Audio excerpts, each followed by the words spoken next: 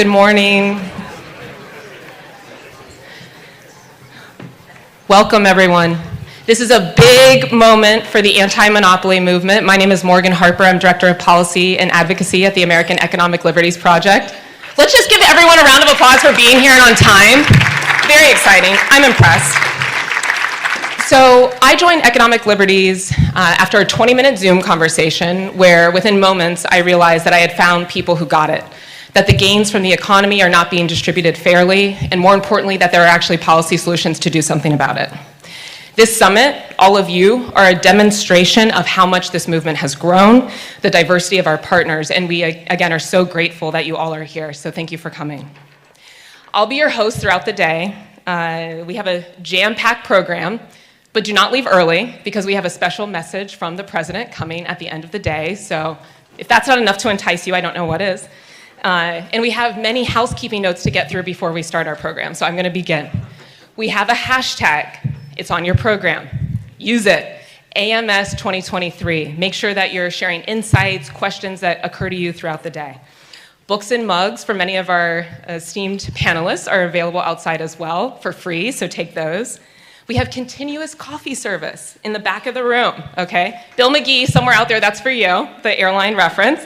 And please make yourself welcome to that. We are live streaming both the main stage sessions in the morning and the afternoon and all of the panels and keynotes. So if you know anyone that would be interested in that, please let them know. They can watch online. And I'm just gonna wave everyone online. Thank you for joining as well. We have press in the audience. They're wearing red name tags. Tread carefully, that's up to you, how you engage with those people. And just to orient everyone to the day, so we have three main blocks. We are gonna be here in the morning, like I said, for main stage keynotes and plenaries. Then we'll have lunch, a break, and our breakout sessions. You'll make some choices there about which panels you wanna go with, and then we'll all return here at the end of the day for the afternoon keynotes and plenaries. It's DC, so we also have a happy hour. It's right across the street. I've already convinced someone, house singer in the audience, that he has to stay for that. And so we want to make sure we see all of you there so we have a chance to chat and talk more about everything we've discussed today. But it is a packed schedule, so try to be efficient, move quickly in and out of the room so that we can fit everything in. Use the phone for the tweeting and all of that, but please turn off the sound so that we don't all have to hear about it. And with that, we are off. So to kick things off, we are actually going to start with a video that demonstrates some of the momentum we've built over the last few years, and we can roll that. Let's go. This is the most ideological antitrust department I have seen since Standard Oil and Teddy Roosevelt. President Biden is nominating Jonathan Kanter to lead the antitrust division at the Department of Justice, someone who will be just as aggressive as the new FTC chair, Lina Khan. Rohit Chopra. He's certainly been one of the more aggressive ones going after tech. They are worried that the Biden administration may appoint Tim Wu, described as an anti-big tech activist. Monopolies threaten the free and fair markets upon which our economy is based. From 1975 until the early 1980s, politics restructured around the view that monopoly power was mostly inevitable. The changes made starting in the early 70s have failed miserably to stop modern-day robber barons. Rising consumer prices can't all be blamed on inflation. Some are the result of good old-fashioned corporate greed. An inflationary environment can give cover to companies with market power or monopoly power to exploit that power. Locally owned businesses, meanwhile, mom and pop stores on Main Street, face an economic crisis unlike any in recent history. The U.S. economy is more centralized, more monopolized than it used to be. Anti-competitive conduct by Apple, Amazon, Facebook, and Alphabet. Lack of competition in the ticketing industry. A monopoly created by 4 major meat packers. The monopoly in the airline industry. This summer, the flight woes, what Americans went through on travel. What's the lesson from all of that, and are we past it for good, do you think? I'm not sure there's a real lesson. Capitalism without competition is not capitalism. It's extortion. The president is using terminology that everybody understands, right? You know, Ticketmaster sucks. The antitrust division is fighting back. President Biden launching an assault on monopolies. He signed a massive executive order today. The FTC is proposing a rule to ban junk fees. Customers will see hundreds of millions of dollars in refunds. We have filed lawsuits blocking mergers across sectors. We've enjoyed significant success. The Federal Trade Commission has proposed a ban on non-compete clauses. American workers are earning around $300 billion less because of these non-competes. Organized labor is on a roll in a way it has not been in a very, very long time. We've got many battles with these white-collar crime syndicates known as corporate America. I think it's kind of a longer trend where there's going to be a lot more suspicion of sort of corporate power in Washington. What we saw for the first time was Congress standing up to some of the most powerful corporations. There is a bipartisan investigation into the power and dominance of big tech. Texas Attorney General Ken Paxton is suing Google. Amazon directly asked its third-party sellers to oppose these bills. One of them wrote back, any informed seller is going to support massive action taken against Amazon in the antitrust arena. Today, the Department of Justice filed a civil antitrust lawsuit to stop the merger of JetBlue and Spirit Airlines. This is a time to make sure there is more competition. You're moving your department to do something that you really have not done before. They're going after banks, they're going after the tech firms, and of course the social media companies. It's clearly happening. This is a level of intensity that we've never seen. We've talked about antitrust for the last decade, and I think we've had more activity in the last 6 months than we did in that decade.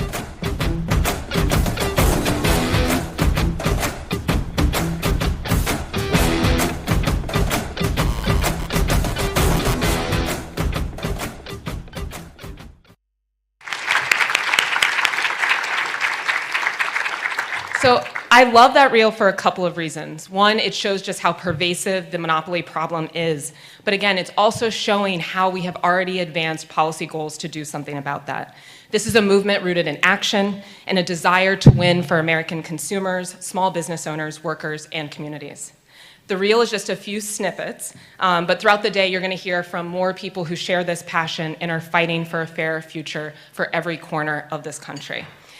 And so to start, we also want to give a little bit of additional background of how we got to this moment, and I would like to introduce the Managing Director of Economic Liberties, Nidhi Hegde, to provide a bit more of that background. Thank you.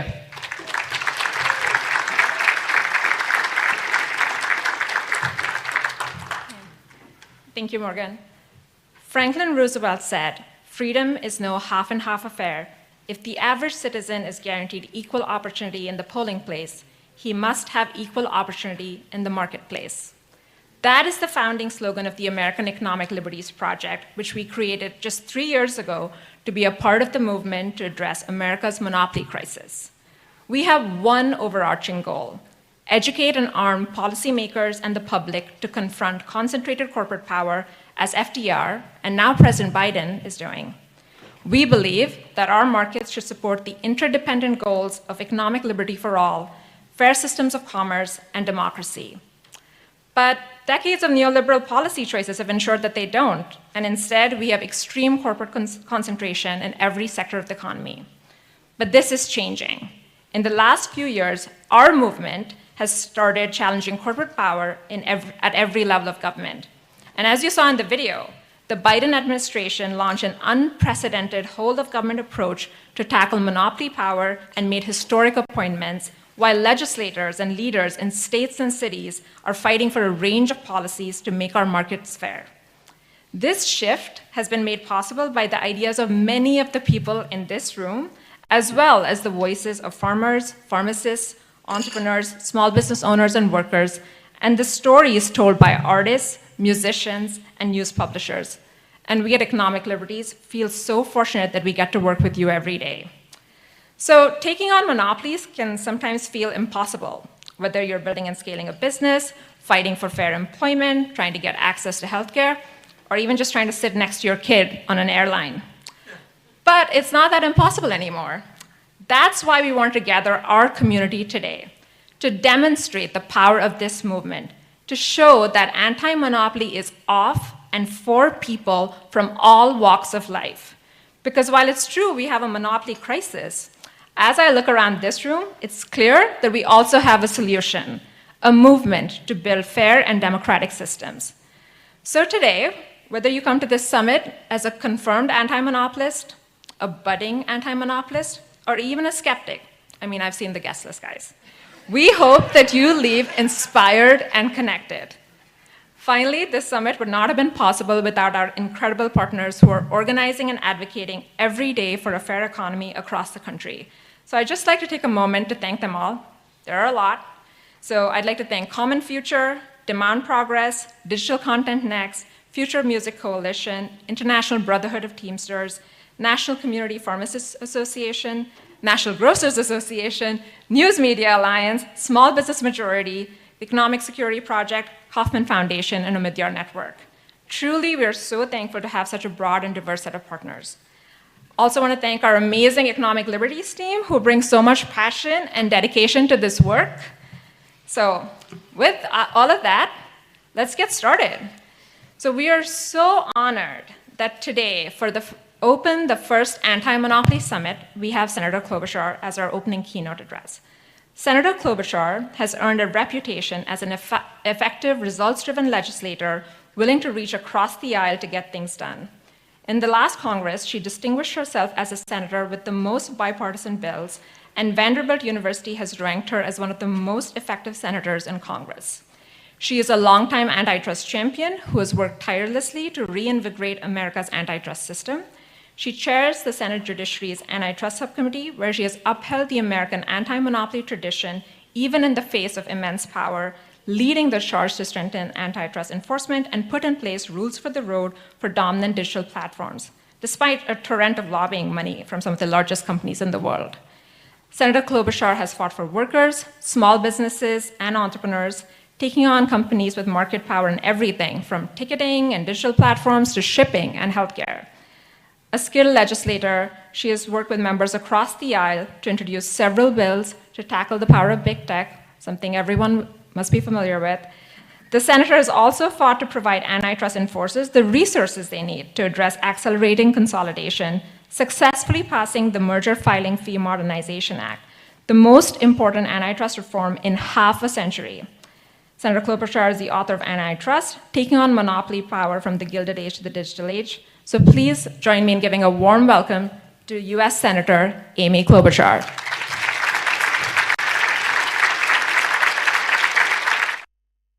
Thank you, Nidhi, for that kind introduction and for the leadership that you, Matt, Morgan, and the team at the American Economic Liberty. Loved walking into that music. I felt like I was at a rally.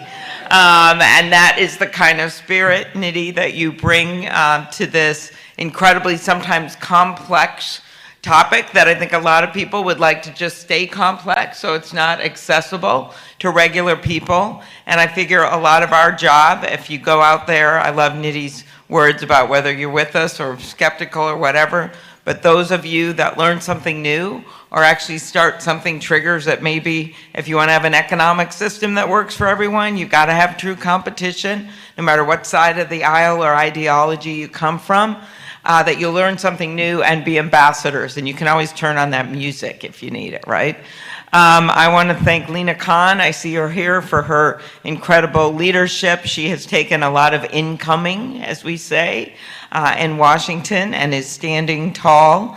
I'm sure she can relate to what my husband said to my daughter on a weekend this summer. He said, be nice to your mom this weekend. She's taken on the 4 biggest companies the world has ever known. They spent $200 million against her bill, and she just got banned from Russia. That's a true story. So thank you, Lina. Thank you, Jonathan Cantor, who is out there somewhere, I heard, for his great work. I know you're going to be hearing from them, as well as Lael Brainerd, our new National Economic Council Director. I think Tim Wu will be stopping by if he's not here yet. He's done such great work, former assistant to the president. And then my friend Pete Buttigieg. So I think you all maybe noticed we were rivals in the presidential campaign, but we truly are friends. Of course, that rivalry never really ends because when the campaign ended, Pete put out his book, Trust, and then, not to be outdone, I put out my book, Antitrust. That is a true story. That's a true story. And I actually have a new book coming out that'll be a little lighter topic on Monday. And it's just more about overcoming obstacles and getting things done in politics and having some fun along the way. And it's called The Joy of Politics. It's not sarcastic. That is the name of it. And it was announced actually last November, the same day as Bernie's book. And my book is called The Joy of Politics. And Bernie's book is called It's Okay to Be Angry at Capitalism.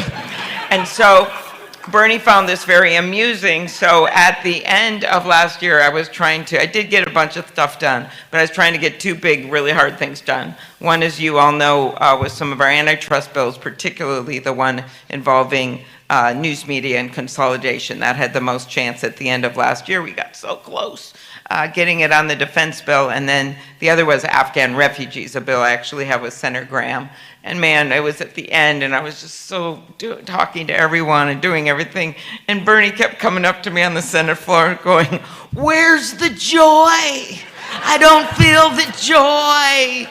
So part of why I'm here today is telling you there is joy in what we're doing. Because I want you to think about this, because we are really doing the work for this country in a big way. For those entrepreneurs who may never know that we're doing it, but we know how important it is to keep capitalism strong so that next new idea can come out and not be squashed down, that's going to save our world. And we're doing it for workers who simply want to get a good wage. We're doing it for this whole concept of what has made America so strong. So I just want you to remember that we're warriors for something that's really, really important right now that a lot of people don't want to deal with or get beaten down when they take it on. So don't give up. And that's part of the story of what I'm talking about today. I think that we know that this is now getting into people's psyches in a different way. I knew we had broken through when we had Taylor Swift fans with protest signs outside the Capitol. I'm like, is this really happening? Talking about antitrust. Not to mention Bad Bunny fans, Bruce Springsteen fans, and the like. People started, that issue actually hit through for people that there was a problem.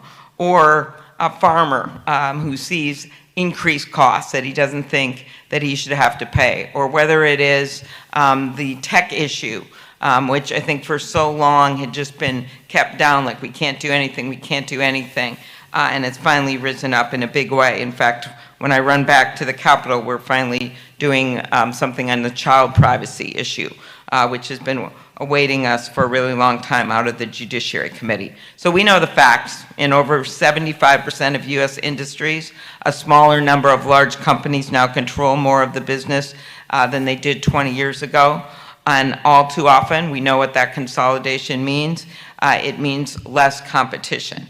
And our American economy, and also really importantly right now for this discussion, our democracy cannot thrive without open, competitive markets. How did we get where we got? Well, I think you know the Supreme Court decisions, which have really narrowed the interpretation of these laws, in part got us there. Congressional reluctance to adequately fund federal antitrust enforcers. I'm just laughing. My incredible staff of Mark and Avery are so, many of you have worked with them, are so great. I love this really nice language. Our congressional reluctance to adequately fund, that's really nicely put. But they kind of just like screwed the agencies is kind of more what happened here. Because when you look at what happened, like there were more people when Richard Nixon was president working on these things. And yet there's been more and more consolidation. The cases, in part because of the Supreme Court rulings, have gotten more difficult to prove up, more narrow, you need more economists. It just has become a whole thing. And if you starve the agencies from being able to take these on behalf, could I say this again, of capitalism, on behalf of competition, then you have a big problem. So we are reversing that trend, which I'll get to in a minute. We also saw what enforcers are up against just last week when the D.C. Circuit upheld the dismissal of New York State's federal antitrust claims against Meta, citing the Supreme Court's decision in Trinco. And it's just another example of how these Supreme Court precedents and skeptical lower courts, but mostly they're following the precedent is what they're doing, have made it exceedingly difficult to challenge the conduct of monopolists. At the same time, you have new technologies that can be good, can be bad, including, of course, AI, and yet Congress has still not acted. And I thoroughly believe in these three branches of government, but when one starts making it impossible to move forward with where the American people want us to be, then you have to change on another end. That's when you change the laws. That's when you upgrade the enforcement, but that's when you also make things more responsive to the people of this country. So you look back through history, and I'm going to be proven right. You look back to way at the beginning when those colonists dumped all that tea into the Boston Harbor on December 16, 1773. Yes, it was about taxation without representation, but was also about something else. They didn't want to have to be forced to buy tea from a bloated British monopoly like the East India Company. Because to quote Adam Smith, I always like to start, exciting antitrust talks by quoting Adam Smith, the so-called godfather of the capitalist system.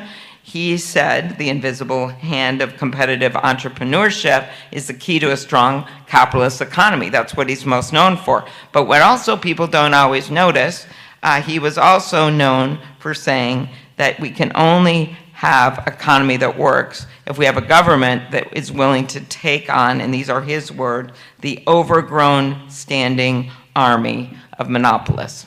So you have to have that balance in a capitalist system to make it work. And that's why throughout history, Congress has come together and rejuvenated our antitrust laws, often, by the way, led by pro-business Republicans, to make sure that there was a check on monopoly power. So I think it is really important when you go out and talk about this issue. Yeah, you're pissed about a lot of things, understandably. But when you go out and talk about it, this is truly grounded in this simple idea that we want to have competition and entrepreneurship in our country, and that's how we get innovation, and that's how we've led the world. And when you start messing around with it, there's a reason that the NFIB, National Federation of Independent Businesses, not exactly a radical group, has endorsed that self-preferencing bill. There's a reason. Because at the beginning, they thought, okay, great, new thing to advertise on, but all of a sudden they see that Amazon Basics, and Amazon is putting all their own stuff at the top of this search engine that they have monopoly power over. So that's what's happening. Or there's a reason a whole bunch of businesses, small and big, are concerned about this 30% charge on the app stores with Apple and Google. Because the app stores, for so many of them, have become the web, and they are unable to have the power to take this on. There's a reason that small newspapers may be run by conservatives, or radio shows, or small TV outlets are concerned about what's happening with media consolidation, and why they're concerned in a big way about what's happening with the rates that they don't get paid for their content. We had a hearing yesterday, Mike Lee and I had this incredible hearing that showed in the first quarter of this year, Google raked in, just in ad revenue, $55 billion. I think you thought I was going to say million. $55 billion is what they brought in. And yet a Northwestern University survey shows that by 2025, in the last 20 years, we're going to lose a third of the nation's newspapers. So there's been this total shift in revenue, and the content that is produced is not being paid for. So if you care about corruption at a city council and wanting to have all eyes on what's going on, or if you care about whether a new business is opening in your town, or if you care about just finding out about the scores of the high school volleyball team games, and want to celebrate in your community what's happened, or a new art show, or a kid's high school play opening up, if we don't have those sources of local news and we're just relying on big monopolies to maybe filter down some local stories to us, that's our very democracy. That's how people have not just looked at things and figured out what's going on and found out about scandals and found out about why they want to vote for someone or not. It's also the glue that brings us together. And we had this experiment during the pandemic where people were in 300 million separate silos, and they got really lonely. And they just kept reading social media, and they kept being a part. And it's resulted not only in hideous examples of people that just went deranged when they were just sitting there in their basements looking at this, but it's just also resulted in a whole bunch of mental health issues, a whole bunch of people feeling separated from each other. So to me, when you take away the glue that brings us together, actually physically together, like we are right now, you don't just endanger the economic relationships between people. You actually are endangering our civic discussions and democracy, because it is really important that you talk to people that have different views instead of just hating them on the internet. It's really important that you meet together with people and find a way to find some common ground with the local news about that you're watching some same things and caring about some same things. So that's my argument about why this is so important. So let's talk about the progress we've made, and I mean that. Not just the chamber of progress. Okay, that's the lobbying. Thank you, one person, for thinking that was funny. That's the Tech Front group. I call them the chamber of not so much progress, but they are the ones that run all the ads against these bills. So progress we made was at the end of last year, despite having many disappointments of not getting some of the bills through the Senate, but getting through the committee. By the way, that was progress. First time ever in the history of America since tech got started that we were able to get a competition tech bill through the Senate Judiciary Committee. You think about that huge project led by House members Cicilline and Buck to investigate what was going on in tech. And you think about the fact that Americans are starting to understand some of this more. That was all progress. But we did pass the bill that Senator Grassley and I put together to change the structure of the merger fees so that smaller mergers actually are paying less, but bigger mergers are paying more. And that was a big deal. That's going to bring in something like $1 billion over, is it 10 years, to our antitrust agencies. And we got that done at the end of the year. There was some attempt to delay the implementation for 2 years, right? And then we were able to change that in an amendment. And the other bill that passed as part of that package was Senator Lee's bill, where I'm the lead Democrat, to allow state antitrust enforcers to keep their cases in their state. And that was, by the way, supported by attorney generals across the spectrum from the left to the right.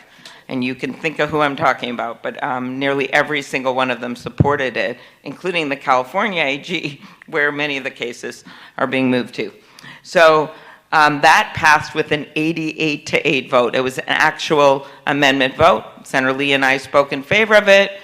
Rand Paul spoke against it. Do I got that right? Yeah. Although I will tell you, I went into his office one day, sort of by surprise, and there was my book displayed on his bookcase. And I'm like, wow, this is cool, thanks. I go, why is that up there? And he goes, I just got to assess where my opponents are.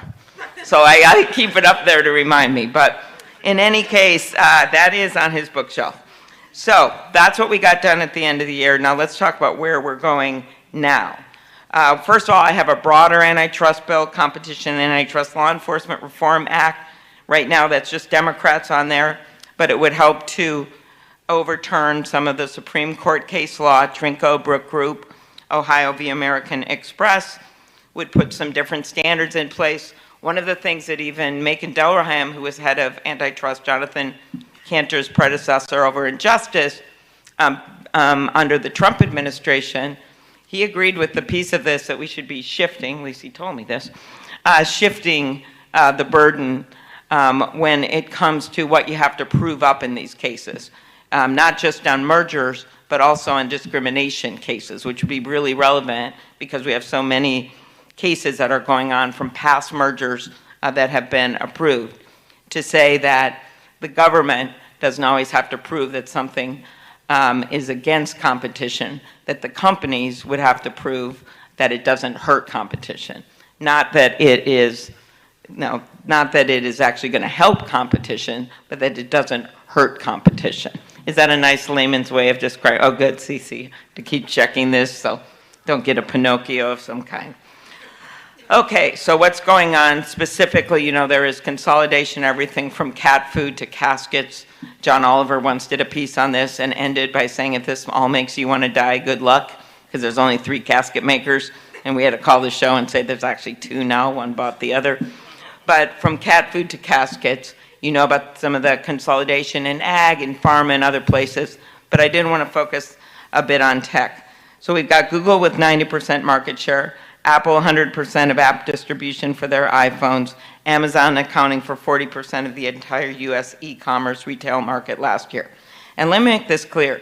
I came out of the private sector. I represented companies for 14 years. I believe in capitalism. So I look at this in that vein. I don't want to destroy these companies.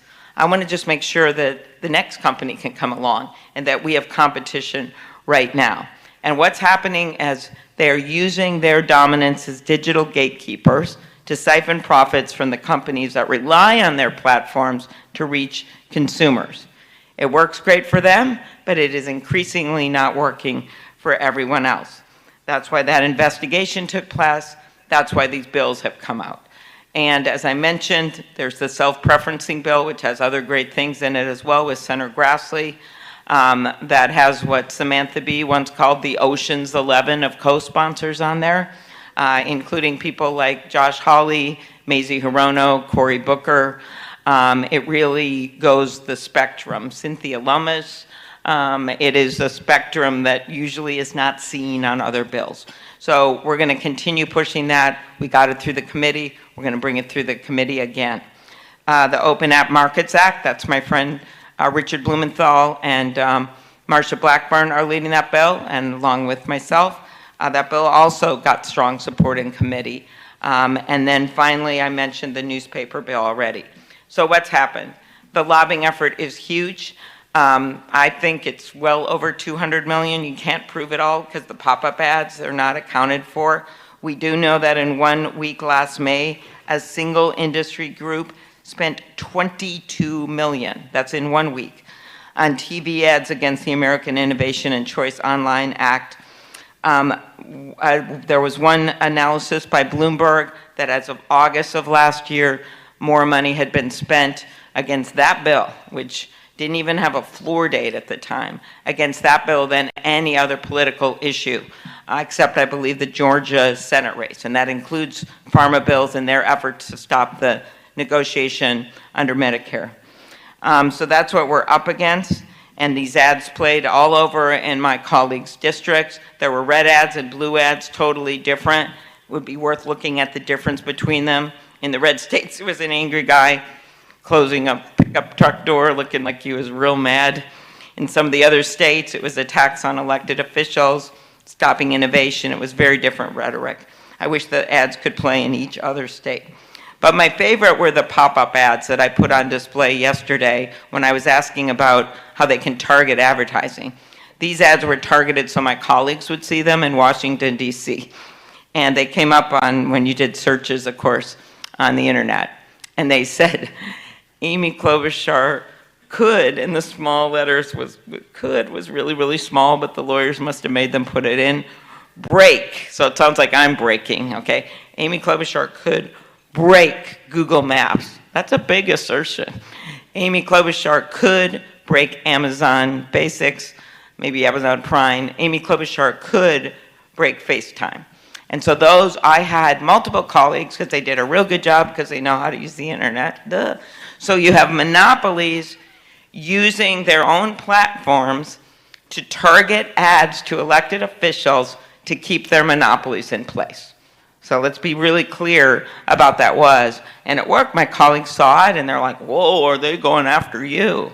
And I'm like, cool, I also got banned from Russia. So that was what we were up against. And I do think it's important to know it's this idea of these ads that can run, because since the campaign finance reform didn't work, stuff like that, that really scares people. So I'm not telling the companies anything they don't know, but that is the effective tool that they can use, that they can run basically unlimited ads against the individual running in a congressional seat or a Senate seat. And so that is what we're up against.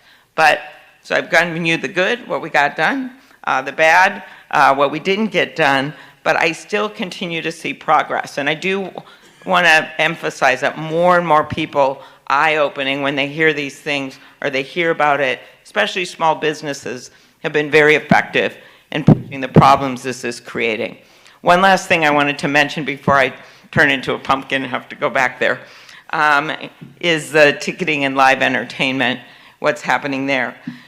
That case is obviously under Justice Department review, but Ticketmaster accounts for 70, they're under a consent order now. Ticketmaster accounts for 70% of ticket sales at major venues. Think of that number.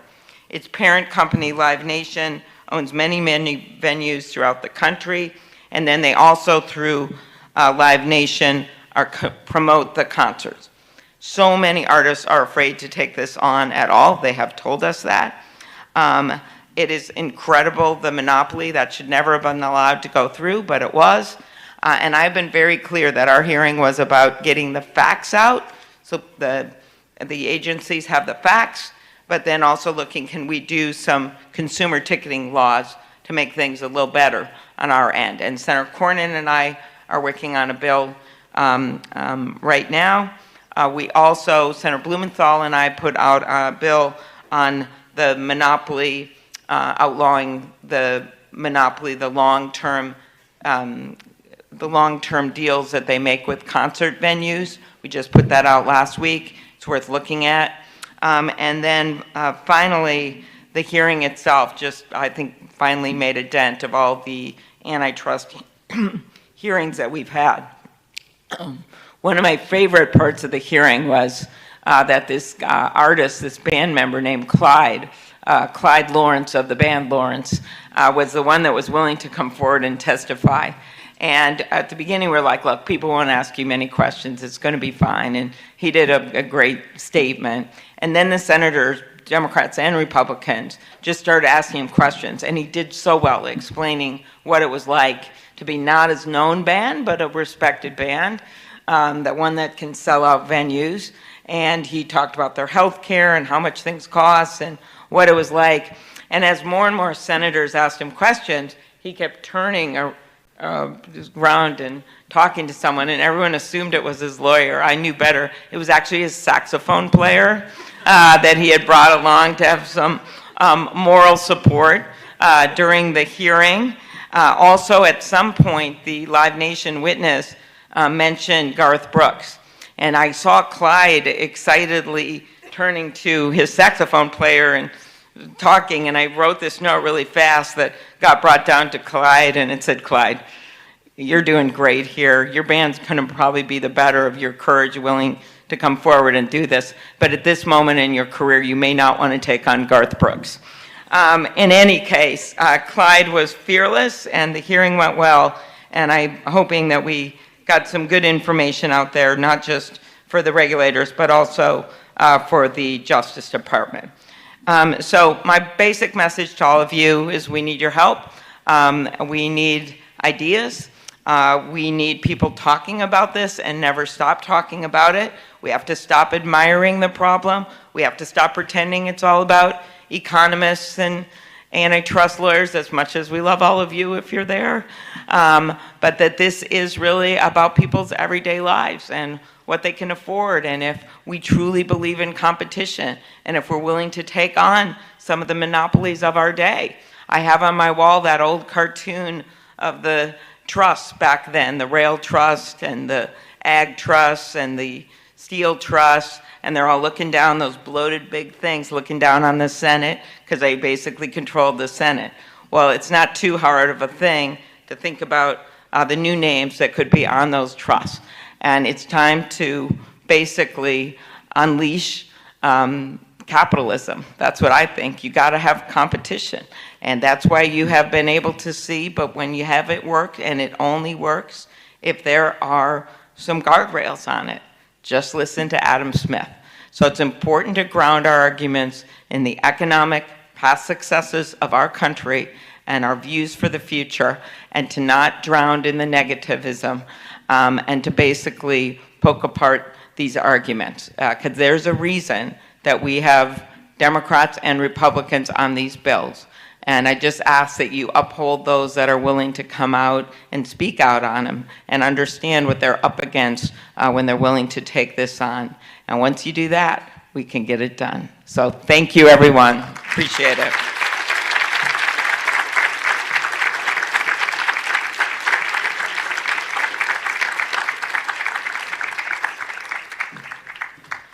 Well, I just want to thank Senator Klobuchar for being here again. And, you know, if you can only pick a couple of champions in Congress, it's good to have one with the intelligence, tenacity, perseverance to educate her colleagues in the way that she has. And there's no doubt we wouldn't be where we are today without her. So next, we are going to move to our following keynote, and I'm going to introduce Laleh Isfahani and invite her to come up to the stage. Who'll be doing that introduction. Laleh is the incoming executive director of Open Society Foundation for the US. She is a recognized expert on protecting and expanding the right to vote, ensuring that the internet remains an open and secure platform for free expression and civic participation and democracy promotion.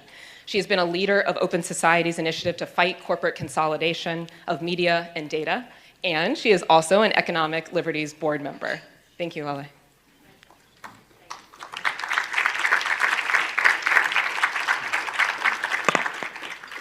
Good morning, good morning, good morning. It's really, really good to be in this room today with such a sort of broad array of distinguished speakers, administration officials, and of course my fantastic AELP colleagues and their many, many talented and tenacious advocate partners who are here today. We are really, really proud to support this work and to be working alongside you. So now it's really just it's my honor to simply introduce Dr. Lael Brainard, the director of the National Economic Council at the White House. In that role, Dr. Brainard, as many of you know, serves as the president's top economic advisor and is charged with implementing the administration's very ambitious economic policy objectives. She got to the White House at kind of the perfect time. She had already served in top roles at the NEC, Treasury, and the Fed. And as vice chair at the Fed, she also spoke about rolling back regulations on banks and all but predicted what would happen with the banks that are collapsing today. She also played a key role in the Fed's emergency response to the pandemic. Another critical role she's been playing has been to be a voice that highlights the financial risks of climate change. At the Fed, she called on regulators to make sure the financial institutions that they oversaw were considering the financial hazards of extreme weather, wildfires, drought, destruction, and migration.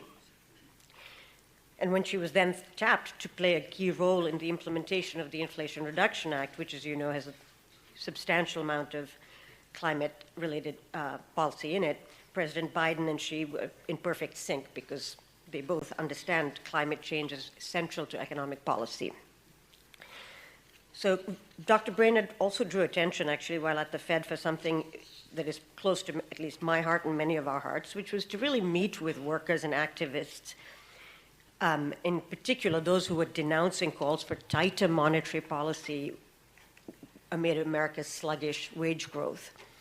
She was listening to them and their stories and really digesting how hard it was for them to make ends meet when wages are low and costs are rising.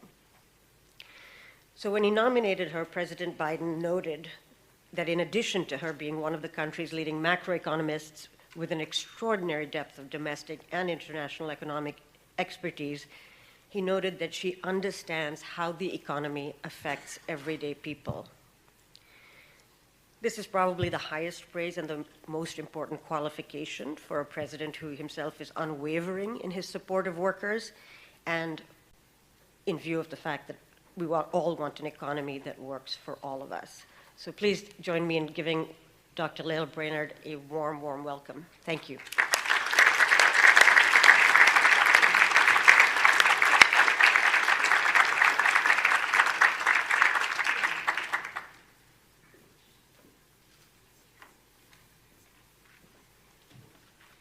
Well, I want to thank you, Laleh, for those very, very kind remarks. I'm thrilled to be here at AELP. For 2 years, I've watched from afar as President Biden and his team worked with you to lead a sea change in competition policy. So I'm particularly delighted to inherit the mantle from Brian Deese and step into his shoes to lead the White House Competition Council during this historic moment for the anti-monopoly movement. I want to also just note the great work that Senator Klobuchar is doing, her leadership on these issues, particularly with regard to big tech.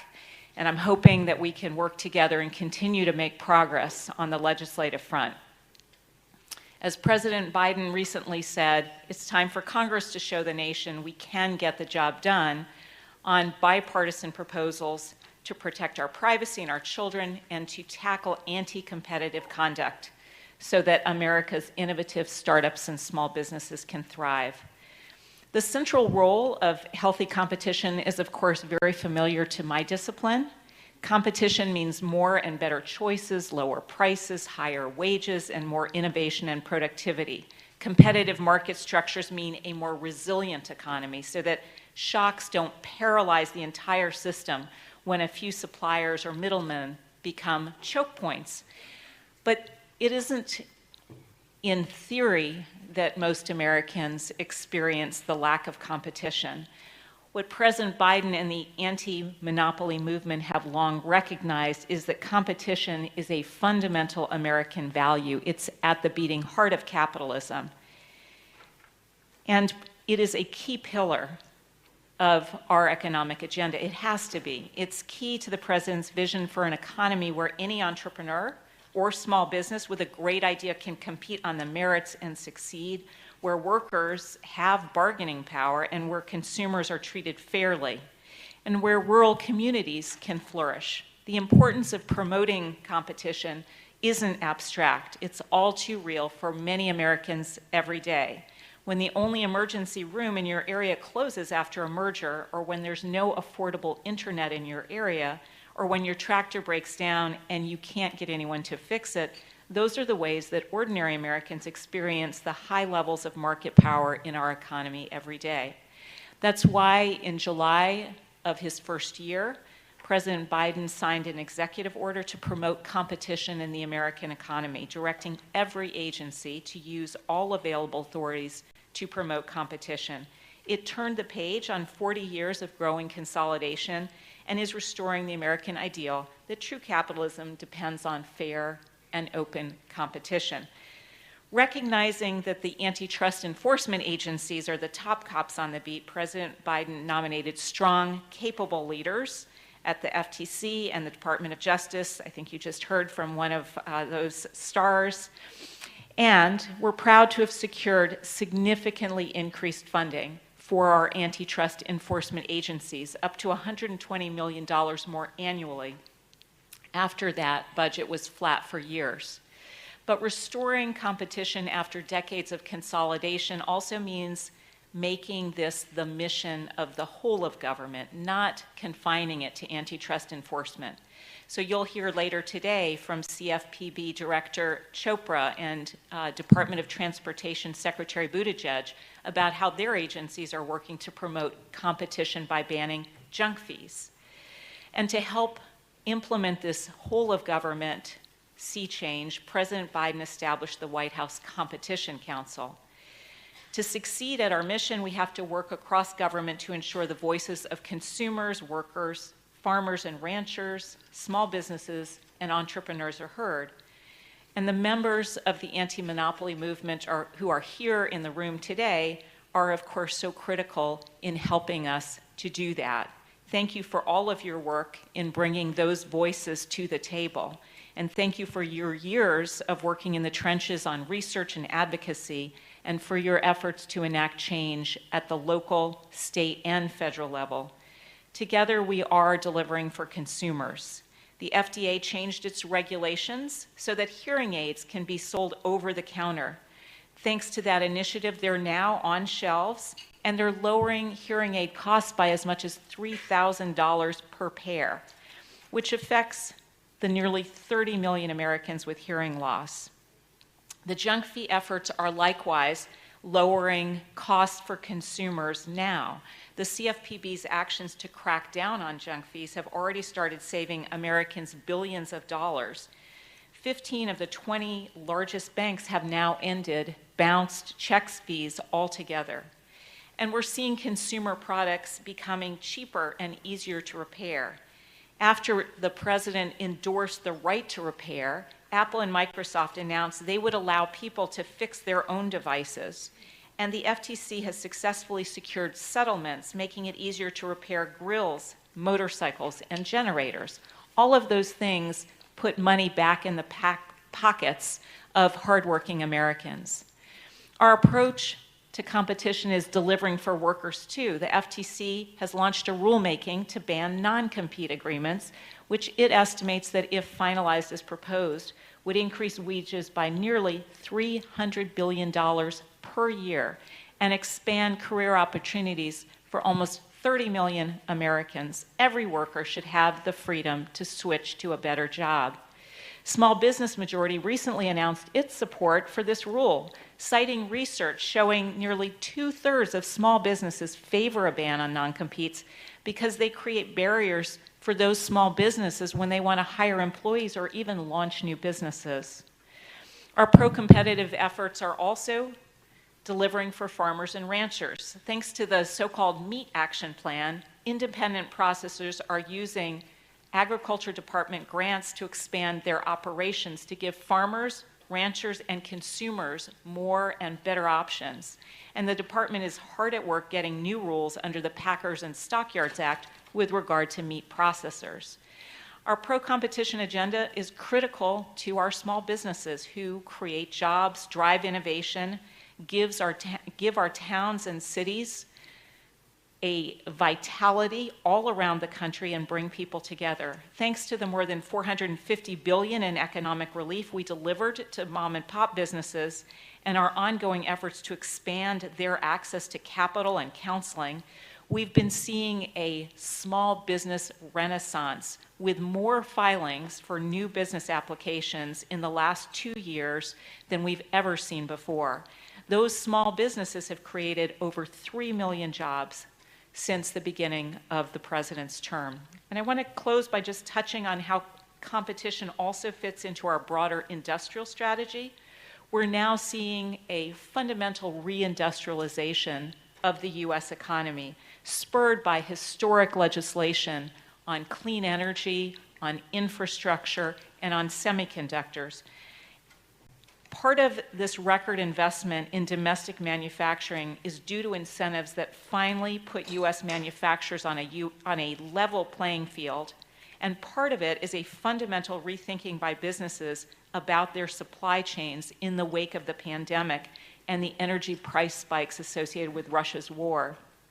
Businesses are now realizing they need diversified supply chains here, including new domestic production, to ensure they are resilient and their suppliers are resilient to these shocks. When the president took office, he signed an executive order directing a first-of-its-kind review of supply chains for critical products in our industrial base.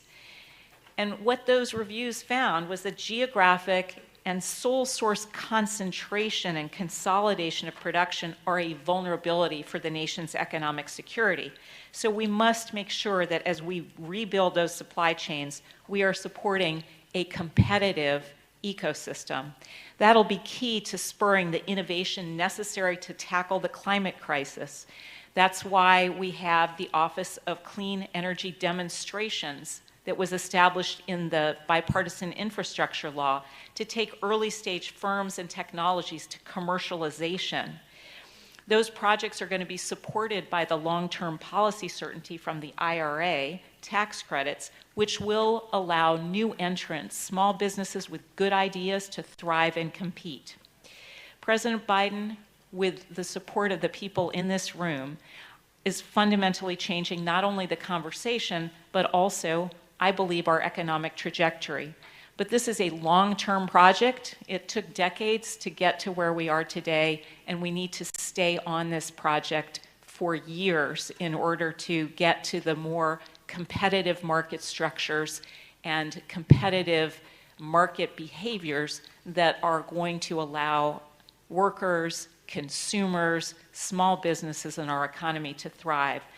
So let me be very clear, we're just getting started. We are going to stick with this, and I am personally looking forward very much to working with you to move this agenda forward. Thank you for all your work.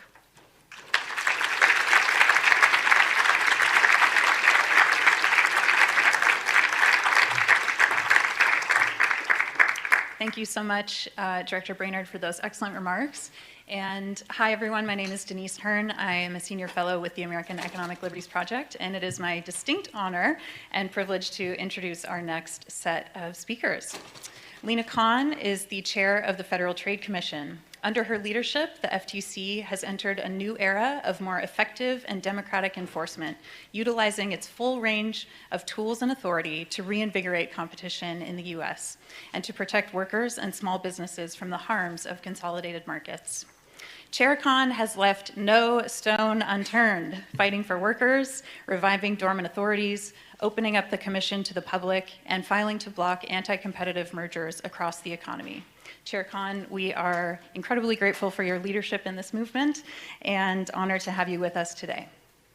Jonathan Kanter is the Assistant Attorney General at the Department of Justice Antitrust Division. AAG Kanter has worked to transform antitrust enforcement across the federal government to protect competition and hold powerful corporate actors to account. Under his watch, the DOJ Antitrust Division has been very busy, significantly ramping up antitrust enforcement by filing landmark cases against big tech to protect workers and the innovation ecosystem, and by blocking anti-competitive mergers in a range of markets. The Antitrust Division's efforts have won critical victories and helped advance important case law, laying a foundation for future antitrust enforcers. AAG Kanter, welcome. Thank you for being here. And they will be interviewed by Benjamin Applebaum, who is the lead writer on economics and business for the New York Times editorial board and the author of the book, The Economist's Hour, False Profits, Free Markets, and the Fracture of Society. Thank you so much. Welcome.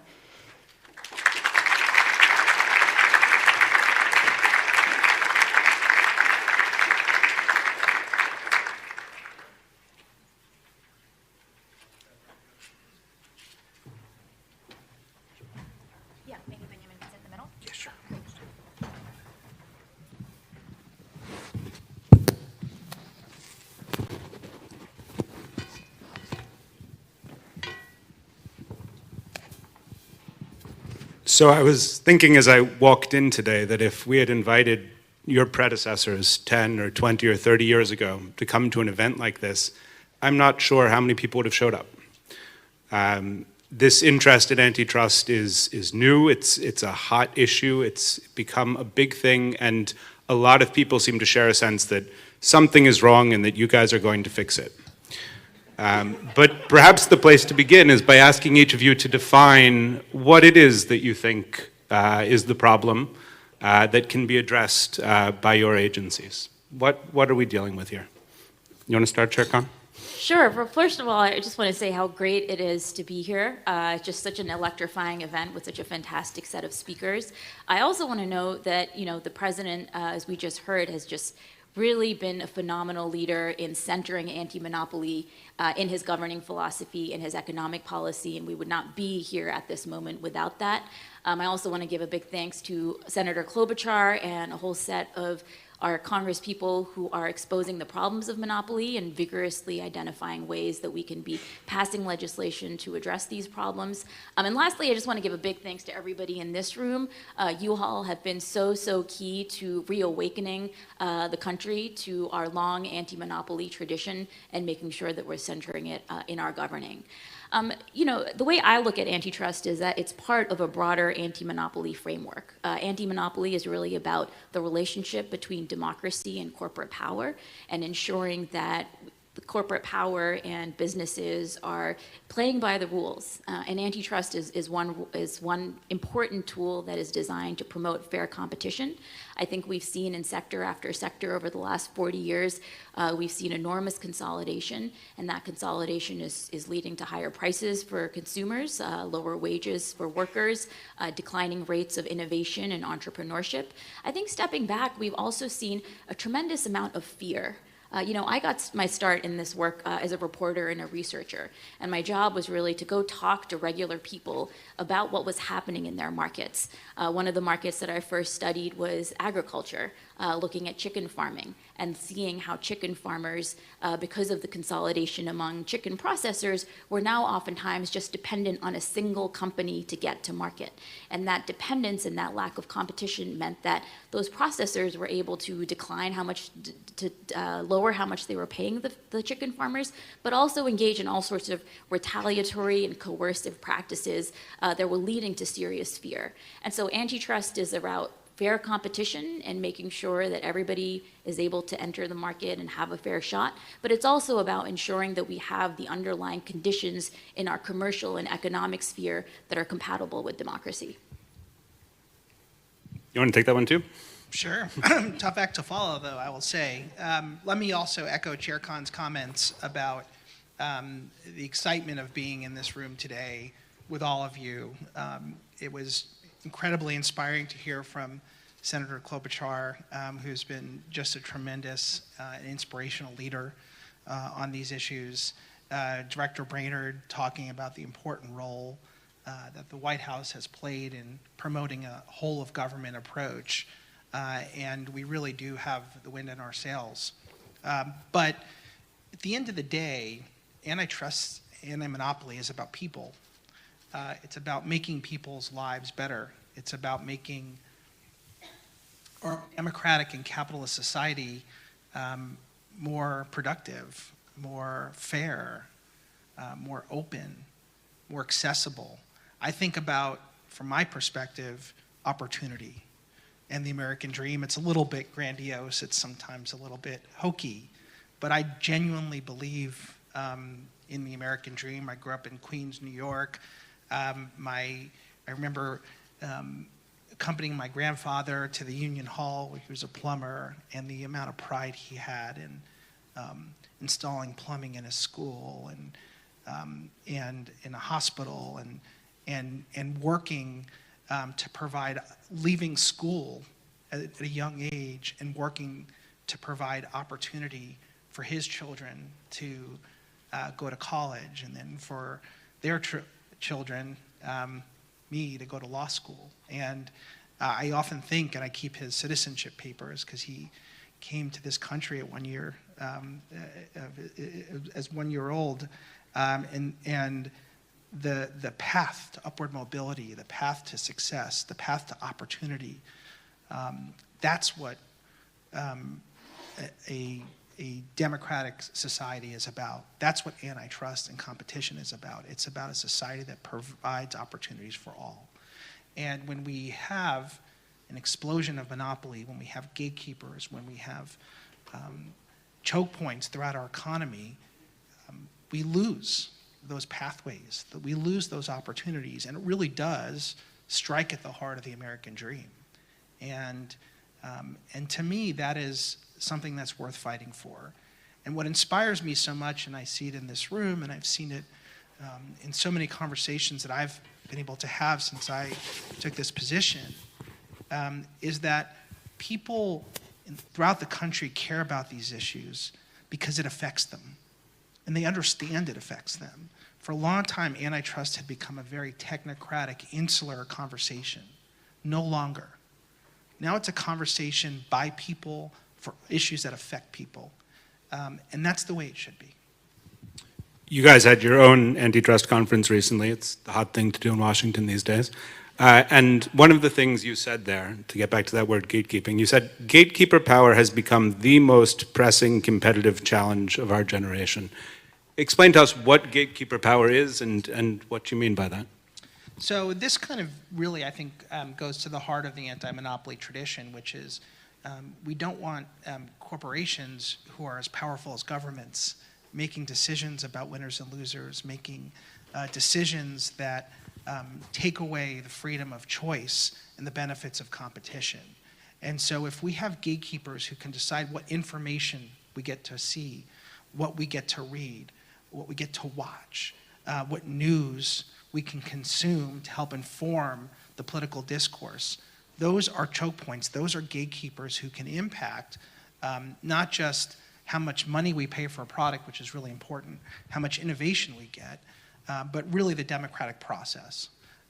And these are really important issues. And as we live in a world where the economy is transforming such that we are looking at an economy of intermediaries, an economy of data-driven platforms that connect people to information, the danger, if unaddressed, of choke points, of gatekeepers, can be quite profound. And it's important that we understand that that has fundamentally altered market realities, and it's really important and critical that we factor in those market realities as we think about how to enforce the law. To me, one of the most interesting shifts or new focuses in antitrust has been the focus on workers, on Americans not just as consumers, but as workers and as on their welfare as workers. Your agency has put out a proposal to ban non-compete clauses in contracts. I recently spent a bunch of time talking to workers around the country about that, hearing stories about the ways in which that has impeded their ability to pursue their livelihoods. And it's really striking to hear antitrust touching people's lives and to see them understanding that someone in Washington is interested in their welfare. Talk a little bit about why that has been a priority for the agency and where you go from here. What's next in that area? So antitrust protects everybody, and that includes workers. And one of my priorities at the FTC has been to make sure that we're pursuing antitrust and pursuing fair competition in a way that's benefiting everybody. I'd be remiss if I didn't note that we have here in the audience with us today the General Counsel of the NLRB, whose work in pushing worker power has just been such an inspiration. We've been partnering up with agencies. We have an MOU with the NLRB. We've been in conversations with the Department of Labor to make sure that we are all collectively using our tools to make sure that markets are fair for everybody, including workers. I was really thrilled that we were able to, in January, propose this rule banning non-competes. It was a proposal. We got 26,000 comments, and it was really responding to the fact that non-competes over the last few decades have proliferated across the economy. And so they're not just limited now to executives in the boardroom, but they're increasingly used in the context of fast food work, security guards, gardeners, journalists, and we've seen now through economic evidence that these are having a really detrimental effect. They're undermining wages. They're keeping workers locked into place and preventing them from being able to go seek better wages and better opportunities. But they are also having an aggregate effect on our economy as a whole. We've seen research showing that non-competes basically lead to lower levels of innovation. They hurt new business formation, and they really lock up talent in ways that make it difficult for new businesses and startups to enter and expand. So this is a rulemaking proceeding that's continuing. At this stage, we're reviewing all the comments and determining how we might finalize the rule. More generally, we're also looking at how to activate other parts of our toolkit when it comes to workers. We're looking at harms to workers when mergers are being proposed. One of the hospital mergers that we challenged last year, we noted would have also hurt healthcare workers, depriving them of opportunities.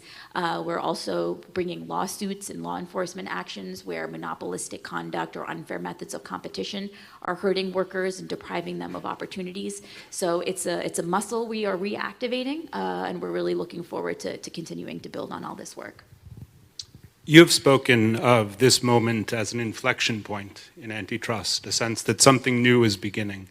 And I'm really struck that the last time we had a comparable inflection point, which I would argue was in the early 1980s, it really happened in partnership between the agencies and the courts. And the administration at the time was very intentional about putting onto the court judges who were not just sympathetic to this new philosophy of antitrust, but were, in some instances, the authors of that new philosophy. We haven't seen anything comparable in the current administration, and I'm curious whether you think that's necessary to sustain this inflection point, whether we need a different set of judges, and how you are working to sort of educate the courts, convince the courts, make them more sympathetic to this new perspective.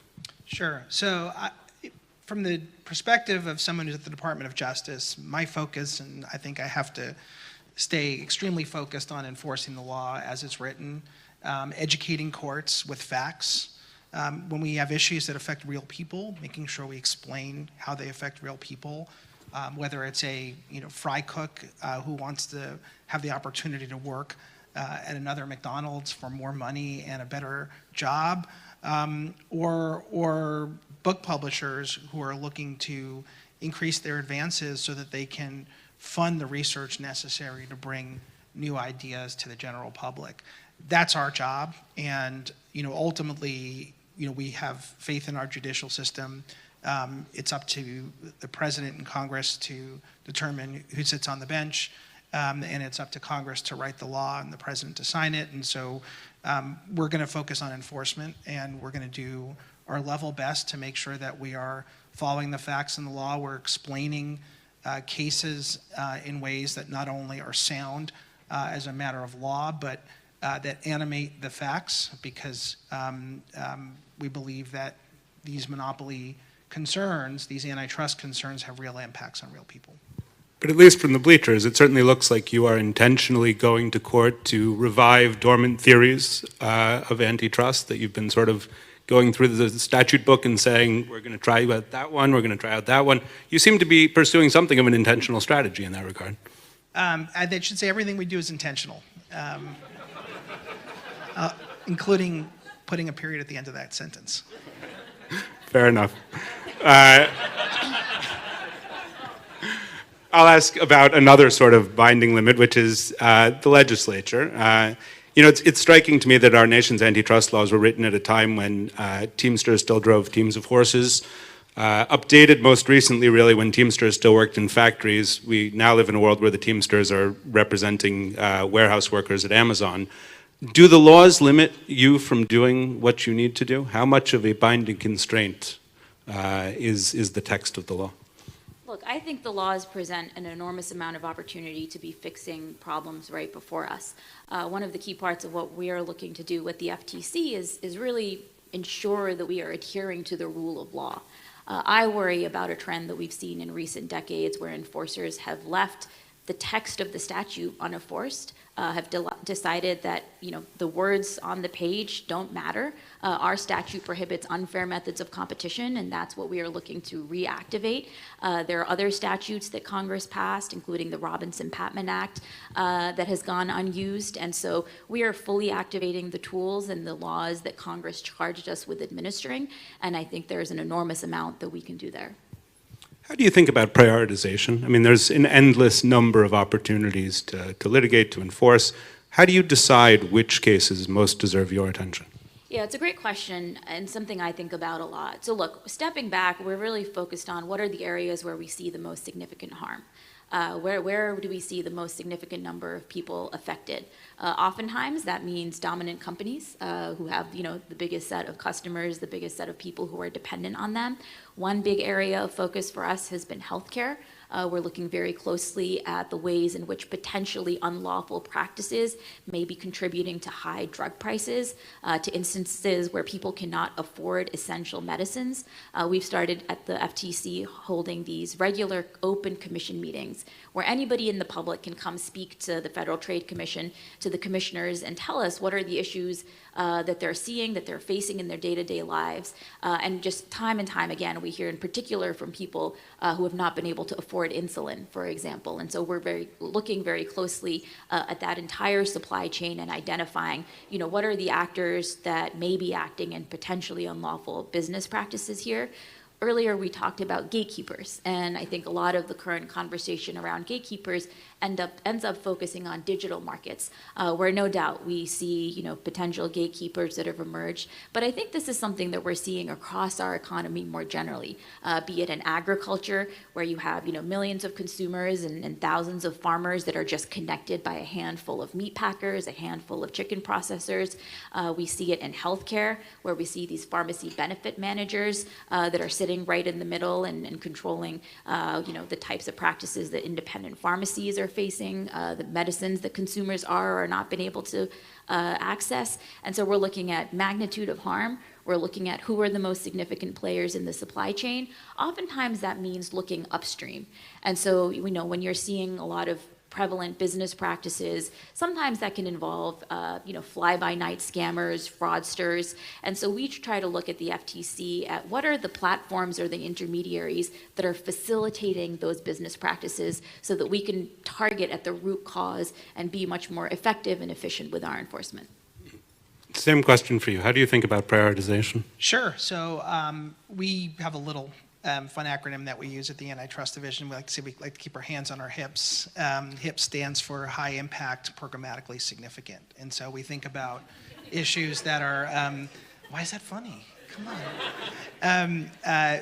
Impact is important, right? Does the issue impact, Americans in a foundational way? Does it affect, significant amount of commerce? Does it affect prices in products that are really important? Does it affect the free flow of information, which is critical to the political discourse in a democratic society? We look, does it affect the ability of a farmer to bring, or grower to bring food to the kitchen table? These are the kinds of issues we consider. We also think about issues that are programmatically significant, that are important principles to enforce to ensure that the law is meaningful and there's significant and meaningful deterrence. So we think about all of that, and as Chair Khan indicated, we have to look across the economy. And we have a mandate to make sure that we're enforcing the law everywhere with respect to agriculture, healthcare, technology, energy, and everything in between. And so that's extremely important for us. I'd be remiss if I didn't mention resources. Obviously, we're so grateful to Congress for the merger filing bill, which we think will hopefully allow us in the longer term to have the kinds of resources necessary to enforce the law. But sitting here today, I should note, the Antitrust Division has over 220 fewer people than we had in 1979. Think about that for a moment. And so when we think about prioritization, we think about how do we use the limited resources that we have most effectively. And that's a common and constant concern for us in light of where we are relative to what seems like an explosion of antitrust concerns and a more complex and more dynamic antitrust environment and a much bigger economy than we had in 1979. One test of an inflection point is surely whether this change in direction continues after whenever your time is over. How do you think about ensuring that it does? What does one do to make sure that this is a systemic change? How are you trying to build this into the system, as it were? It's a great question, something to think about quite a bit. And, on one hand, the most important thing that I think about on a daily basis is how do we have the greatest impact today? How do we make sure that the work that we're doing at this moment in time makes a difference to help people, to help entrepreneurs, to help workers, to help everyone who benefits from a competitive economy. And so there's that kind of real-time assessment of whether we're having an impact now.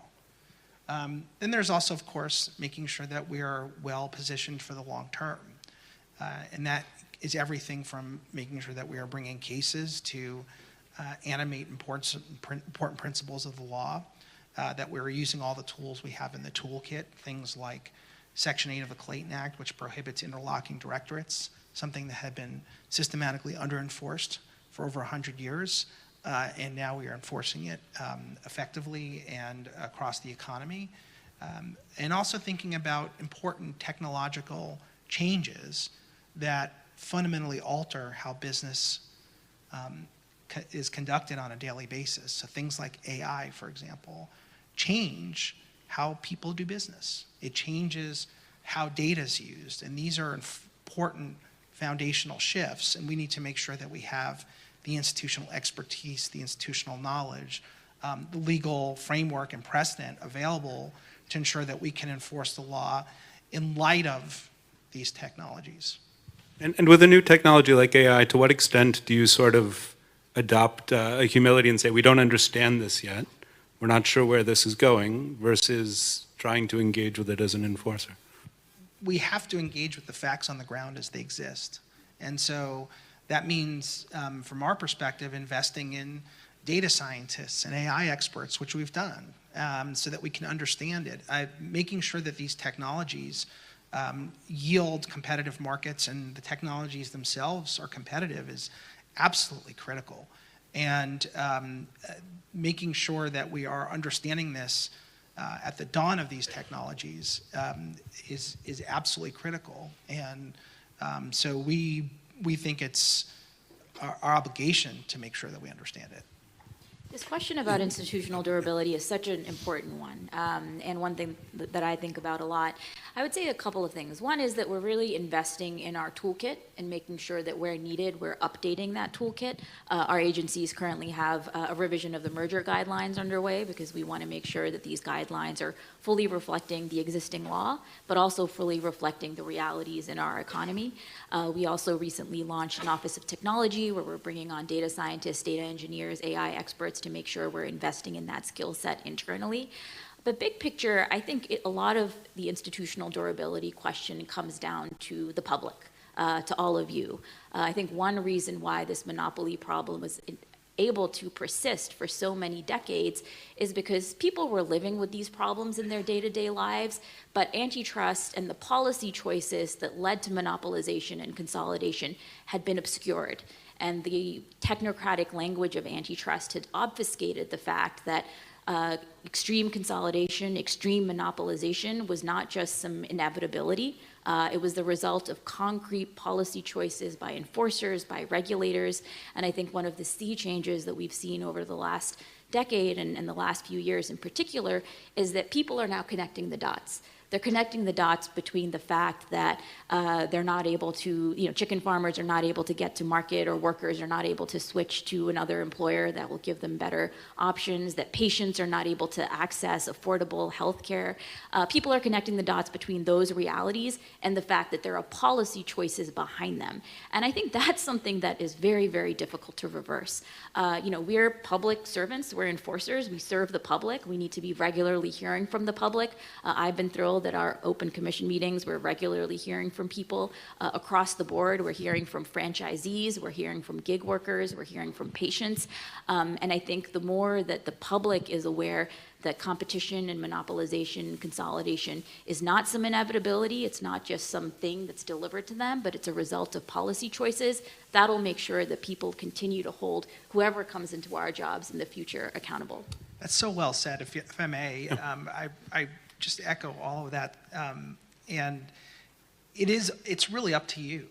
I remember a conference, I think it was in 2016 or 2017, when there was a discussion of antitrust and anti-monopoly policy in a room that was a fraction of this size. And someone asked, well, what do we do? How do we make these issues resonate? And I remember thinking, I think I said at the panel, is you start a movement. Well, I look out and I see a movement. And I see movement. Because people care about these issues. People are talking about these issues, as Chair Khan said, in ways that affect us in our daily lives. And so long as we do that, so long as people care, and so long as people understand that the law is written for you, and it's your law, and it's our job to enforce that law to protect the public, I think we'll be okay. Yeah, Tim Wu, who may be here now, but will be here later today, I'm paraphrasing him, but he has written that the antitrust movement lost its power because it got lost in the weeds. And in order to maintain its power, it needs to connect with people and to explain to them how it affects their lives. That clearly has been part of your success. You managed to write an interesting article in a law review, which is an achievement, to explain to people how this matters, why this matters, and to articulate a theory of what antitrust could do about it. How much of your work does that remain? I mean, you're here today, obviously. That's clearly part of how you see your job. But how much does explaining to the public matter?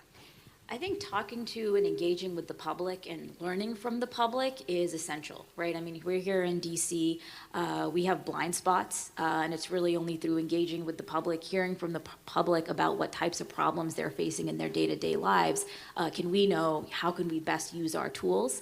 We at the FTC have also regularly been opening up public dockets when people can, submit comments.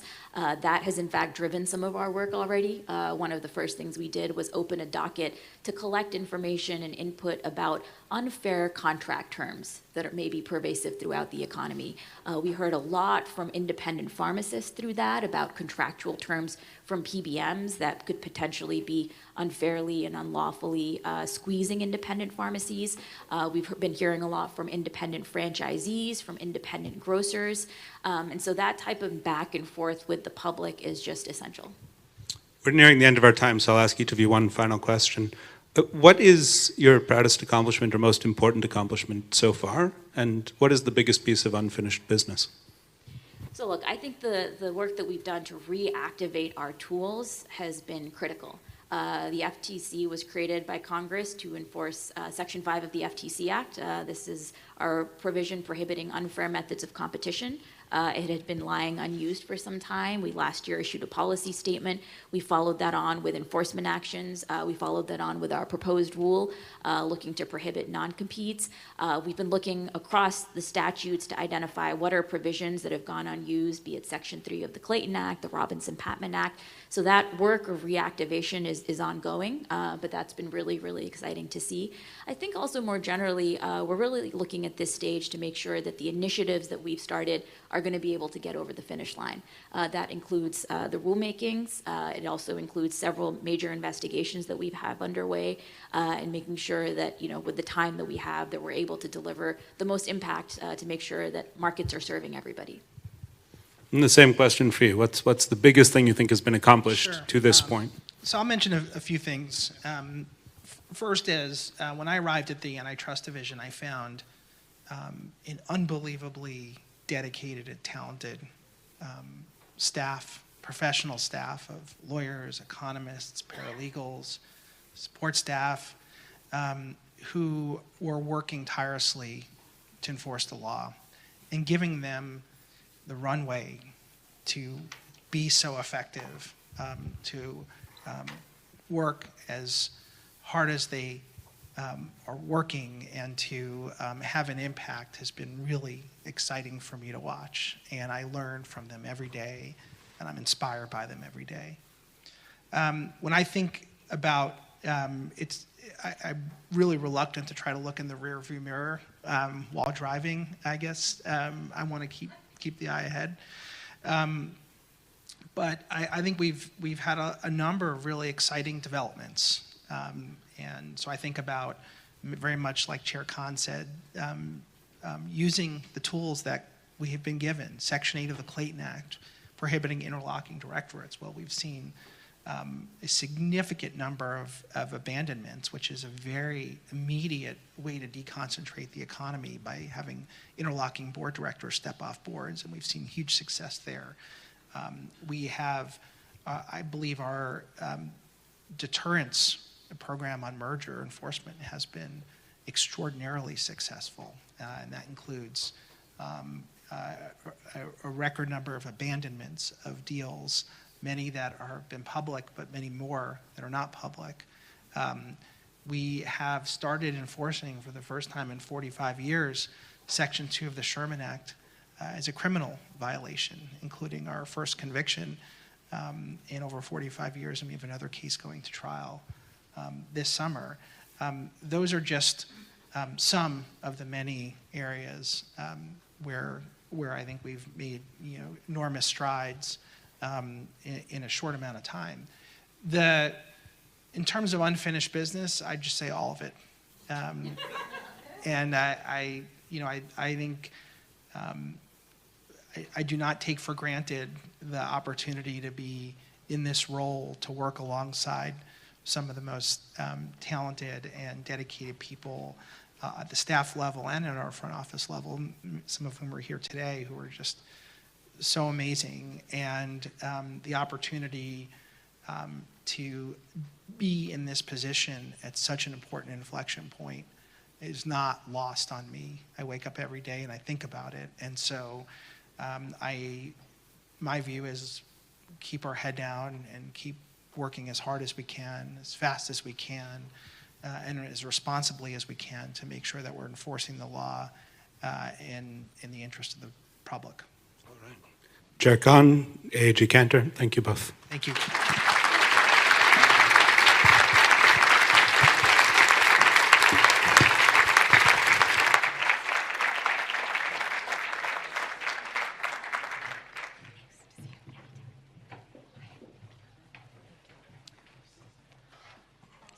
We made you look. No coffee break. Don't go anywhere. Okay, so sorry, but we are running a little behind schedule. So if everyone can just kind of stand up, let's loosen up a little bit if we can. If you need to go get more coffee or go to the restroom, I'm not going to interfere with that.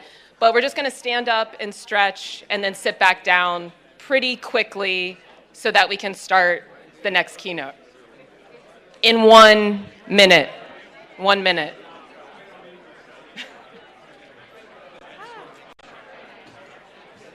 Oh my gosh.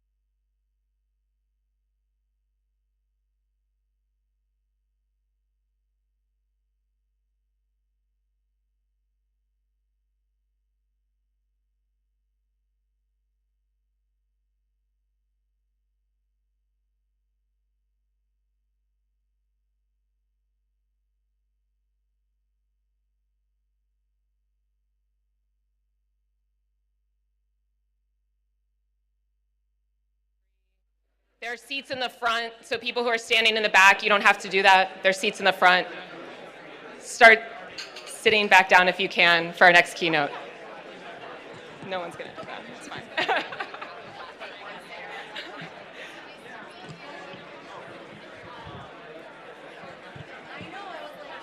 least you're listening.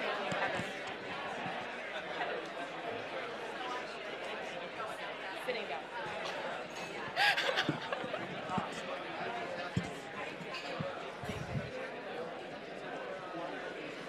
Thank you, everyone. If you can start making your way to your seats. My next stop is going to be cruise director. It's just all happening. It's all happening. Oh, there's no coffee. Tricks all around. Thank you, everyone. If you could start making your way to your seats. We have some panelists that have flights they have to catch, so we really want to try to stay on time as much as we can. Thank you.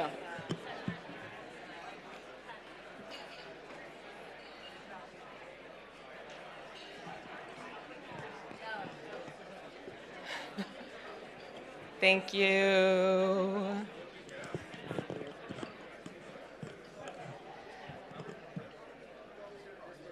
Great.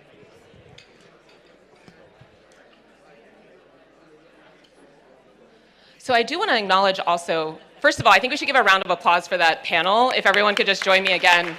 Chair Khan, AAG Cantor, Benjamin, impressive questions, and do want to highlight that some of the breakout sessions are going to touch on some of those themes in our future panels on access to justice and how we are thinking about the movement interacting with the courts, as well as our next speaker who will be touching on the labor issue, which is one of the key harms to workers, one that we want to be highlighting throughout the day in this conversation.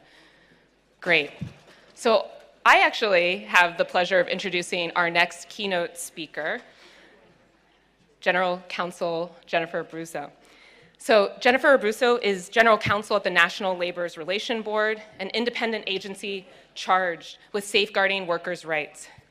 General Counsel Abruzzo's appointment in 2021 followed her more than 20 years of experience at the NLRB in roles ranging from field attorney to deputy general counsel. From the moment she took the reins to lead NLRB's enforcement activity, General Counsel Abruzzo has made it clear that the agency is charged with enforcing a statute that is pro-worker. In fact, her first memo directed staff to file cases that could be used to ask the board to reverse legal precedent, something that came up just a little bit ago, the importance of that doesn't comport with the agency's mission, including cases that make it more difficult for workers to organize, unionize, should they want to do so. Under her leadership, she has also issued legal guidance seeking to protect immigrant workers from employer retaliation and to apply Section 7 rights to college athletes. She has pushed for harsher penalties for labor law violations and dusted off underused legal tools in an effort to get workers reinstated to their jobs with back pay when they have faced union-related retaliatory firings. The General Counsel has taken action to allow workers to more freely organize, including by issuing an injunction against Starbucks and reaching a settlement with Amazon. We can clap for that. Abruzzo's NLRB has embodied the Biden administration's whole of government approach, just as Director Brainard was discussing earlier, to competition policy, opening a new collaborative relationship with the FTC to promote competitive US labor markets and end unfair practices that hurt workers. Before her current post, Abruzzo was a special counsel at Communication Workers of America. Another clap, let's clap for that too. With that, please join me in welcoming General Counsel Abruzzo to the stage for her remarks. Thank you.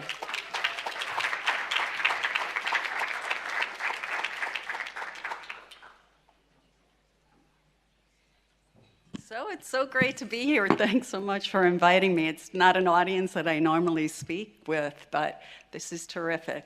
I figure since Senator Klobuchar gave some history lessons, I am free to do the same.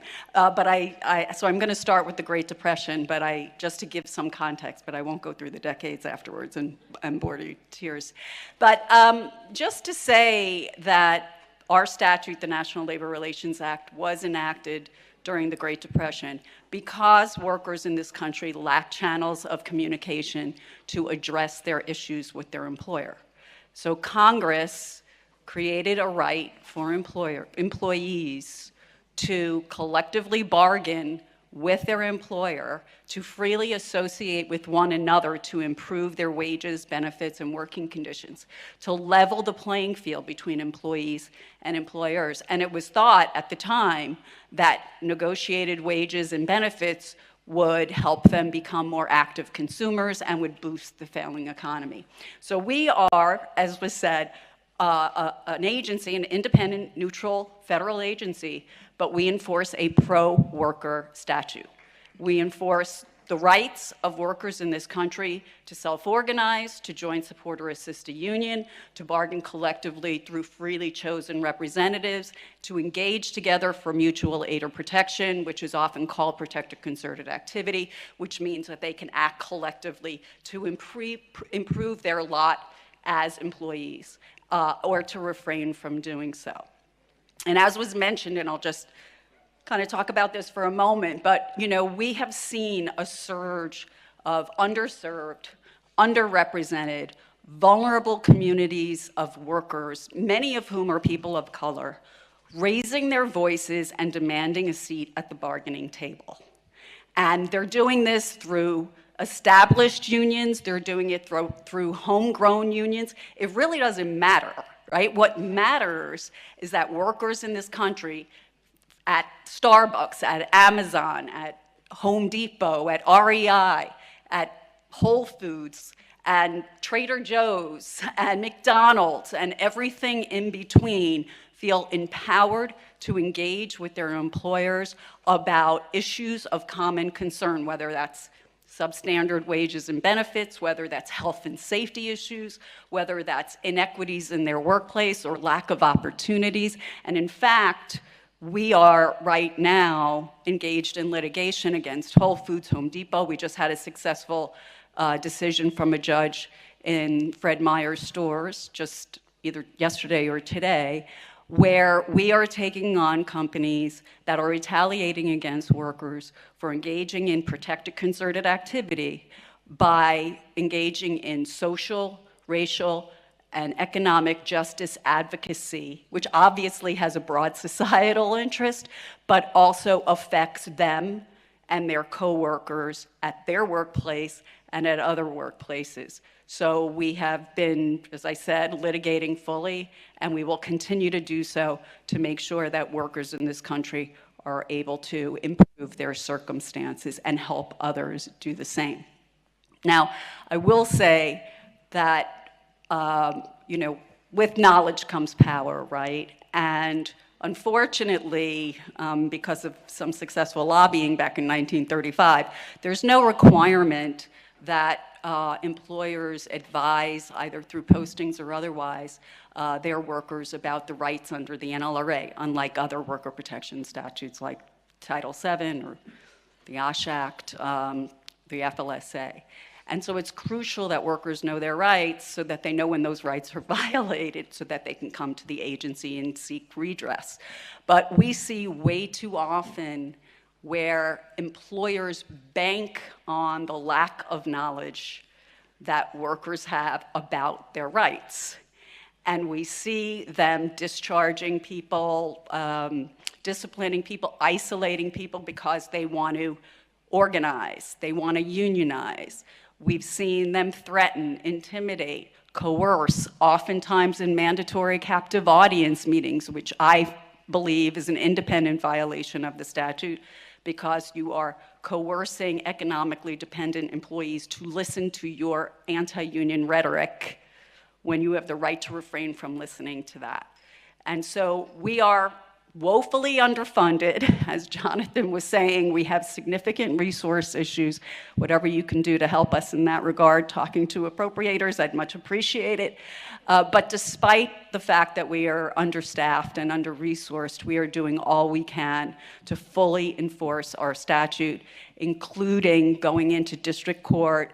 As we said, we're processing hundreds of union election petitions, thousands of unfair labor labor practice charges, but we are also going into district court to stop the likes of Amazon and Starbucks from continuing to do union busting on a daily basis and interfering with employees' free choice and rights to choose unionization if that's what they want. So I thought what I would do to try to show you how, you've heard whole of government approach a couple of times here, and I thought I would show you how it's all interwoven, everything that we're doing.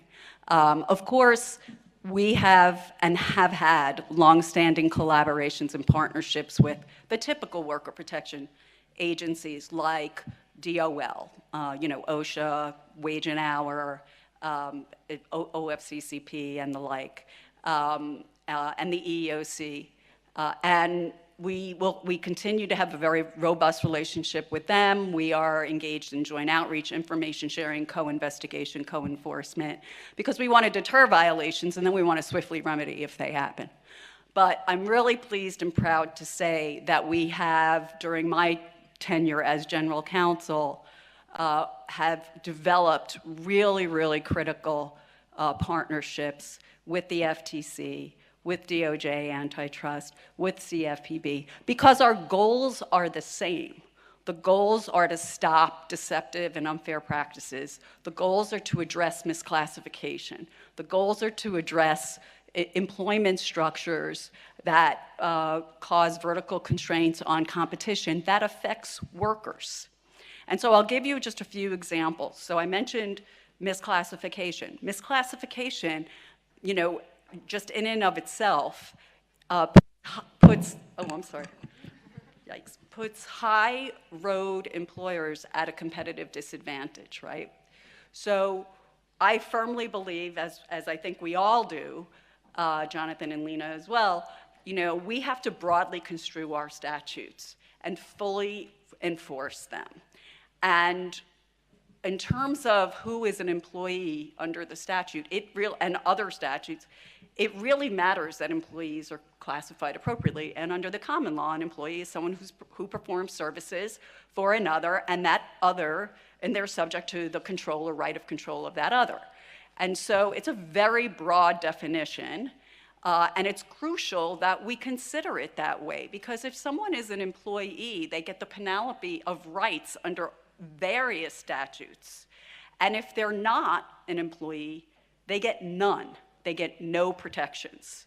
So it's why I'm going after employers who are purposefully misleading their workers who are employees into believing that there's something other than employees, such as independent contractors, because that chills those workers from actually exercising their rights, because either they'll think it's futile, that they don't have them, or they'll be retaliated against with impunity because there's no agency to protect them because they're not statutory employees. And I will say that I filed a brief with the board about the very issue of how important it is to have the appropriate test for employee versus independent contractor status. And Jonathan at DOJ Antitrust, he and his terrific staff actually wrote a very compelling and persuasive brief, and I'm not saying that just because he's a fellow native Queens person, but it was excellent because the board got to see from a different vantage point, from a different perspective, how important it is to classify workers properly. Because under antitrust law, if you are an employee engaged in collective action to try to improve your wages or working conditions, there's a carve-out under antitrust law for employees to do that. But if you are something other than an employee, you have no protection, and you can be subject to antitrust liability. So it's crucial that workers in this country are classified properly. Another one is what Lena mentioned and was mentioned, agreements that restrict workers in this country. It could be, we just had a case recently, overbroad confidentiality provisions and non-disparagement provisions in severance agreements that then affects people from helping their fellow colleagues at a workplace and also engaging with future colleagues about what they issues that arose in their prior workplace that they don't want to continue in their new one. And also agreements with restrictive covenants, like non-competes. So, as I mentioned at the very beginning, Congress's goal was to equalize bargaining power between employers and employees. And non-competes undermine that goal. So, first of all, just a few examples. The former colleagues are now scattering to the four winds because they cannot get a job in the locality, in the same industry, et cetera, because of non-competes. So that social tie is lost. And social ties are the cornerstone of solidarity movements and collective action. Also, it increases the economic costs for employees who cannot find suitable alternate work in their locality or their industry. And it undermines folks from replacing lost income if they're engaged in strikes or they're locked out or there's some other labor disputes. And in particular, it takes away the main weapon for employees to threaten to resign, to actually resign, and to solicit others to resign. Because where are they going? So it is, and then finally, I will just say on the union side, it undermines salting programs. Salting programs are ones where qualified applicants go to a non-union contractor, for example, and seek employment, and they may get the employment, would have to sign one of these agreements, and then one of their goals is to try to organize that non-union contractor. Well, if they've signed this agreement, they can organize that contractor, but they can't organize any others anywhere in the in the locality or for a period of time in that particular industry. So there's so many ways that non-competes on the worker level,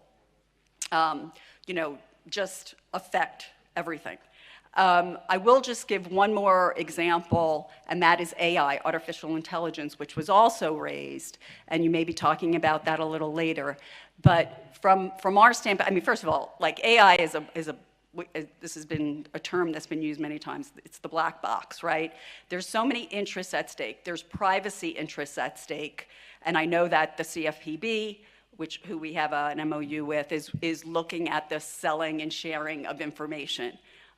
There's obviously anti-discrimination interests at stake. There's antitrust interests at stake with regard to no poaching agreements, blackballing, wage fixing. And then, of course, there's labor interests. Not only the duty to bargain, the duty to provide information to union representatives that represent a unit at a particular workplace, but also the chilling effect on the workers there.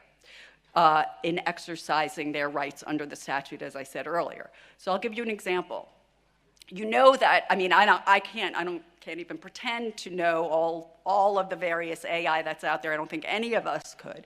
But certainly, there's AI out there where they track GPS tracking movements, monitoring keystrokes, visual and audio recognition tools, cameras everywhere, etc.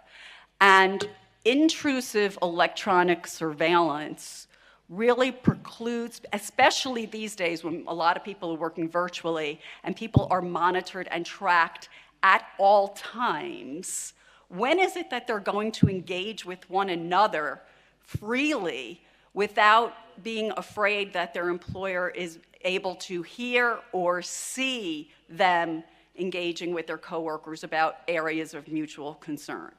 So, and on the flip side, with regard to algorithmic management, and you hear this all the time, there's good reasons for it, to maintain production and discipline, to prevent wage theft, to avoid liability, and that may all be so, but when you get to abusive algorithmic management, where the breakneck pace of work because of production quotas or efficiency standards are preventing people from taking breaks together or taking breaks at all. Again, when are they, and we all know that coworkers who can get together in a break room, that's the time where they actually engage and talk about areas of mutual concern to them or issues they want to address or improvements, or talk about their wages or their benefits and find out whether or not they're getting paid what someone else is getting paid or the like.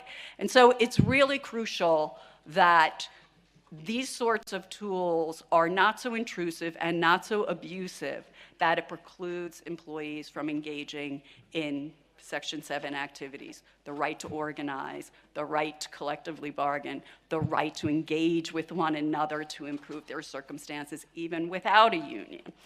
And so I feel that for our part, employers will have to prove to us that they have a legitimate business justification for having whatever tools they have, and that the tools are being implemented and used and the data collected in a very narrow way. And I also feel that all employers, now this is a best practice, but that and it isn't the law yet. I hope it is. I hope it becomes the law, and I certainly plan on briefing it before the board in this manner. But regardless, all employers should be telling their workers or the workers' representatives what tools are being used, why they're being used, what data is being collected, and then, of course, how that data is being used. And if there's a union in place, then obviously they have a duty to bargain about the implementation of any tools, as well as the impact on the unit. So, and provide, whatever relevant information is necessary. So now you kind of see how we're all working together, the whole of government, we really are, whole of government approach, and I do really applaud the Biden administration for helping us get there.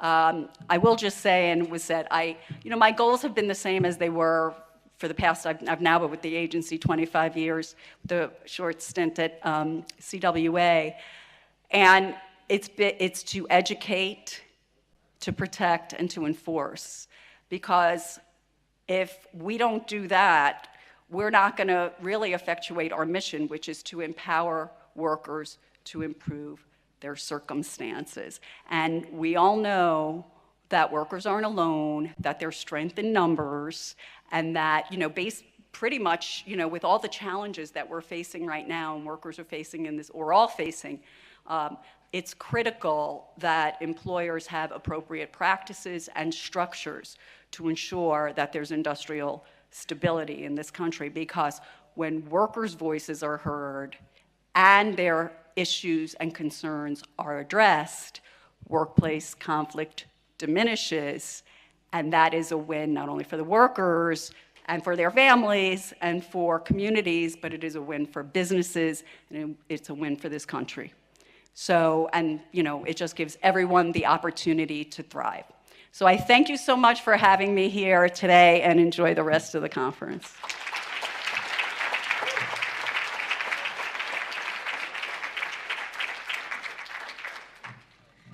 Thank you, General Counsel Abruzzo. I think it's very clear, and we've seen a few examples of that already, when you have people in these positions, enforcement positions, that understand what's going on the ground and the statutes, there's a lot of powerful policy that can come from that. So we're grateful for her leadership.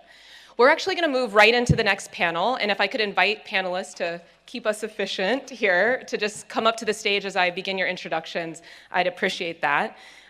So we have two main stage panels coming up, and the first is challenging corporate power from the ground up. A theme that's already been raised is the need to have organizing and people at the state and local level that understand what's happening to create the pressure for some of these policy wins. And so that's a little bit of what this conversation will be about.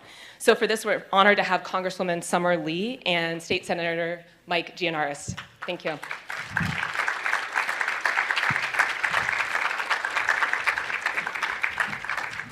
And I'm just doing the introductions. Bryce Covert is going to moderate, and I'll also introduce her. So Congresswoman Summer Lee represents Pennsylvania's 12th district in the U.S. House. She is a lawyer and organizer and previously served as a state legislator herself. She's long been on the front lines of fighting anti-monopoly and fighting monopoly power, taking on a local hospital monopoly, UPMC in Western PA. to protect patients and hospital workers. Congresswoman Lee has distinguished herself as a leader among a new generation of federal, state, and local policymakers that are organizing against the threat of corporate power. Thank you for being here, Congresswoman. And next, State Senator Michael Gianaris represents New York State's 12th Senate District. 12 is in the air today. And he's the state's deputy majority leader. Senator Gianaris is the lead sponsor of 21st Century Antitrust, one of the most groundbreaking pieces of antitrust legislation in the entire country. The senator is also no stranger to directly taking on corporate power, having opposed a deal that would have given Amazon billions of corporate subsidies to open a headquarters in his Queens district. Senator Gianaris, also thrilled that you could be here. And last but not least, our moderator, Bryce Covert, is an independent journalist covering the economy. She's a reporter in residence at the Omidyar Network and a contributing writer at The Nation. Let you take it from here, Bryce. Thank you. Thank you so much. And thank you both for being here. We're going to try to stick to our time slots. I'm going to jump right in and would love to start out having the both of you talk about the work that you're doing to go after corporate concentration, but also can you talk about why? Why take on these fights? Because it's not something that every lawmaker is necessarily interested in. Ripley, can we start with you? Is it already on? Okay, it is. Good morning, everyone. Thank you all so much for having us today, and thank you all so much for the work that you've been doing truly to help us advance in our movement in Western Pennsylvania. I came to this, like so many other things, not as an expert, but someone who had a necessity, right, an experience. In Western Pennsylvania, I would say more specifically where I grew up, in Braddock, which is a town that some people have heard of, not for our hospital monopoly of UPMC, but instead for our original industry, which is U.S. Steel. And it's a region that has known its fair share of robber barons. In fact, it's what we're known for. In my town, when I was growing up, we had two industries in Braddock, right? We had U.S. Steel and we had UPMC, which was the hospital. And in a region where we have some of the worst air quality, where we have higher levels of pollution that then lead to higher levels of childhood asthma for the children, higher levels of COPD and other respiratory illnesses and cancers because of that pollution, a hospital was not just figuratively, but literally the lifeline of this community. But also, it was where we had almost as many jobs by the time I was coming up, which was long into the collapse of U.S. Steel. By the time I was coming up, it was actually UPMC Braddock Hospital that was the largest employer in our region. This was back when I was a young kid and the district and the region had looked completely different from the stories that I had learned about. By the time I decided to run in 2018, I ran for State House because of the cyclical nature of issues. I had this idea that I didn't think that people who were in power were thinking about how racism and inequality were cyclical. If you live in a black and brown community, you were most likely to be redlined in that community.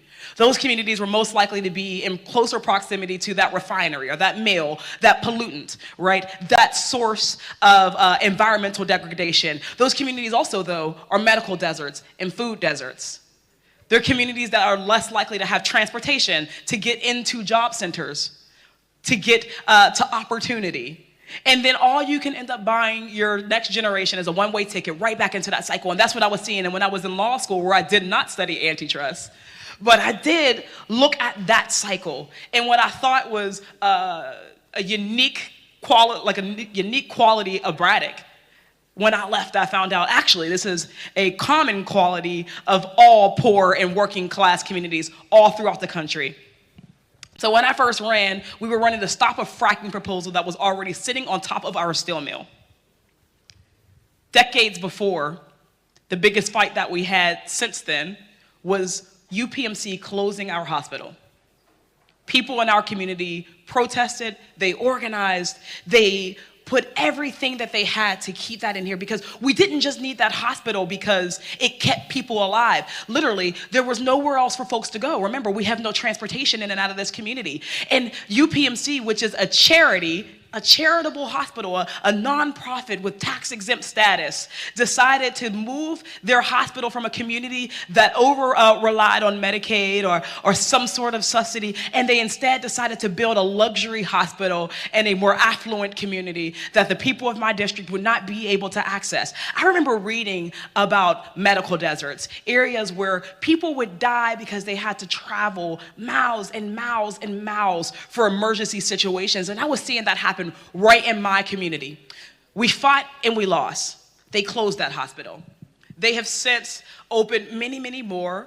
And not only have they done that, but UPMC is now the largest employee, and I'll remind you, and I'll tell you what that means. The University of Pittsburgh Medical Center. And I want you to know, Pennsylvania is a big state. We just talked about it. If you come to Pennsylvania, you're coming to Philly, you're 5 hours from me.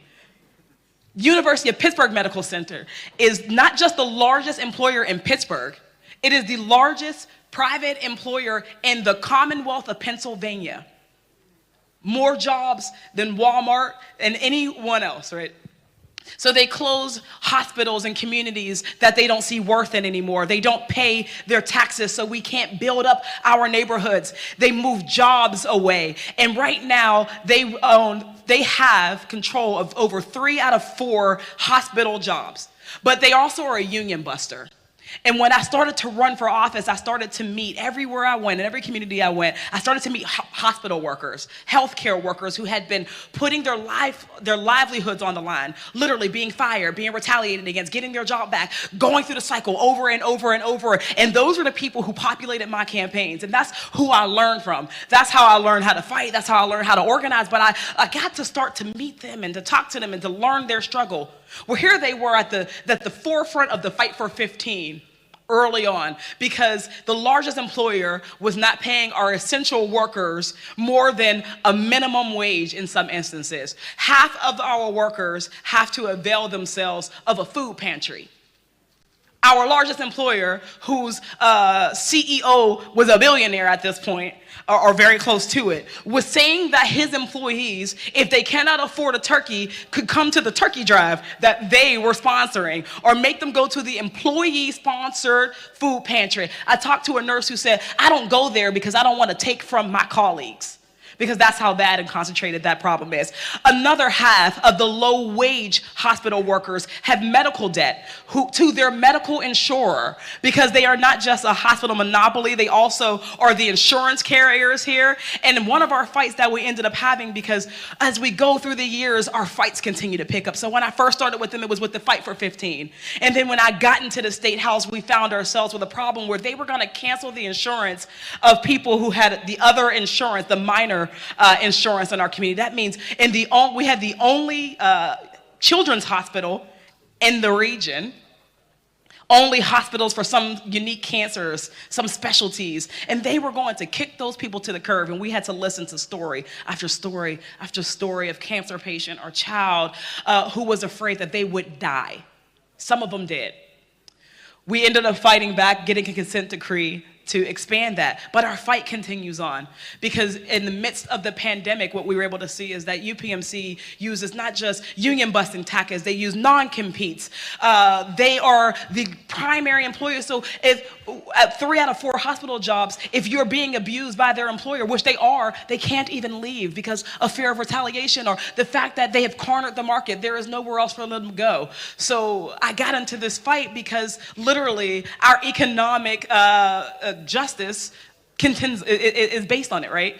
If we don't attack or address UPMC's non-charitable status, if we don't address the fact that they are a growing monopoly, still growing, then we are saying that our economic outlook in this area is basically dead, because there is nowhere else for anyone else to go. And we're saying that our labor drive is mostly dead because there is nowhere else for our workers to go. So I got involved in this not because, I just want to pick fights with giant corporations, right? US Steel or UPMC, but because the heart of our movement, our progressive movement, has to be workers. And our workers are the ones who are driving this. Our workers were the ones who came with legislation. They're the one who came with an agenda. They're the ones who came with a model, an organizing model to hold this corporate giant accountable.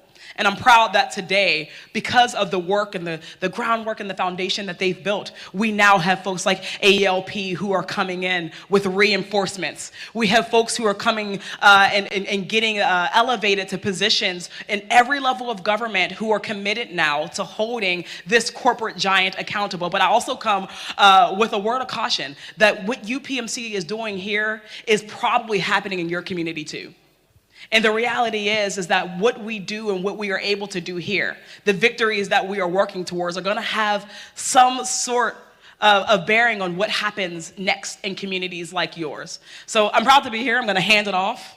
I'm sure you have more questions, but that's my story. That's how I got into politics, and it's what we're doing with our time here in politics. Amen. My story? Yeah, what's your story? Okay, what's my story? Hard to follow the Congress member. All right, so I'm from Astoria, Long Island City, in Queens, for those of you that know New York. And when I try and give people a sense of our politics out there, it's instant recognition. I just say it's AOC's district in Congress. So you understand kind of our forces out there and what's happening. I grew up there. My parents were immigrants.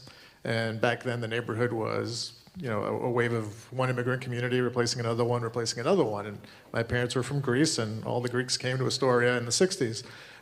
But in the last decade or so, we are, if not the most, one of the most rapidly gentrifying communities in the country. And all the consequences of that are very evident to us, most notably in housing costs.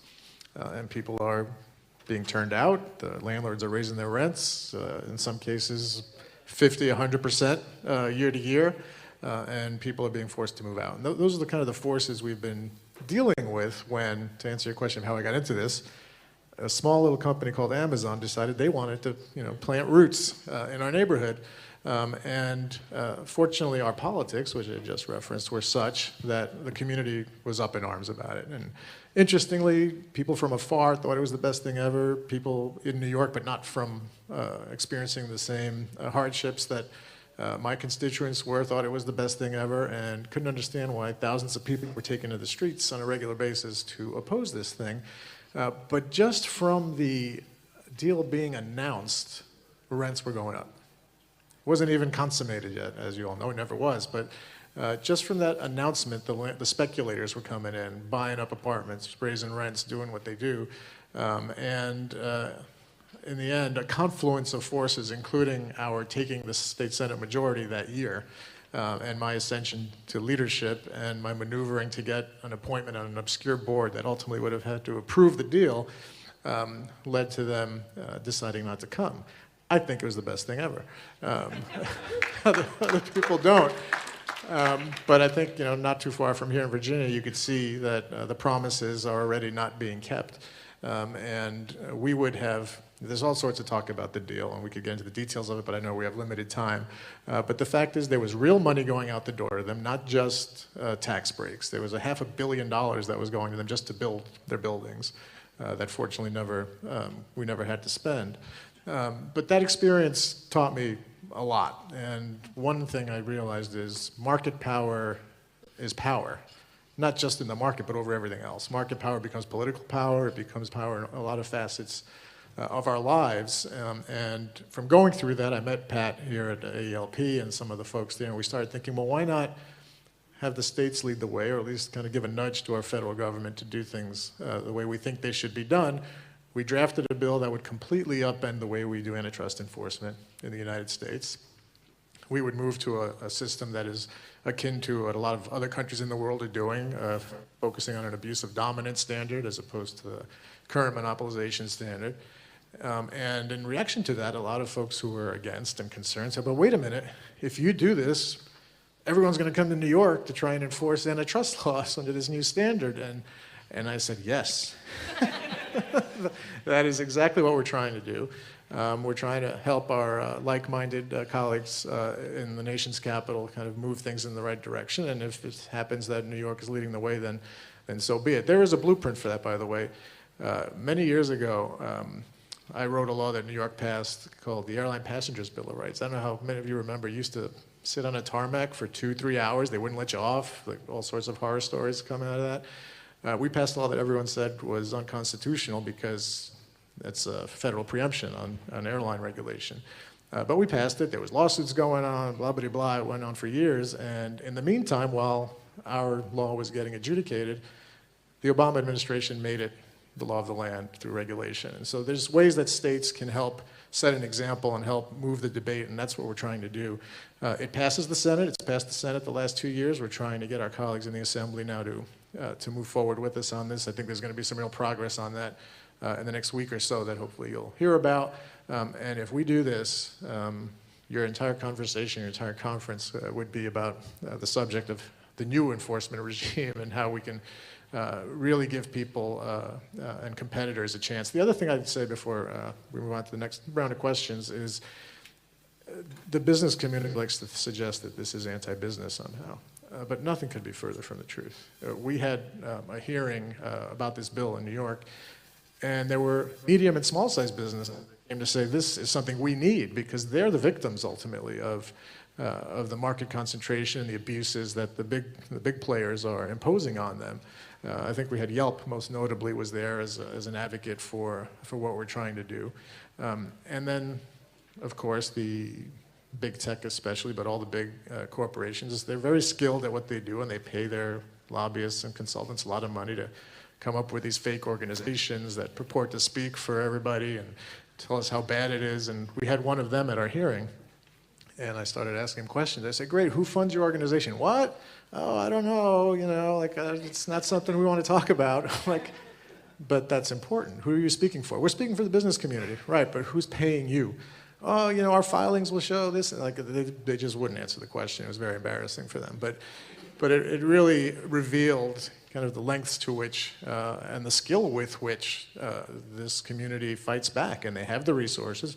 They have the power, as we discussed, not just the market power, but look at our friends in Seattle try to poke their heads out of the ground and impose a tax on big companies to provide for homeless services. And Amazon obliterated them, or tried to anyway, in political campaigns with millions and millions of dollars of spending on city council races, mind you. That's a lot of money in a city council race. It's a lot of money anywhere, but it's really impactful that way. But all this stuff is, look, we have a network in this country that is built by and for these people.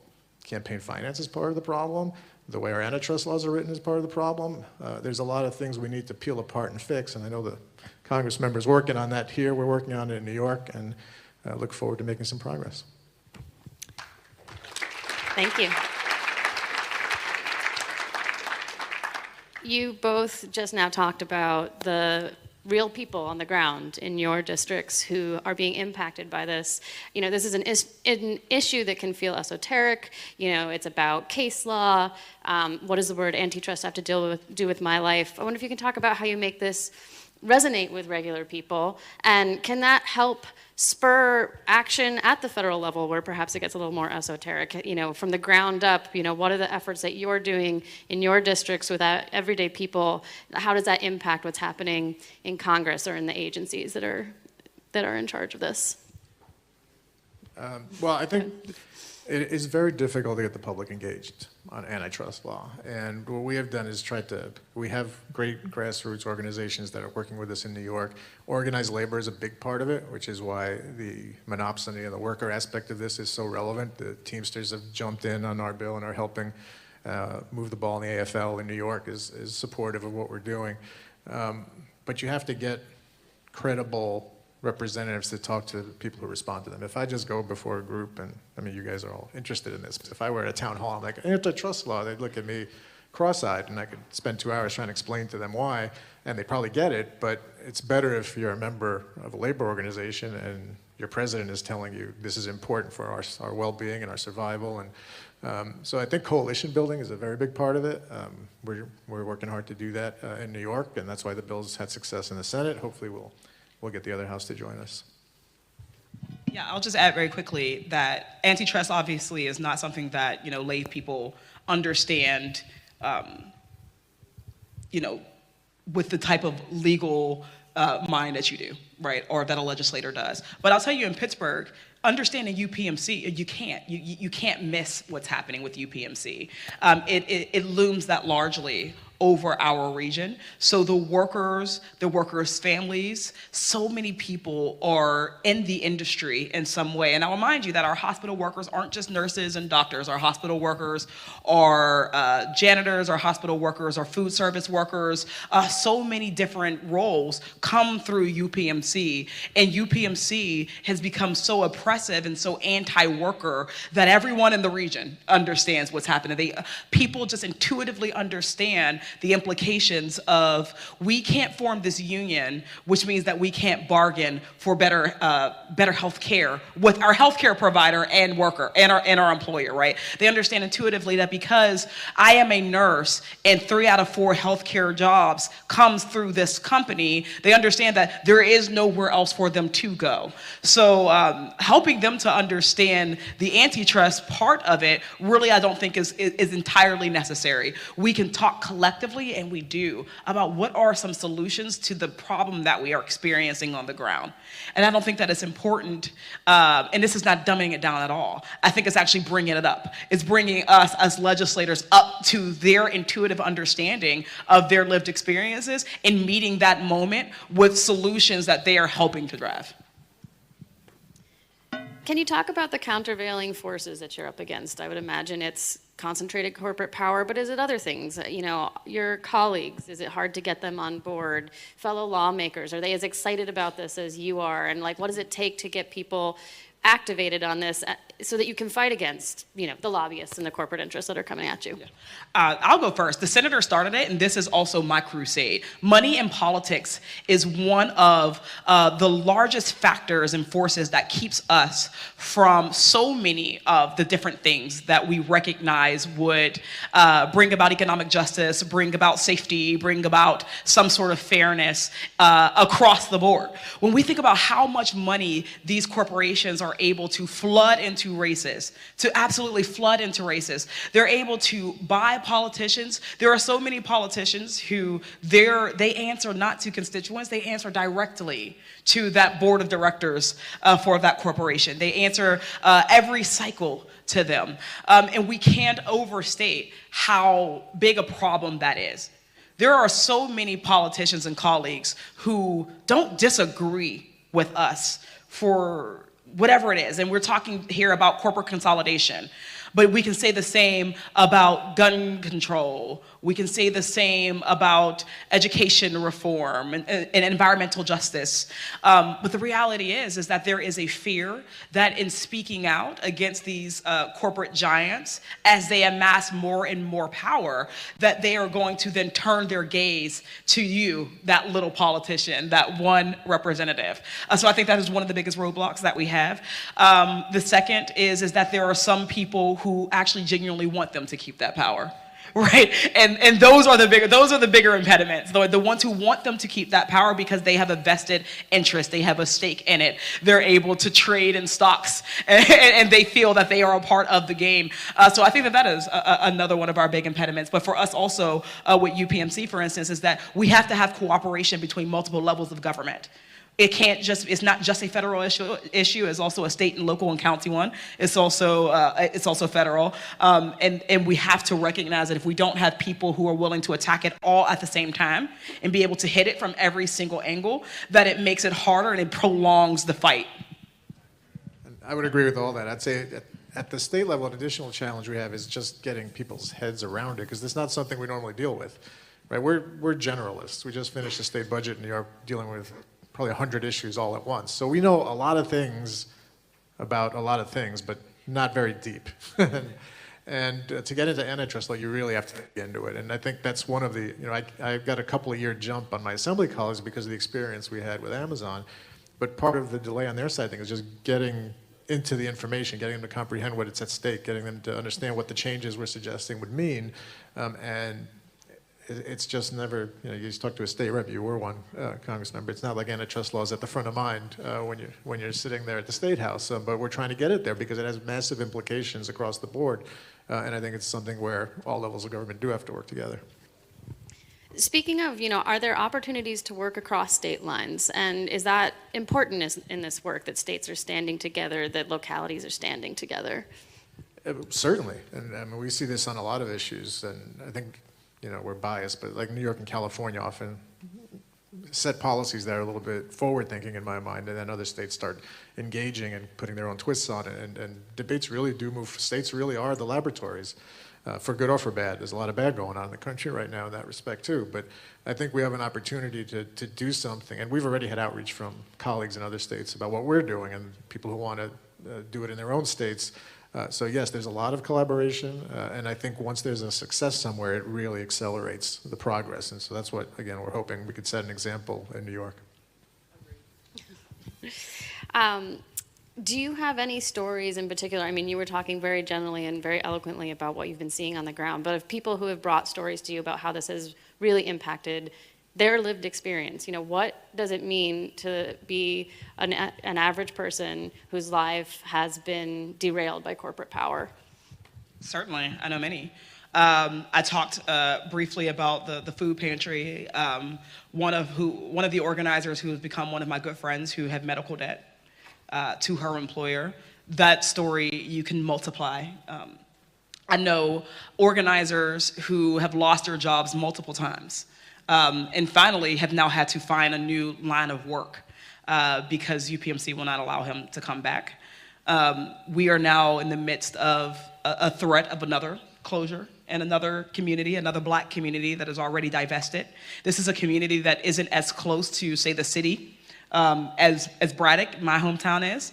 This is a community that's even further out. And these folks rely on these services, and they won't have the advantage of being able to at least be able to catch 2 buses to get to the next luxury hospital. So we're already seeing on the ground people who are having to find new transportation, trying to find new ways of getting there. Also, I mean, their tax-exempt status. The thing that we think about every single day in Pittsburgh, when you talk about a pothole, when we talk about the underfunding of our schools, when we talk about the different services and social safety nets that we're not able to invest in our region, while we also have what's called a not-for-profit that makes $1 billion in profits every year, right? So that issue it genuinely impacts everyone. I could pull out individual stories, but I don't need to because they actually impact every single person. Yeah, and for us it was housing. I touched on it earlier, but there were real people who I can list for you who got kicked out of their homes just from the announcement of the deal. Because immediately, like that, the rents were being jacked up. And what was really upsetting to me and frustrating is the small businesses in the area get manipulated by this process. They had been, they were convinced they hit a gold mine, right? Like the local deli or the pizzeria was like, all these workers, they're gonna come eat here. And what I actually did, I went out to visited Seattle and I did real work when this deal was on the table, and I took a look at what Amazon meant for the community there and the small businesses there. Turns out it was disaster for the small businesses. Why? Because these campuses are campuses. So they have their own cafeterias, they have their own services on site, and all the independent local businesses struggled or failed. And so, yeah, a lot of the local business community ended up being upset by the way that turned out because they incorrectly believed what it meant for them. But the people who lived there, it was awful. Even for those few couple of months when it was believed to be happening, had real detrimental impact on people's lives. All right, we are at time. Thank you both so much for sharing your experiences and your expertise with us. This was great.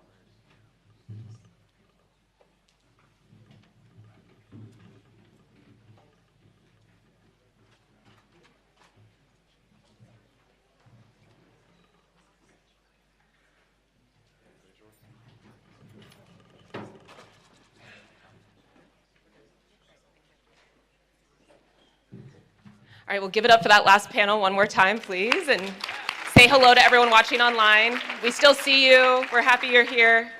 So for the next panel, I'm actually going to bring up John Ahrensmeyer to introduce it. And he is the founder and CEO of Small Business Majority, a partner for today's event. And he's also on the Access to Markets Advisory Board, which is a project of American Economic Liberties Project. John, I'll let you take it from here.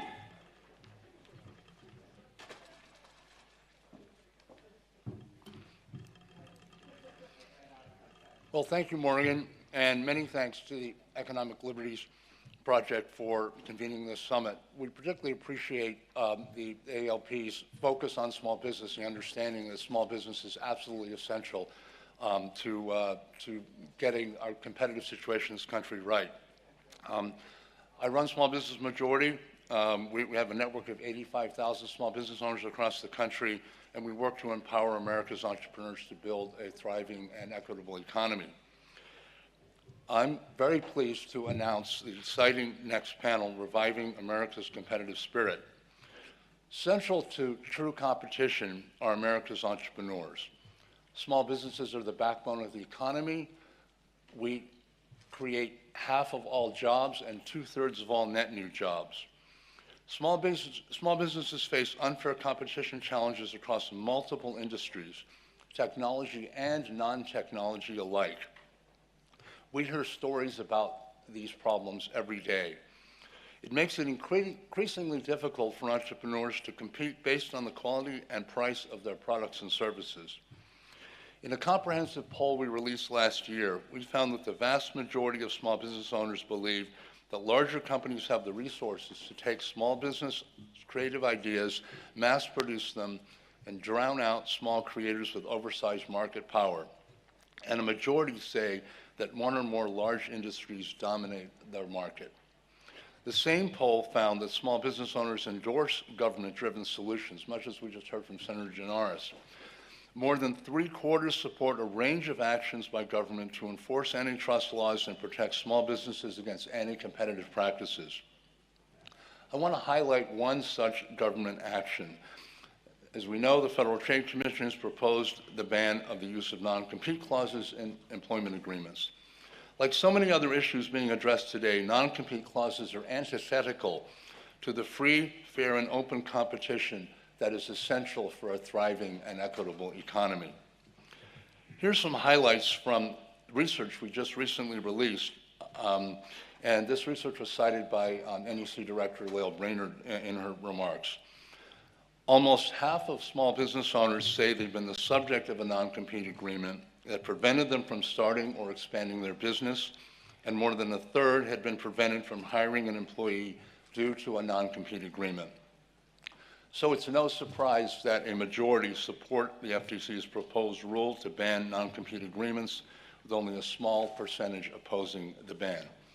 I should add that I ran my business based in California for 12 years, and California is one of 3 states that bans non-competes. I was free to hire who I wanted to hire. If people left and wanted to stay in the industry, more power to them. And quite frankly, I haven't noticed any diminution in California's entrepreneurial spirit because California does not allow the enforcement of non-compete agreements. In short, all small businesses want is a level playing field on which to compete. So now I'd like to introduce our panel. Patrick Spence is the CEO of Sonos, the creator of the leading home sound system. He joined the company as Chief Commercial Officer in 2012 and has played a central role in the development and launch of some of the company's most successful products. Elizabeth Wilkins is Chief of Staff and Director of the Office of Policy and Planning at the FTC.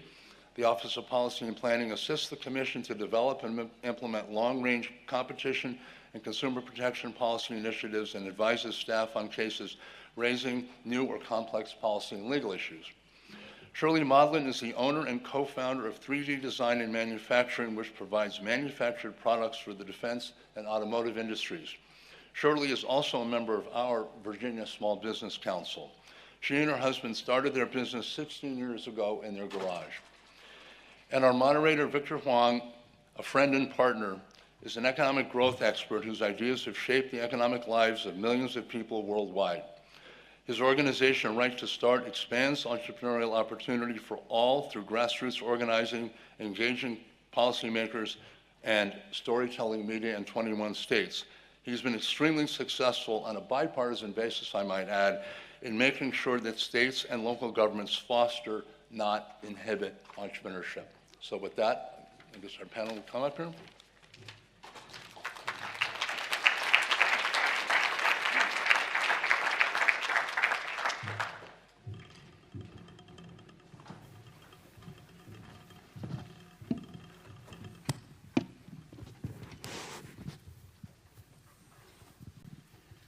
Hello, what an amazing gathering. I think it's already been said 5 years ago, this was like a group of, you'd be lucky to get 10 people in a room talking about these issues, and look at this is amazing. So I want to start this discussion with one, a provocative thesis statement, and then two, data and some information to frame the discussion. The provocative thesis is this, which is that the most important political dividing line in America today is not left versus right, it's big versus small.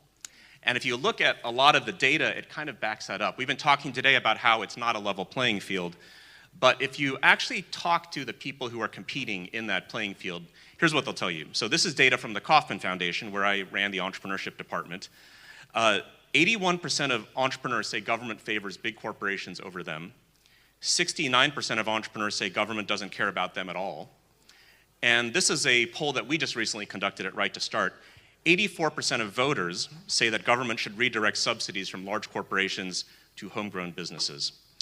And what's happened is this issue around competition and policy has become very pervasive.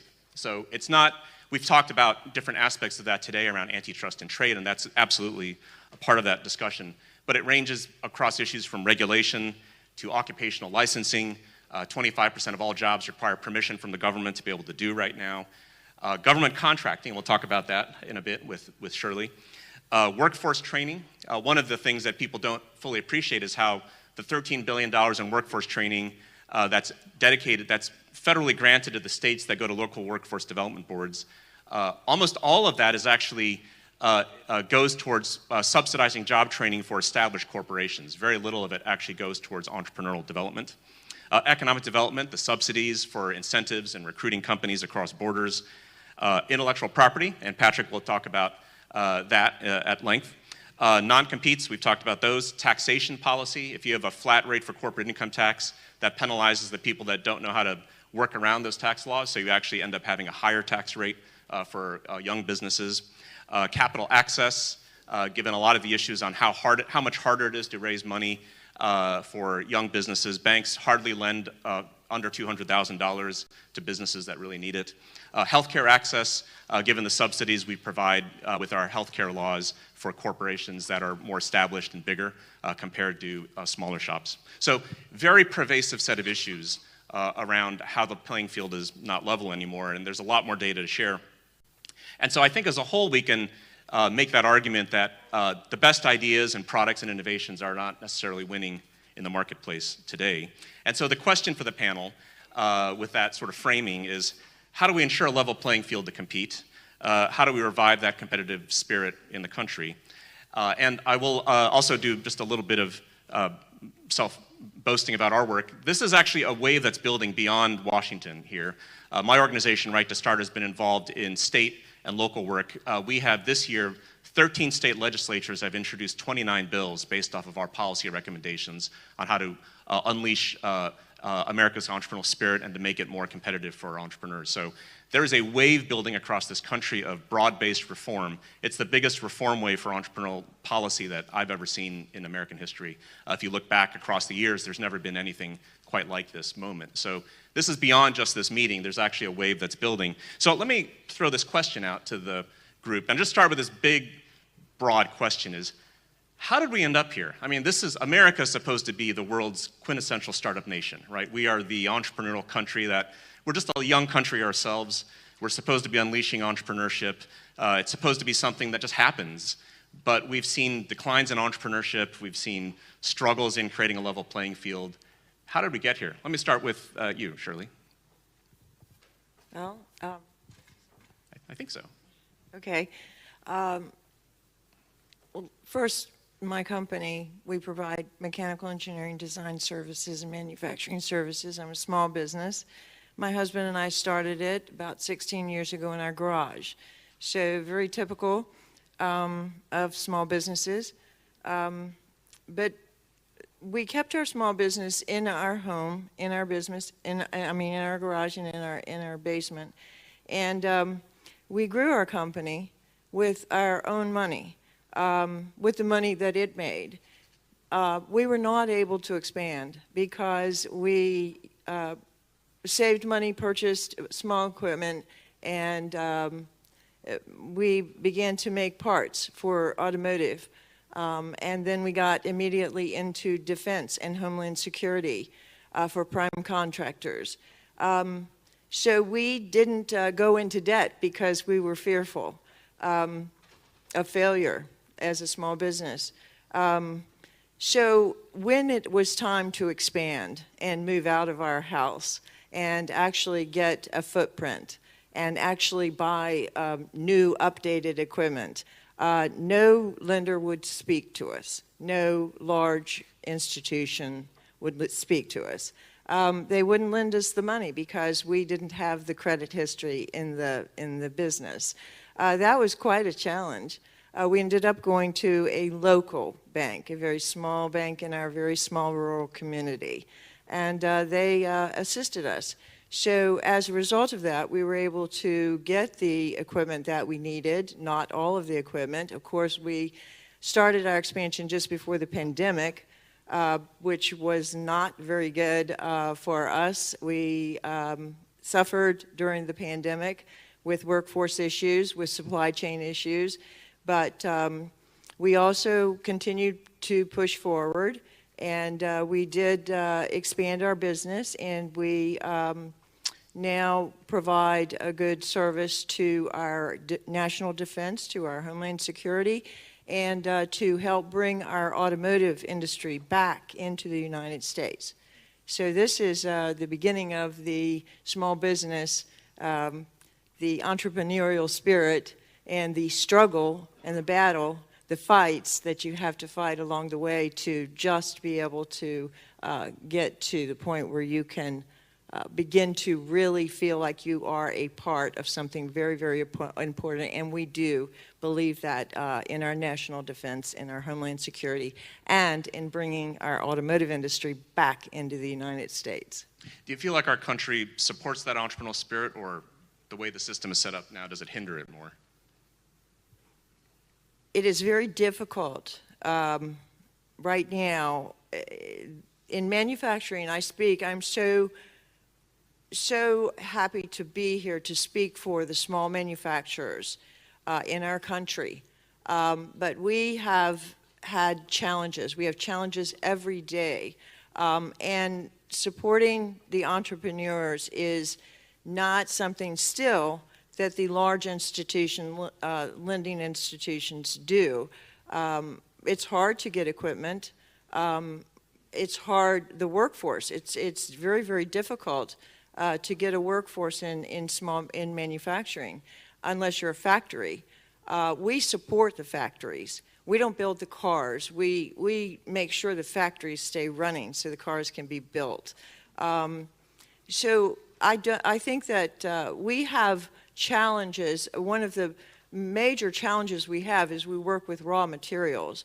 Raw material suppliers can really put a hurting on you when you're trying to get a factory assembly line back up within 24 hours.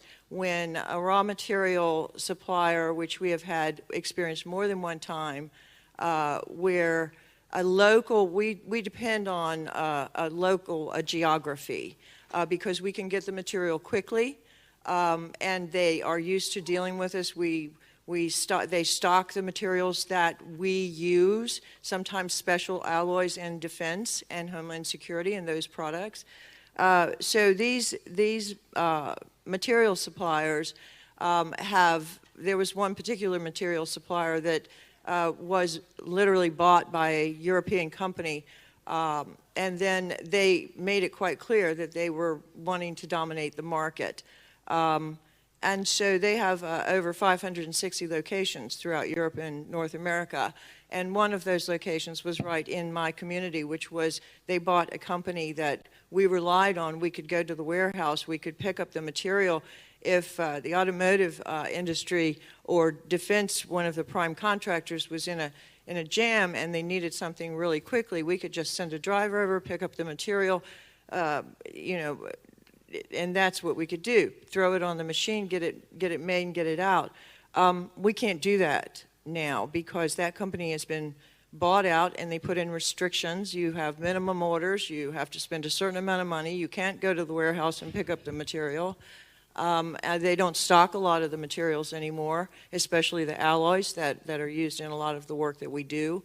So that has presented a big challenge, plus the deliveries. The deliveries are lengthened, which means we can't get that factory up and running. We can't get that assembly line and get those cars pushing off of that assembly line. We can't get those pieces that are needed in Homeland Security that secure everybody. We can't get it to our colleagues. We can't get that material now because of these large corporations. That's just one example of how it's restricted. Our colleagues, we've watched people just literally drop out because the number one thing that happens is prices go up on the average of 20% on raw material. How is that justified? We can't figure it out, but it eats our profit up. We can't grow our business. We can't get together with our colleagues because they're dropping like flies because they can't afford to stay in the game. It just is really not level at all. So each of you sees a different part of this ecosystem. You have the entrepreneur, we've got a mid-cap company, and a policymaker. This question is for you, Elizabeth, which is, you know, Shirley has talked about how the consolidation in the markets is changing the very supplier markets that actually her business depends on. How did we get here, where you go from a world where local suppliers made it, you know, were working with her and supporting the work that she was doing and trying to build her business successfully, to a situation where she really has no choice now in running her business except through one particular channel for supplies? Absolutely, and I just want to say it's moving to hear your story, Shirley, of what it has been taking for you to bring your products to market, your services to market, and how hard it's been. I take this question from the perspective of a policymaker and also a law enforcer, right? The Federal Trade Commission is fundamentally charged with enforcing fair competition laws. And Congress wrote those laws more than 100 years ago, worried about some of the concerns that Shirley is talking about, right? That ensuring that we have competitive conditions in our marketplaces that protect consumers, but also protect other market participants, small businesses, workers, and the general public, because they understood that competition, fair competition, was a public good, that it could deliver not only better prices for consumers, but also better quality, more choice, more innovation, and frankly, more autonomy and liberty for market participants to make their way in the marketplace. We heard Chair Khan earlier today talk about the ways in which policymakers over the last 40 years have strayed in some ways from the text of those statutes. So the Federal Trade Commission is charged with policing unfair methods of competition and distinguishing between competition on the merits, better service, better quality, better prices, and methods that undermine those competitive conditions. We're also charged, when we look at mergers and consolidation, at mergers that may lessen competition or tend to create a monopoly. Nowhere in what I just said was there a charge to create greater efficiency, right? All of those words are about fairness, and they're about competition. And so an important thing after these 40 years that we are engaged in is going back to the text of those statutes, going back to the animating principles behind Congress's desire for the FTC to enforce those laws, and say, what does that really mean? So for example, in the last year and a half, the FTC has challenged a number of vertical mergers. That is, mergers of different parts of the supply chain, which is exactly what Shirley is talking about, right? When you are a business and your competitor buys up a supplier or a distributor that you also need, there's opportunity for your competitor to use unfair methods to squeeze you out. The other thing that I just want to note in what Shirley talked about is the value of small businesses that it's that I think has been underrated, right? So you talked about your local supplier and how your local supplier could understand your needs, work with you in a way that would support your business growth. And that wasn't true once that business was bought up. We see time and again that there are benefits to small businesses in the marketplace that maybe have been undervalued in competition analysis. One of my favorite examples is during the COVID-19 pandemic, where we saw vaccines distributed through independent pharmacists, and the vaccine take-up rates were wildly different, in part because the type of healthcare that a community pharmacist could deliver was different from a large corporation. You know, when Congress passed the Clayton Act, when they passed the FTC Act, when they passed the Robinson-Patman Act, explicitly aimed at protecting the ability of small businesses to compete in the marketplace, they understood that there was a value to the contributions that small businesses make, and that that value is worth protecting through legislation and law enforcement. I'm just curious about this question, because the historical guidance around unfair methods of competition has been from the efficiencies standards around kind of more objective or cost-based standards, which is what a lot of people have said. What you're talking about is more holistic, right? That you take into account a number of other factors beyond just cost alone or efficiencies alone. Why is that important now versus before? Well, I just go back to this idea that fundamentally we are law enforcers, right? So our kind of, our North Star is the text of our statutes, the case law, the legislative history. I want to be clear, economics and economic standards are vitally important to what we do, but they're vitally important to proving a legal standard, right? And that legal standard is something that comes from Congress. You know, what we see in the original mandate that we have, again, is not a particular efficiency standard. It is a legal standard about supporting competition, fair competition. We need to use all our tools as lawyers and as enforcers, including good economics, to present relevant evidence to prove those standards. But all of the things that I talked about are aspects of the kind of competition that we're looking to see, and that's the standard that we're working towards.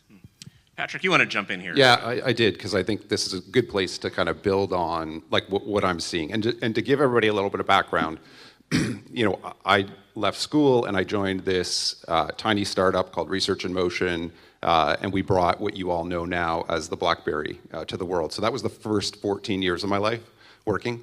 The last 11 have been bringing amazing consumer products. We like to think of them, I'm very proud, at Sonos, great speakers and wireless speakers, and trying to create great things for people that last for a long period of time.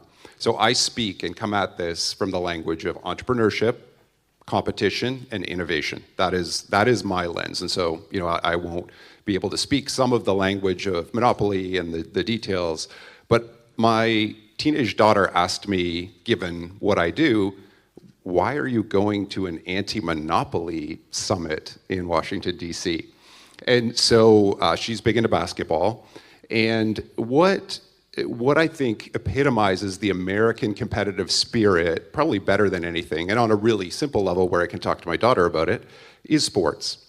And I said to her, I said, could you imagine playing basketball where the referee had their whistle taken away from them, or maybe we took referees off the court, and an environment where the rules were no longer there? And could you imagine what that would be like? And having been in tech for 25 years now and watching what's happened over that period of time, I really feel like we all believe, you know, when we can look at sports and say, yes, that is a level playing field, or at least we try to create it, we try to tell ourselves that. But in the sport of business, we have really, pulled those referees back, taken the whistles away from them, and we haven't evolved the rules. We've evolved the rules in sports. We do things like instant replay. We do all of these things. They evolve as sports evolve. We haven't allowed the rules to evolve and the referees to do their jobs. And I'm telling you, as the CEO of a tech company, watching what's happening, learning from Matt Stoller what's happened in other industries, all of these areas, we need the referees and we need those rules enforced. And so that's why I'm here today, to basically deliver that message, hopefully to everybody. And it's the message we're trying to deliver, to the world as well. Now, you've talked about a lot about being a product-first company, innovation-driven, which really should be what all companies are doing, right? And I think a big part of your work in recent years has been around the unlevel playing field in protecting intellectual property. The average cost of litigation for a patent under $25 million in value is $2.8 million. So you think about Sonos is a getting big. You're a mid-cap company. You're not, Google big, but you're, getting big.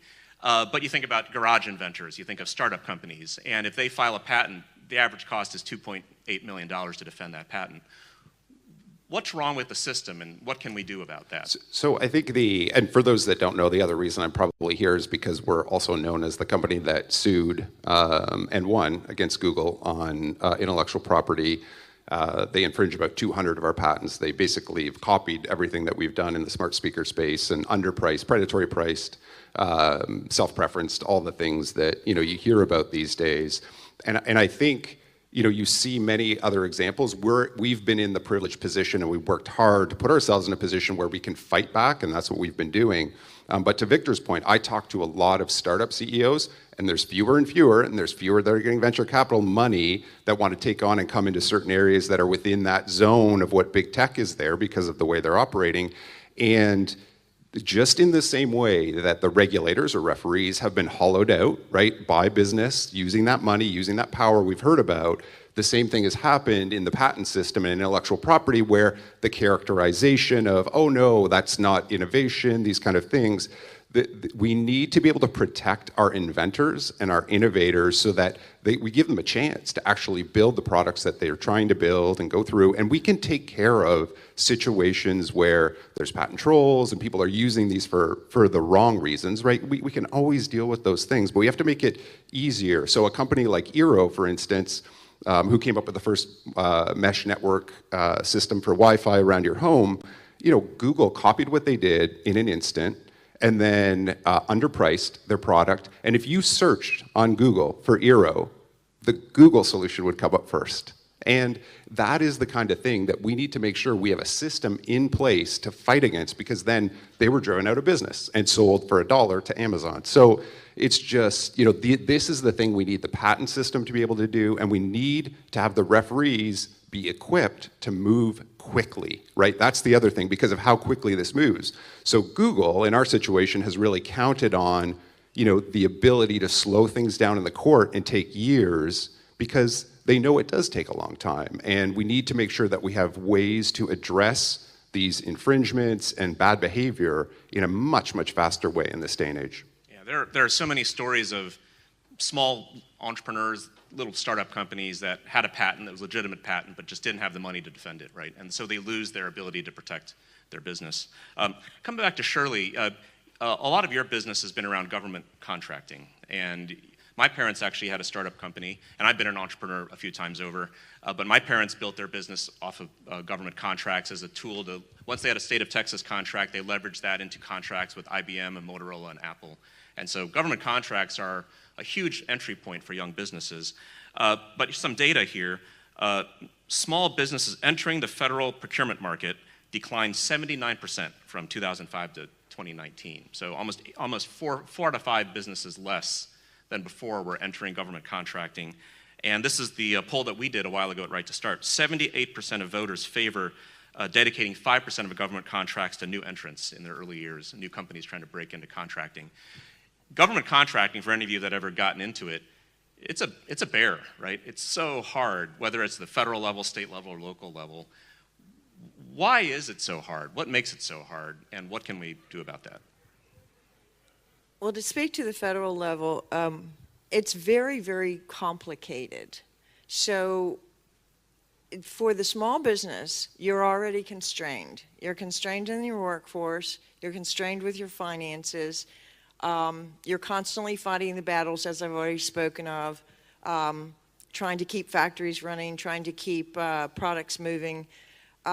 So when you get to the federal level and you're trying to get directly as a prime contractor, you actually have to hire people that can sit on software systems every day and monitor them and complete the paperwork. It's extraordinarily complicated and time-consuming. And most small businesses, they don't have the time to do that. They don't have the resources to do that because it's money. And so often they just let it go. It's very, very hard to get a federal contract direct, to be a prime contractor. There are a lot of avenues that you can take, but they all take a lot of time and a lot of money. So those are the primary restrictions, and that's a lot of reason why the small business owner just walks away from the direct contract to try to become a prime provider of service for the federal government. Now, on the state level, it's a little bit of a different story there. It's not quite as complicated a system. However, there are places in the state where you compete for a contract and you're outbid by a company that doesn't even truly exist and conduct business in that geography of your state. They distribute to your state, and they have an address in your state, but they don't do anything. They don't do business in your state. They distribute from other countries, products from other countries, possibly from other states, mostly from other countries. They just simply distribute. You can't compete for those contracts. There are other institutions that you can get on a state level that are direct, that are a little bit simpler, but there is an awful lot of paperwork. There are an awful lot of certifications that you have to have. That's costly in and of itself. It's timely. And again, I go back to, I'm honored to sit and represent the small manufacturer because the challenges are enormous, but our contribution to the economy, just to our local economy, when I say small, I'm talking 25 or fewer people. And my colleagues are up against these constraints where we cannot go direct to these federal and state contracts that would be lucrative, could help us to get that margin that we need to grow. There is another very, very big issue with dealing directly with the governments, and that is that we now have to wait as many as 120 days for payment. You could have a very large contract, and you have an enormous of money that has to go out up front. But you don't get a dime for 120 days. That's just not practical. That's your suppliers you're not paying, that's your employees that still have to get paid, but it's... Everything has to be paid. You have to buy, the equipment has to run, the employees have to be paid, everything has to happen, but you don't get a dime back for 120 days. That's half a year.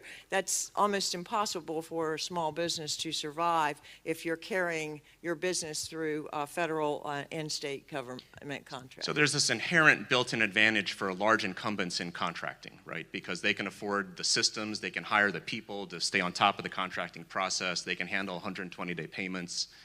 What can we do about that? Is it just, would faster payment make a difference? What else can we do?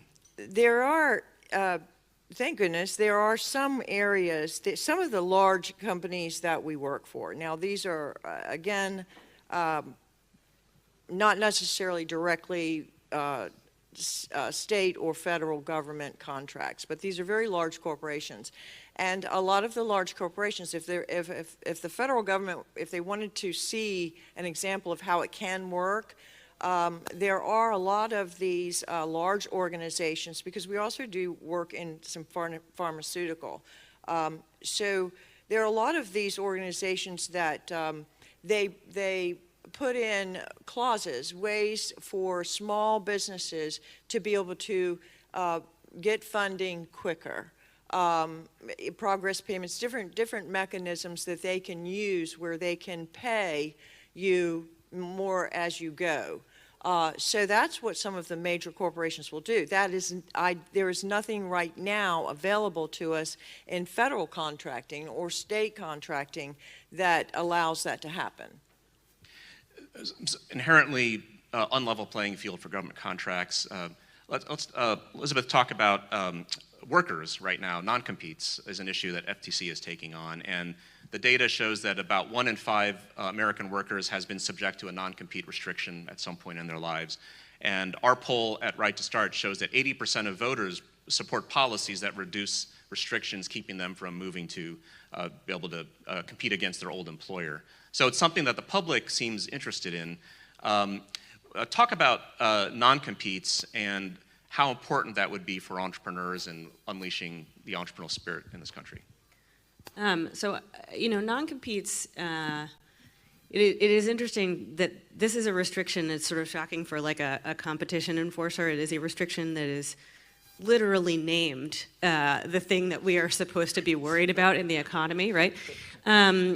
And we've heard Chair Khan speak about it a little bit, about the sort of significant harms we see across the economy to workers. Our proposal estimates that workers are losing $250 to $300 billion a year in wages based on the lack of competition on the merits, as we say, for workers having to compete based on better wages, better working conditions for workers. But the other piece that the proposal really goes into, as you note, is non-competes don't just affect workers. And I'll just one other diversion. Not only do they affect workers who are bound by non-competes, they affect workers who aren't bound by non-competes, who can't participate in a dynamic marketplace for job opportunities. They also affect workers who live in states where non-competes are unenforceable. Because, when you're talking about parties where one side of the equation is significantly more sophisticated than the other, you see unenforceable clauses that workers feel bound by. And so all of those things add up to there's a huge amount of harm, and while there's been an enormous amount of policy making around the country, a limited ability to get fully at that harm. On the other side of the equation, we also, in our proposal, preliminarily find significant effects in product and service markets based on the effect of non-competes on business formation and business dynamism and innovation. So a couple of things there. First, one of the key ways that innovation happens is that people with knowledge talk to each other, right? Pretty simple kind of idea. If you have an industry that is locked up with non-competes, people don't go from one company to another. Ideas aren't transferred from one context to another, and you limit the ideas that are generated through that flow of information and ideas. A second piece is, we think a lot about non-competes as somebody not being able to leave one company and go work for a competitor, but they also prevent a worker from leaving and starting a competing business. And some of the most successful entrepreneurs are folks who have been workers in the industry before, have some knowledge and understanding of what it takes to run the business, and go and create their own business. There are some kind of great pieces of research and stories about the children and grandchildren of original firms, right, where it is those workers who go create the next generation in that same industry.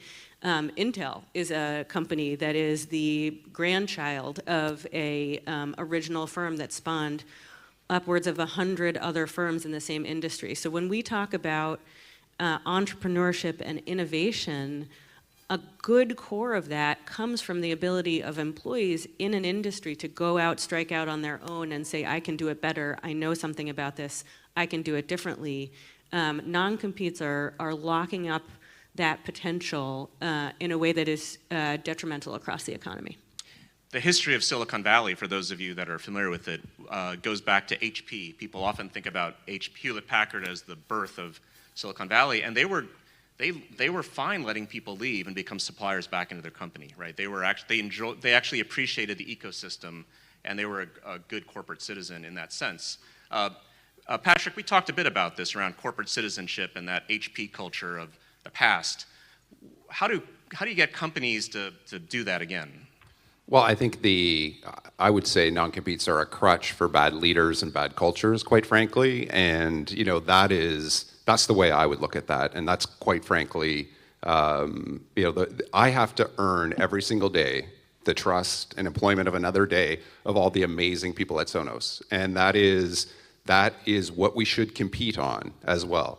And I think over the last 20, I've been in the industry 25 years, I've seen it go from a little bit more idealistic and a little bit more people recognizing that is the way we will compete and disrupt things, to using the same kind of tactics that every monopolist, robber baron, everything else happens. And it's part of the system, right? And I think we just need to recognize it kind of is part of the system. We've seen this movie before where power gets concentrated. That's why we put rules in place. That's why we make sure that the enforcers get funded properly and we do the right thing to level the playing field. And so we've been here before. I see there's lots of momentum now around trying to get it back to a level playing field. We also know last year we were supportive of the bills that Senator Klobuchar were putting forward. We also know there will be money, power, backroom deals to try and undermine all of this. But we need to stick with it because we are fighting for that American spirit, competition, entrepreneurship, and innovation. So let's close this out. If you could snap your fingers, like Thanos, right? But not like killing people, but actually unleashing entrepreneurial dynamism to level the playing field for entrepreneurs. If you could change one thing, what would that be? Shirley. I'm sorry. I wished I had an absolute answer to that, but I think for me, if I could snap my fingers, I'd talk to the federal government and say, hey, give me that contract direct. Make it easier for me. Not have to work through all the Byzantine Pay me faster maze to and get give me there. the contract. Pay me faster so I can get the job done. Let me get the job done. We need it. Okay. Elizabeth, you are the government, so. I don't work in contracts. I think I'm contractually obligated to say I would snap my fingers and better resource the antitrust agencies. I mean, we are still funded below levels that we were 40 years ago. If our merger review program, looking at consolidation, is the first line of defense against everything that we are talking about, and we are going up against the biggest corporations, not only in the country but in the world, the biggest law firms, and I am extraordinarily proud of our staff for the work that they do every day, but they need help. So, I again, contractually obligated, but also believe it. Okay. Patrick, snap your fingers. Yeah, give the referees back the whistle. Let's fund the DOJ, FTC, ITC so that they can quickly make sure that we have a level playing field. And let's keep working on evolving the rules as well to reflect the changes in the game, if you will. And I think if we do that, we're going to get back to the kind of level playing field and competitive spirit that I know we all want. Great. Well, please join me in thanking this wonderful panel. And thank you, everybody.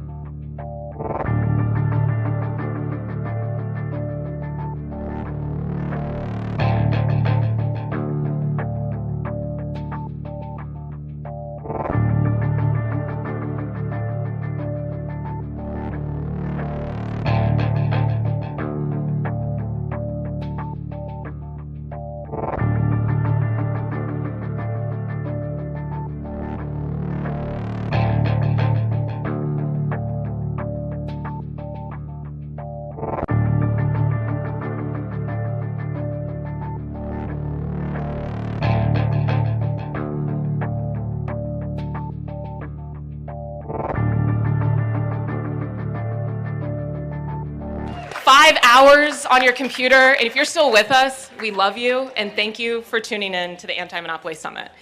The breakouts were great. You're going to see recaps, don't worry. But now we are all together again at the main stage, and once we get a few more people sitting down, we'll get started. Great. All right.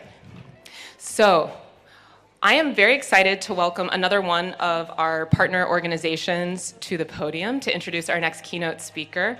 Lauren Paul is the Director of Partnerships and Policy at Common Future, and she is going to be sharing more about Director Chopra. So I will let Lauren take it from here. Thanks, everybody.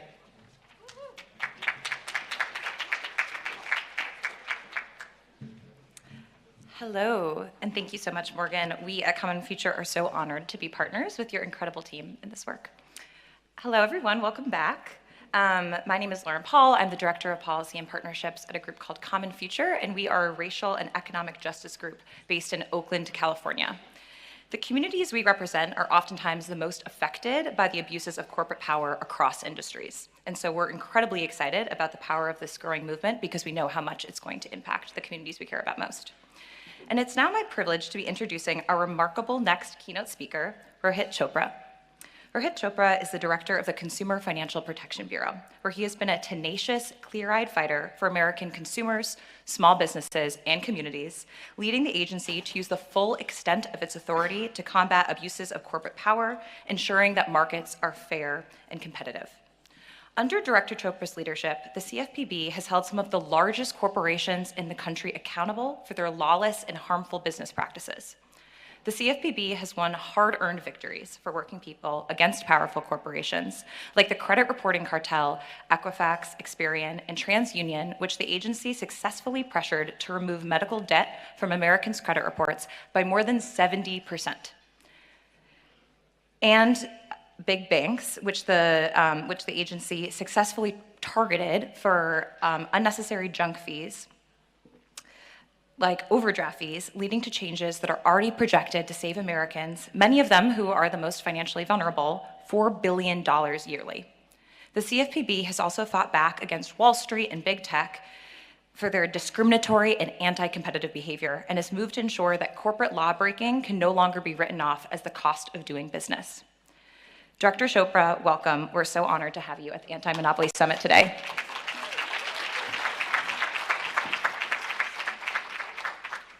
All right, good afternoon, everybody. I know many people in this room call themselves anti-monopolists, and you often look to history. There's no question that the types of abuse and misuse of power we've read about from decades ago still ring true today. And our country undoubtedly has a long tradition of thinking about anti-monopoly as a core economic framework. Today, I actually want to talk about much more recent history. Recent history and the present illustrate the progress we've made, but also the deep challenges that still lie ahead. First, I want to tell you about history from 5 years ago, when for the first time in its history, 5 new commissioners were confirmed to the Federal Trade Commission, and where we began to close the chapter and the era of inaction. Then I want to talk about 5 days ago, this past Sunday, when 5 board members on the Federal Deposit Insurance Corporation took over First Republic Bank in one of the largest bank failures in history. The failures of Silicon Valley Bank, Signature Bank, and First Republic are clear signs that new work is needed. I then want to close with 5 lessons I've learned. In the first week of May, exactly this week in 2018, brand new commissioners arrived at the Federal Trade Commission, and I was very lucky to be one of them. Over its 100-year history, the FTC had a storied legacy of taking on illegal activity by some of the largest and most powerful firms in America. The papers and books in the FTC archives on the library upstairs revealed many of those big confrontations, from big tobacco to big poultry and more.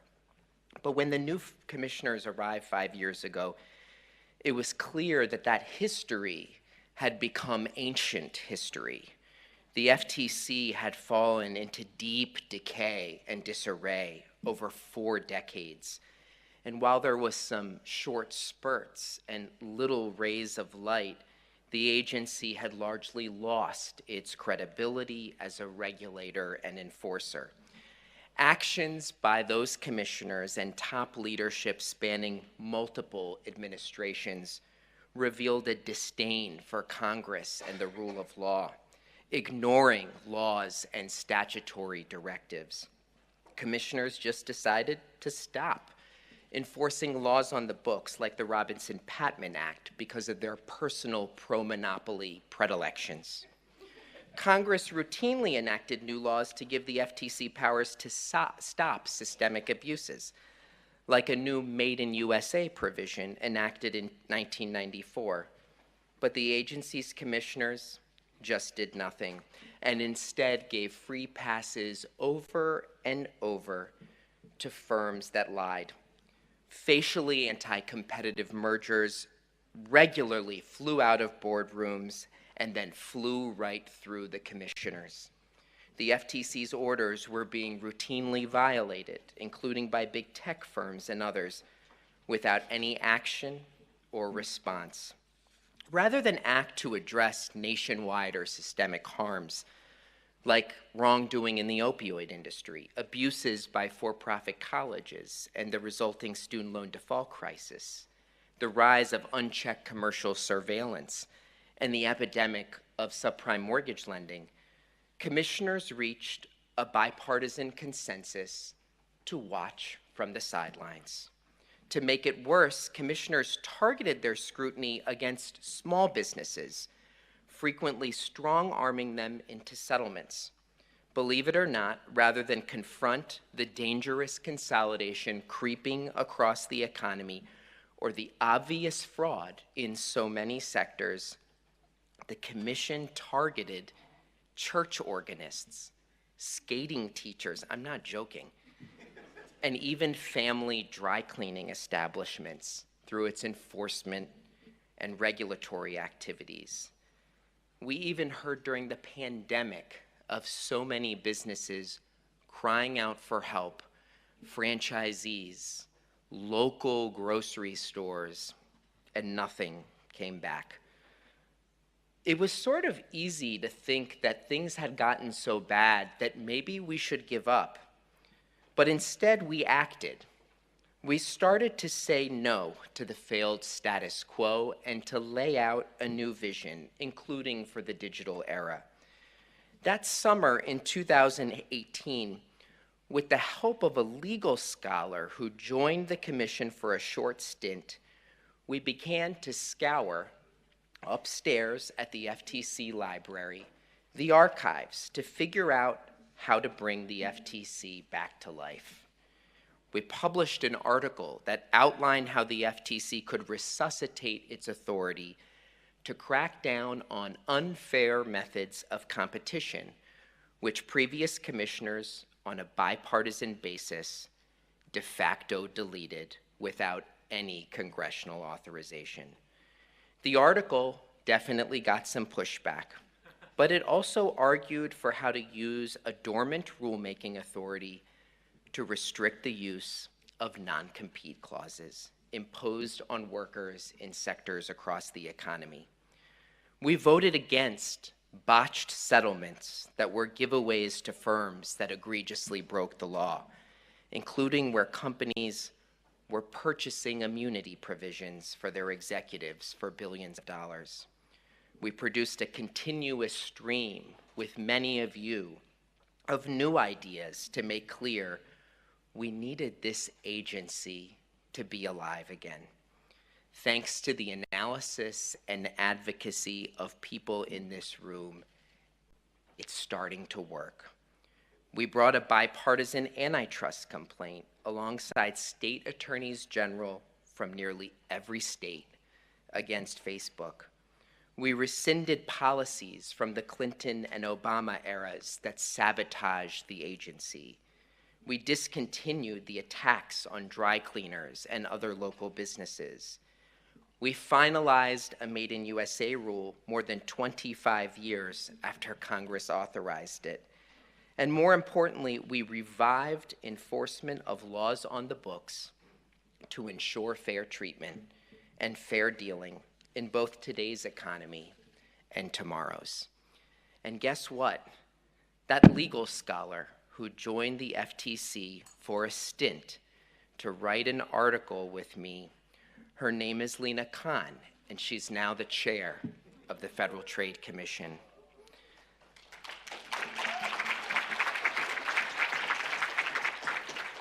Let me fast forward a bit to 5 days ago. By law, as CFPB director, I sit on another 5-member commission, the board of the Federal Deposit Insurance Corporation. This past Sunday, the FDIC was appointed receiver by the California banking regulator of First Republic Bank, a large $200 billion domestic systemically important bank, or DSIB. JP Morgan Chase and other large banks submitted bids to the FDIC to purchase the failed firm. The Office of the Comptroller of the Currency quickly evaluated the Bank Merger Act, statutory factors, and approved JP Morgan's application. This was the third DSIB to fail in recent weeks, and all resulted in fairly quick mergers. Bank failures and banking panics can be extremely painful. Not just for depositors, it can crush an economy. History teaches us this. Banks provide the credit that small businesses need to finance construction equipment or a new restaurant, and that households need to buy groceries and living expenses before the next paycheck clears. Banks enjoy access to many public privileges, like deposit insurance and the Fed's discount window. With those privileges are supposed to come real public obligations, to have real skin in the game, to safely absorb losses on loans and investments, to have quick access to cash, to meet depositor outflows when needed, to not gamble on speculative investments or own commercial companies, and to fairly serve and meet the needs of the community. Banks are publicly chartered to serve our economy, not extract value from it. During the last financial crisis, many of the biggest banks got even bigger through emergency mergers that provided a short-term solution, but increased the risk and undermined competition over the long term. And they are bigger still today after even more mergers, gaining extraordinary funding advantages and market power because the government permitted them to become and remain too big to fail. Despite a clear statutory directive after the crisis to now consider financial stability in bank mergers and acquisitions, regulators approved big acquisitions by Morgan Stanley, by PNC, by US Bank, by Silicon Valley Bank, and a massive merger between BB&T and SunTrust that created Truist.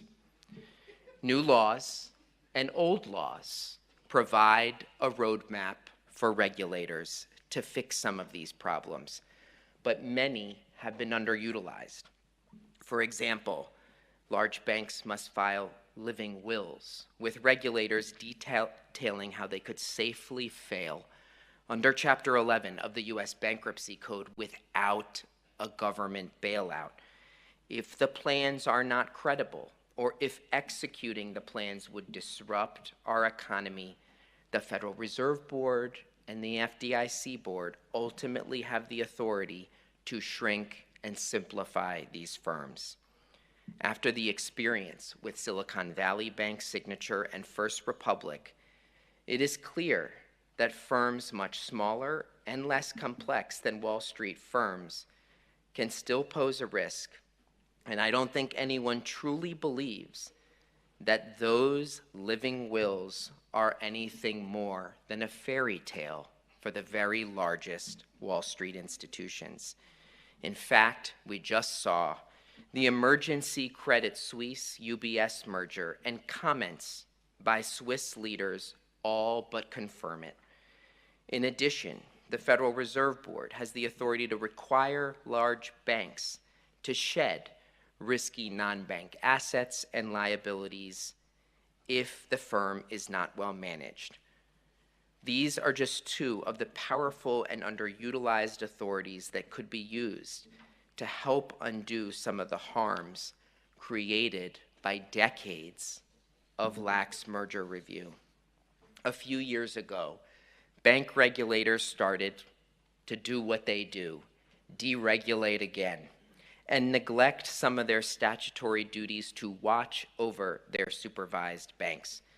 In a report published last Friday by the Federal Reserve Board, a review of the Silicon Valley bank failure revealed that the Fed's deregulatory efforts, quote, impeded effective supervision by reducing standards, increasing complexity, and promoting a less assertive supervisory stance. We are paying the price for this once again.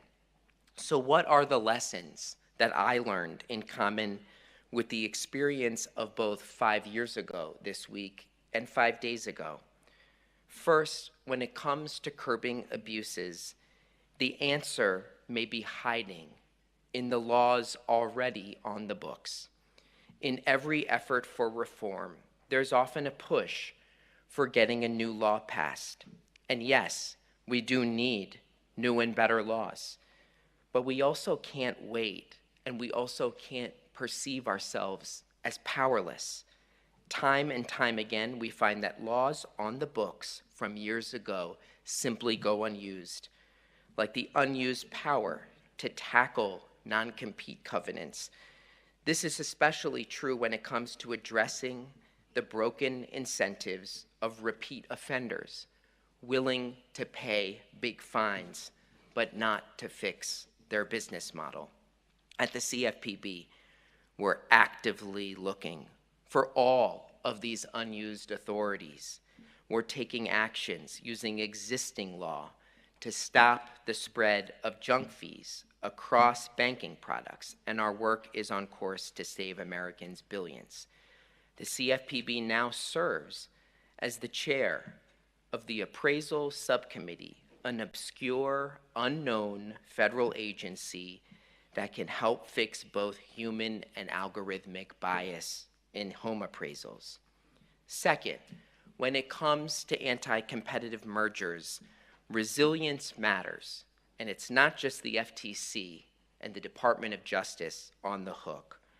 We're seeing a renewed commitment to rigor and careful investigation by other agencies, like the Department of Transportation when it comes to airline mergers, and more. Given the central role of banking and finance in our economy, I'm hoping we will put forward a series of fixes to the Bank Merger Act guidelines, particularly when it comes to how we consider resilience, the likelihood of failure, and the risks to crashing our economy when things go wrong. Third, anti-monopoly is not just about antitrust. Competition requires new thinking on trade, on intellectual property, and banking and finance, of course. We have to carefully look at how policies affect the structure of markets, especially in the digital world. At the CFPB, we will be proposing rules this year, using a dormant authority to accelerate the shift in the US to open banking, to make it easier for people to switch accounts and fire the bank giving them bad customer service, getting them better deals using a common set of standards. This will help people earn more interest on their deposits, pay less interest on their loans, and protect their personal data. We've taken action to stop pay-to-play comparison shopping on mortgages. We've developed new ways using other tools to increase competition for credit cards, where Americans are paying tens of billions of dollars in interest and fees each year. We're closely scrutinizing the role of big tech in our payment system Tools exist across government outside of antitrust, and we need to put them to work. Fourth, experience tells us that we're better off when we have bright line rules rather than complex regulations that the lawyers can run around. Complicated rules get exploited by those who can game them, and moving back to clear concepts like separations and caps will make violations easy to spot and easy to enforce. Ending loopholes and exceptions eliminates opportunities for exploitation. And it's not just one agency that needs to be on the hook. It has to have many watchdogs. All of our work to bring together states and other jurisdictions together to take on widespread abuse is much safer than relying on just one office or one agency. And finally, we have to accept that there will be progress forward and occasional setbacks. Many agencies looking to protect the public face long odds on so many fronts. But there isn't time to simply hope. It requires all of us to act and to stay determined. And this will help us write a new history. Thank you very much.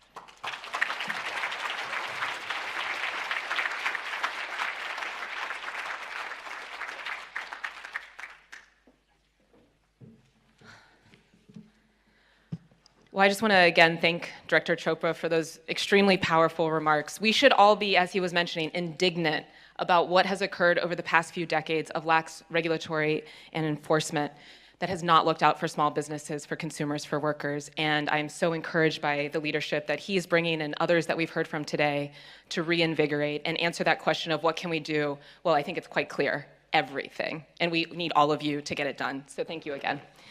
We are going to move right into our next panel. And at first, when we conceptualized this panel, I think we were of the belief that maybe we won't have enough labor throughout the day, but I've been pleasantly surprised in the different sessions that I've attended, just how much we've been talking about that, but it's good to crystallize it with one group that's going to focus exclusively on that. So our next panel, Labor Rising, Workers Take on Monopolies. I am very pleased to introduce our panelists and our moderator. First, we have James L. Donovan, Jr. He's the Director of the Department of Political and Legislative Action at the International Brotherhood of Teamsters, another one of our summit partners. Mr. Donovan is a proud 33-year and second-generation UPS Teamster, where he remains on the seniority list. Previously, Mr. Donovan served as the Political and Training Director at Teamsters Local in Boston. We also have Doha Mekki, who is the Principal Deputy Assistant Attorney General at the Antitrust Division of the Department of Justice. She oversees the division's civil and criminal enforcement, litigation, and domestic and international policy.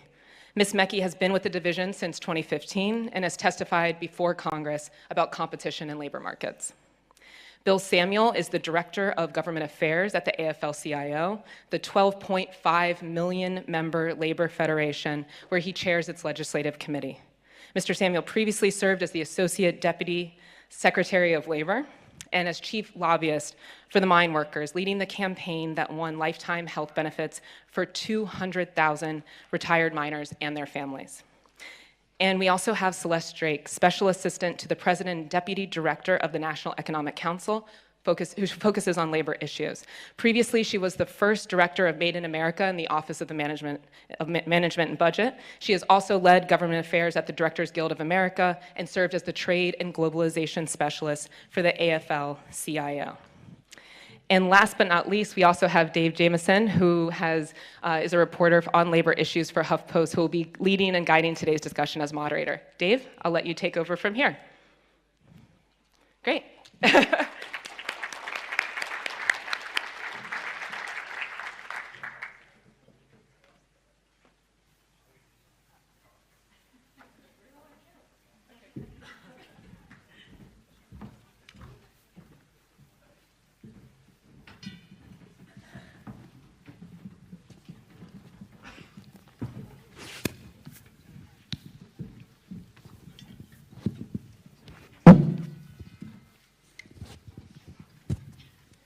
Thanks for the introduction, Morgan. I think a few years ago, it was kind of would have been hard to imagine a conference like this, not just because there's so much excitement around the topic, but also because workers are so central to the conversation today. I feel like for a long time, when we spoke about corporate concentration and power, the concern was always, well, what does it mean for consumers? And I do feel like that's changing now. And so, Celeste, I thought you might be a good one to start.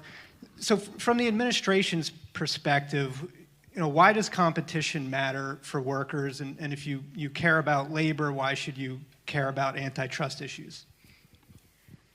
Thanks for that question. I think it's really important, and I think Doha will have a lot of things to say about how the Biden administration is using competition policy to advance the rights of workers. But just fundamentally, when you have concentrated corporate power that is not appropriately balanced with good competition and antitrust policy, you have things like improper non-compete agreements. You have things like wage fixing.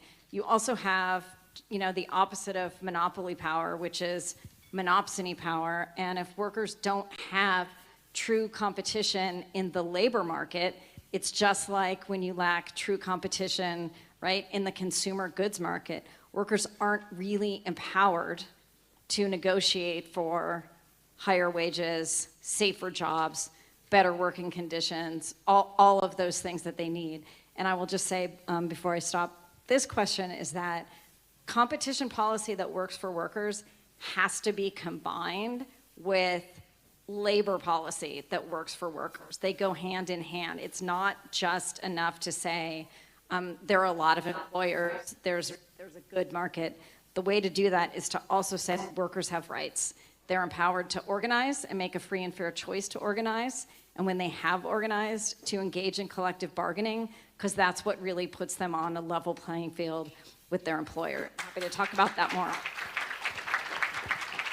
So Doha, how is the Justice Department now putting a focus on workers, not just in mergers, but with anti-competitive practices in labor markets? First, let me say thank you to AALP for having me, and I appreciate the question.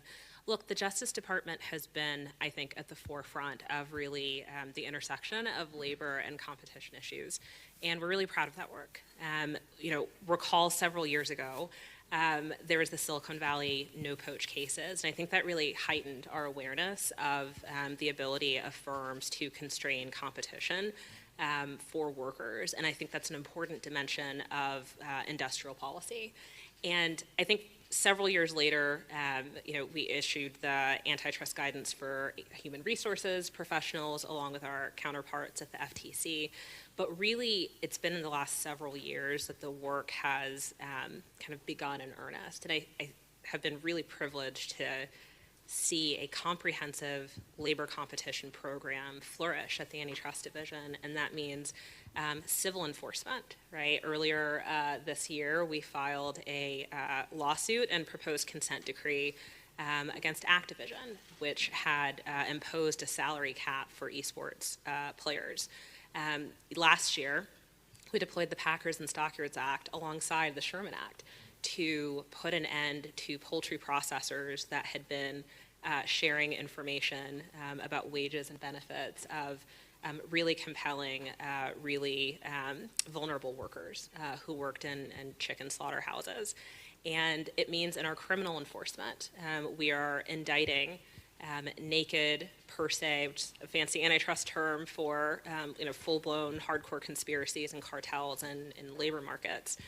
In our merger enforcement, we are routinely thinking about the ways that mergers and acquisitions can bear on competition for workers. And that means that if a merger creates or enhances monopsony power in a labor market, we don't need to see a downstream effect. We don't need to see harm in a product market in order to go after that. And I think the best illustration of it is the Penguin Random House and Simon & Schuster merger that was enjoined after a full trial on the merits. It means that in our advocacy work, we are filing statements of interest. We are filing where we see private actions challenging non-competes involving anesthesiologists.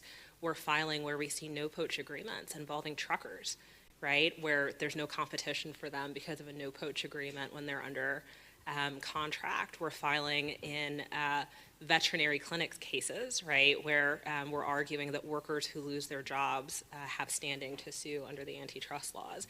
And I think our work is just getting started. And I think if there's anything I would leave you all with, it's that labor competition is just a regular part of our day-to-day antitrust work at the Antitrust Division. So it's kind of hard to talk about labor and corporate power without touching on Amazon. Amazon, obviously not just a retailer, it's also a massive logistics operation. The company's moved into the healthcare space. So, Bill, I thought maybe you could touch on this, sort of what the growth of a company like that means, not just for workers in Amazon's operation, but for all the workers who are in these industries that are touched by a company that's become so powerful. Yeah, Amazon is a good example, but there are obviously plenty of others. Maybe it's the poster child for a company that is as large and concentrated in the market as it is, but we could talk about Starbucks. There's a lot of companies that have overwhelming power and have made it virtually impossible for their workers to exercise a free and fair choice to be represented by a union. And the kind of the societal ills that were just described, a lot of those are caused by the fact that workers don't have the power they had 40 years ago as a counterweight to corporate power. There are two ways to fight corporate power and corporate concentration. There are probably others, but the two main ways, one is through government regulation. And the problem with that is, and we have a very good administration in office now, but it's episodic. We have elections every few years, and there are administrations that don't really pay much attention to that. And it's also spotty at the state level. We have states that are red states and blue states. So it's a very uneven playing field as far as government's ability to regulate corporate behavior. The other main way to regulate corporate behavior is through the collective action of private individuals, unions. And over the years, unions were the most important and effective counterweight to corporate power. And as union density has declined, income inequality has gone up. I mean, that's sort of almost a law of physics. And the result of that has been, really terrible for our society in terms of, if you look at right-to-work states, by every measure, their citizens are worse off. Education, healthcare, pensions, lower minimum wages, weaker unemployment insurance systems. It follows pretty, night follows day. So that's why it matters that we pay more attention to labor's role in combating corporate concentration, corporate power, and back to Amazon. That's an example of why the labor laws are so out of date. It's virtually impossible to organize. I mean, it can happen. There was a successful drive in Staten Island. Obviously, we were very excited to see that independent union form at that one warehouse. But it's been very difficult to reproduce that because we're talking about a multi-billion-dollar company. It is a cost of doing business, essentially to, you could say, violate the law or go right up to the line. And certainly the spirit of the law, which is supposed to allow workers a free and fair choice. The kind of coercion, intimidation, the one-on-one meetings, the captive audience meetings, the threats. It happens, every day now in corporate America. And thank God we have a pro-union president because I think he's making it less acceptable. But we've got a long way to go. So there have been some really notable organizing successes lately at big name places like Amazon, Starbucks, Apple, Trader Joe's, and we are seeing, it's in the data that there are, workers are filing for more union elections now than they have in years. So Jimmy, it's not that long ago you were driving a UPS truck.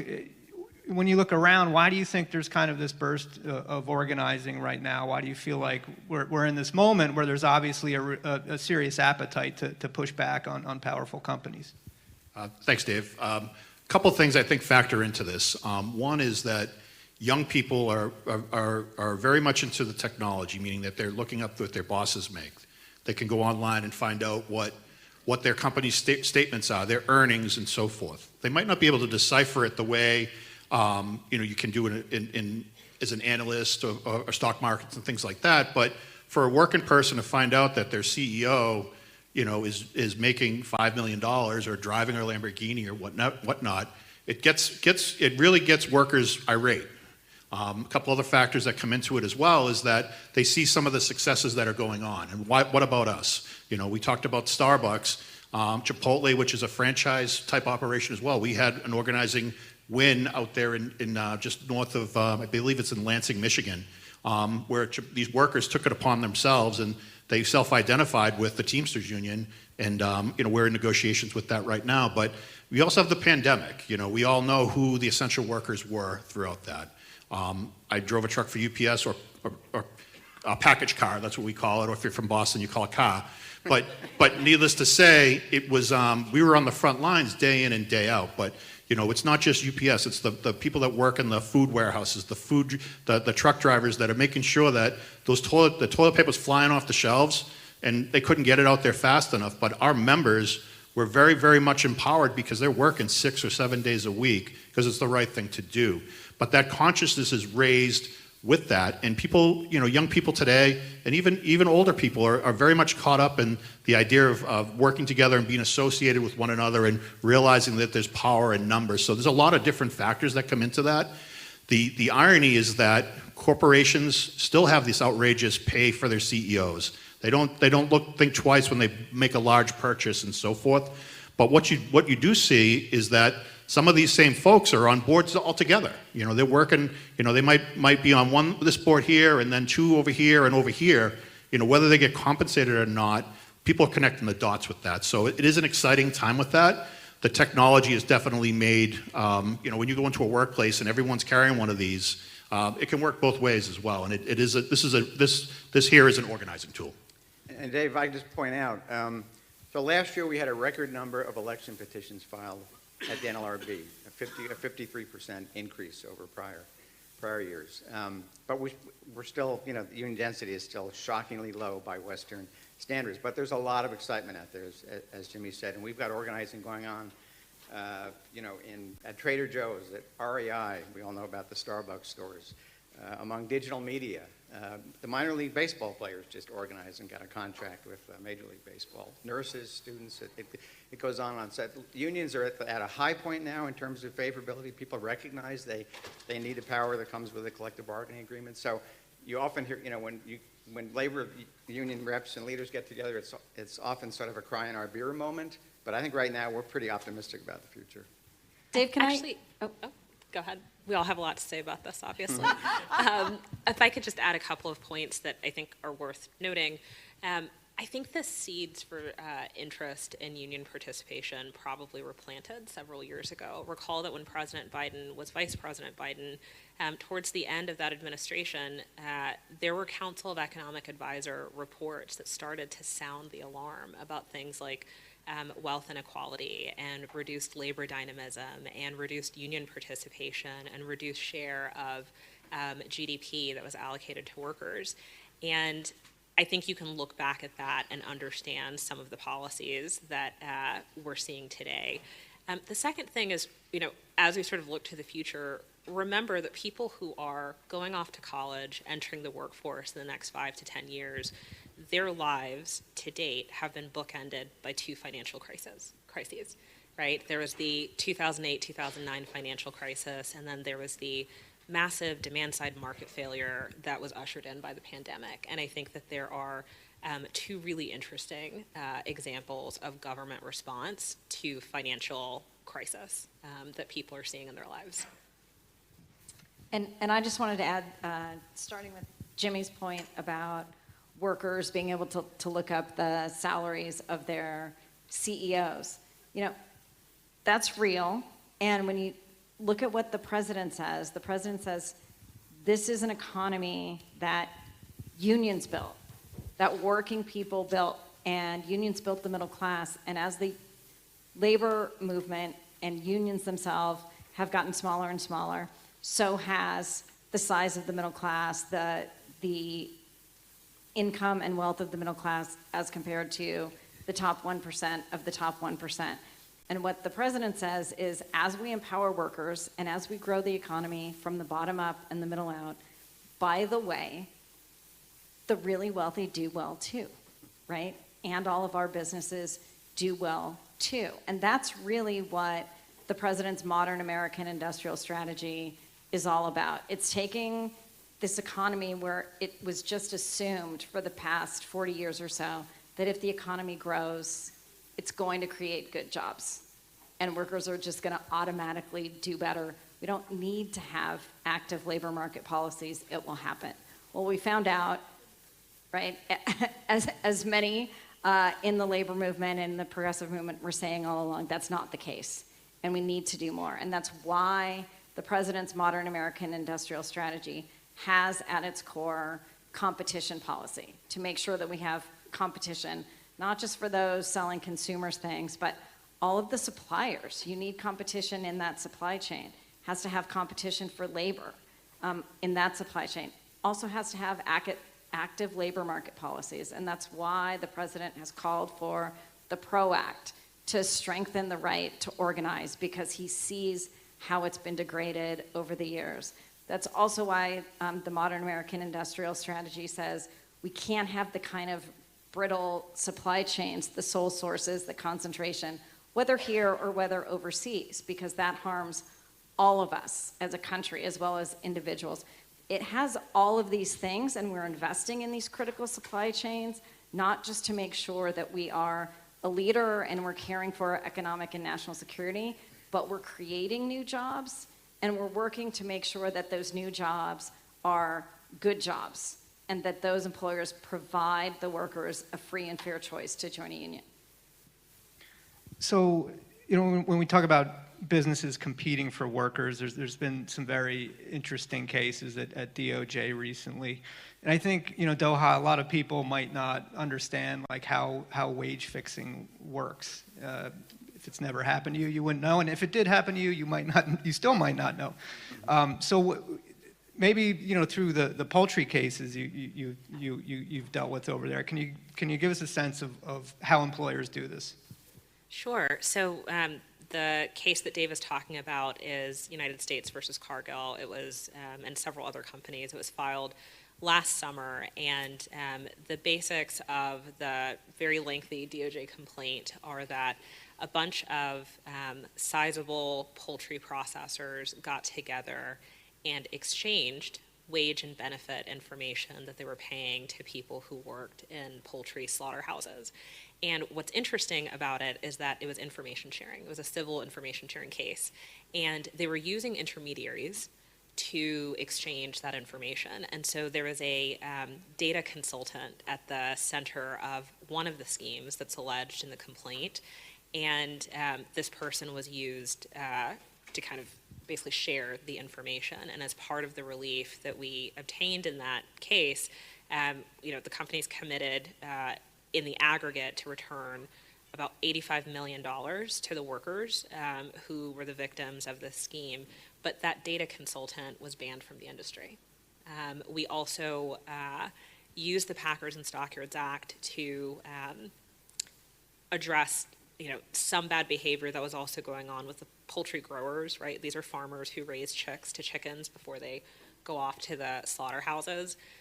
There's a practice known as the tournament system. It raises a lot of very serious concerns. We've known about it for many years, and it's a very unfair system for poultry processors. And as part of the relief in that case, they agreed not to impose certain kinds of penalties in a system where the poultry processors control the inputs and essentially outsource the risk to a labor pool that doesn't have a lot of recourse when things go wrong, and the poultry processor tends to profit the most from that scheme.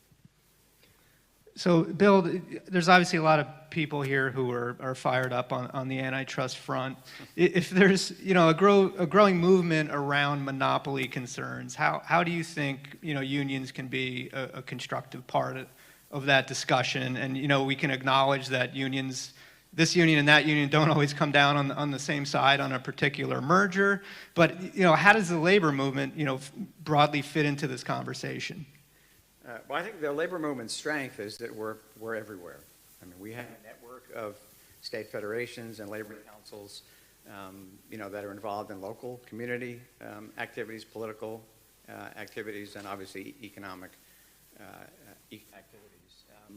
It's obviously most of our members work full time. They don't have a lot of our activists. They may have a night a week when they can pay attention to the policy work that we discuss with them and the education. But I think just keeping people informed is the most important way to do it, and listening to them. I mean, these folks are, they're on the front lines at these corporations, and they can teach us a lot. So I think it's a two-way conversation. Obviously, they have the ability to lobby in state capitals and in Washington when issues come before legislative bodies. But elections is probably the most important aspect of it, and I think that's one thing we do pretty well. Union members, states that have higher union density have higher civic participation. They actually have higher voting percentages. Maybe I can say it here, more workers vote Democratic in states that have higher union density, and I think that supports the efforts of the Biden administration on antitrust and a lot of other good policies. So I think a lot of the organizing successes lately that have happened in the workplace might make it look a little easier than it is, when people see the headlines. So Jimmy, give us an idea of, when workers are trying to, take on an Amazon or a DHL. Teamsters just had some success at DHL, and I think they filed something like 17 unfair labor practice charges against DHL. In that, what is, when workers try that, what do they face? What is it like, on the ground? So for me, I'm a second generation Teamster. I applied at UPS at 18 years old, and I became a union member. Pretty easy, that was real easy. But for most workers, going through a union organizing drive is very, very hard and difficult. There are good employers out there, but things have to get pretty bad when you band together with your coworkers to do this. But the laws are tilted against us, the regs, the rules, and the employer has the advantage because they own, and this is a terrible term, but they own you for 8 hours or 10 hours and so forth. And captive audience meetings are very much part of that. But to get to that point where you're looking to a union for help or assistance, we saw the efforts at Amazon in Staten Island. That was a bunch of workers that essentially formed their own union, but you identify with whether it's your craft or the industry or the region you're from, but you want strong leadership. But those workers are going to be subjective to very much, I believe it's 45 days when in theory, once an election is filed, but it really, the election really starts once you start working together with it, with your coworkers for it. So companies have that advantage for it. As Dave said, we had some success at DHL out in Cleveland, in Cincinnati, Ohio, where there was the issues that were difficult for us to reach to the workers, whereas, it's a 24-hour operation. It was on an airfield. You don't just walk into an airport to organize these folks. They had a lot of long-term employees that had been there for a while. Why are they reaching out to the Teamsters now to get a union there? Because the conditions had gotten really, really bad. We heard a lot about the Starbucks. A lot of this rallying is around bad management. A particular store manager in DHL, they had some managers that weren't essentially carrying out what the company's philosophy was. They're based in Germany, but these workers are resilient. They hang in there. The unfair labor practices, those take time to investigate. Unfortunately, as Bill said, every 4 years we're electing, or hopefully re-electing, our friends to make sure that they're there. But if we have someone that's not pro-labor, everything kind of changes. And then the perspective and its funding and so forth to go out, investigate these charges. Because not all 17 might have merit. The employer could file, or workers could file unfair labor practices against the union. So it's very much a process that's outdated. But to get to the point where you win, it tells you what they've overcome, and how much determination that they have. And an example like DHL is that they could look not too far from Cincinnati is Louisville, Kentucky, where there's 10,000 part-timers that work at UPS, 24-hour operation, doing essentially the same work. So there's going to be more to come with that. Teamsters are excited to go out and organize in our core industries because we have a proud history of representing workers in these core industries, and it raises standards for all workers across the board in these industries. But the workers, you know, my hat's off to them when they do get together to organize, and it is very much a relief, and you still have to get that first contract, but that might be a question for another day on those challenges. So, Dave, can I weigh in for just a second? Is there anybody in the room who's not from the labor movement? Could you raise your hand? Okay, I just want to say a couple of things. In case you don't know what a captive audience meeting is when you go to work in the morning, whatever it is, if there's an organizing drive going on, your boss can say, you've got to come to the coffee break room for the next hour, and they will have the legal opportunity to give you a presentation that can be 1 hour of anti-union propaganda. And by the way, they can say, if you don't show up, right, I can penalize you because you have just violated the work rules. So that's what a captive audience meeting is. The unions that are organizing obviously don't have any control to force you into a room and to have you listen to an hour of arguments about why unions are good. So that's just to explain what that is. And that's allowable under our current labor law, which is why the president wants to strengthen it. And even when the rules are violated, such rules as there are, they're violated with frequency because the penalties are quite small and can be as simple as ordering the employer, if it's been determined that they violated the law, to put up a sign this big, 8.5 by 11 piece of paper that says, oops, we violated the National Labor Relations Act, we won't do it again. That's not much of a deterrent. So this is why, if we want to have real balance of power and have workers have a better opportunity to organize, the president supports passage of the PRO Act, the Protecting the Right to Organize Act. Yeah, and by the way, the companies spend about $400 million a year on union avoidance firms, law firms, and that's just what they report. So, you know, that's a lot more than we're able to spend organizing workers. And just to complete the thought that Celeste began, union organizers aren't allowed on the property. So if we're going to talk to workers, it's going to be, you know, across the street, at the local Denny's, or maybe in a church basement. That's after folks have worked 8 or 10 hours a day. That's our chance to explain the benefits of unions. So with, Bill, you alluded earlier to, you know, how low union density is right now. It's 6% in the private sector, maybe 10 or 11% overall. So, you know, you look around and you see a lot of successes right now, but is it possible to like restore workers' leverage in this country without like major legal and regulatory overhaul? Well, I think we are going to have to change our labor laws. There's no question about it. The National Labor Relations Act passed in 1935. It was amended twice in significant ways. 1947, made weaker by Taft-Hartley, and in 1959, made weaker again by the Labor Management Reporting and Disclosure Act. That's it. We're dealing with a law that is that many years old. I don't know if it's 80, 90 years old now. And as Celeste said, it's one of the earliest employment statutes. So there are no financial penalties. Celeste held up the major penalty that employers face if they violate it. They have to notify the workers they violated. That's it. No financial penalties. That's one of the things that protecting the right to organize includes. But in any case, we have to believe, Jimmy and I, that we can increase union density, win these elections, whether or not the law changes, and that's why we go to work every day. And I think among young people, there is a real hunger for that. I mentioned, you know, grad students are organizing, nurses, video game developers, digital media. These are a lot of young workers are taking risks because the labor market's pretty tight. So I think they're feeling like they can afford to take that risk. And as long as that continues, I think we'll see these union election petitions filed in record numbers. And I think we have to be optimistic about the future. And I just would add too is that, you know, going through an NLRB election is one process.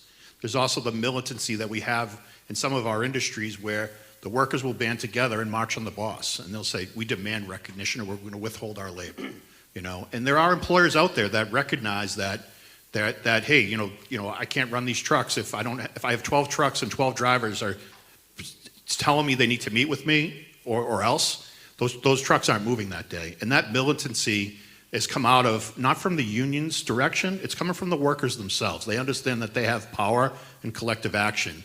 And you're starting to see that, and there are companies that will agree to contract neutrality, which essentially says that if the majority of the workers, want a union, I will recognize that, and I won't spend the $400 million to fight with this consultant. I'll put it towards their wages when we negotiate our first contract. But, keep in mind too, is that first contract that I alluded to in my last comments was that if you win by 50+1, you don't really have the group.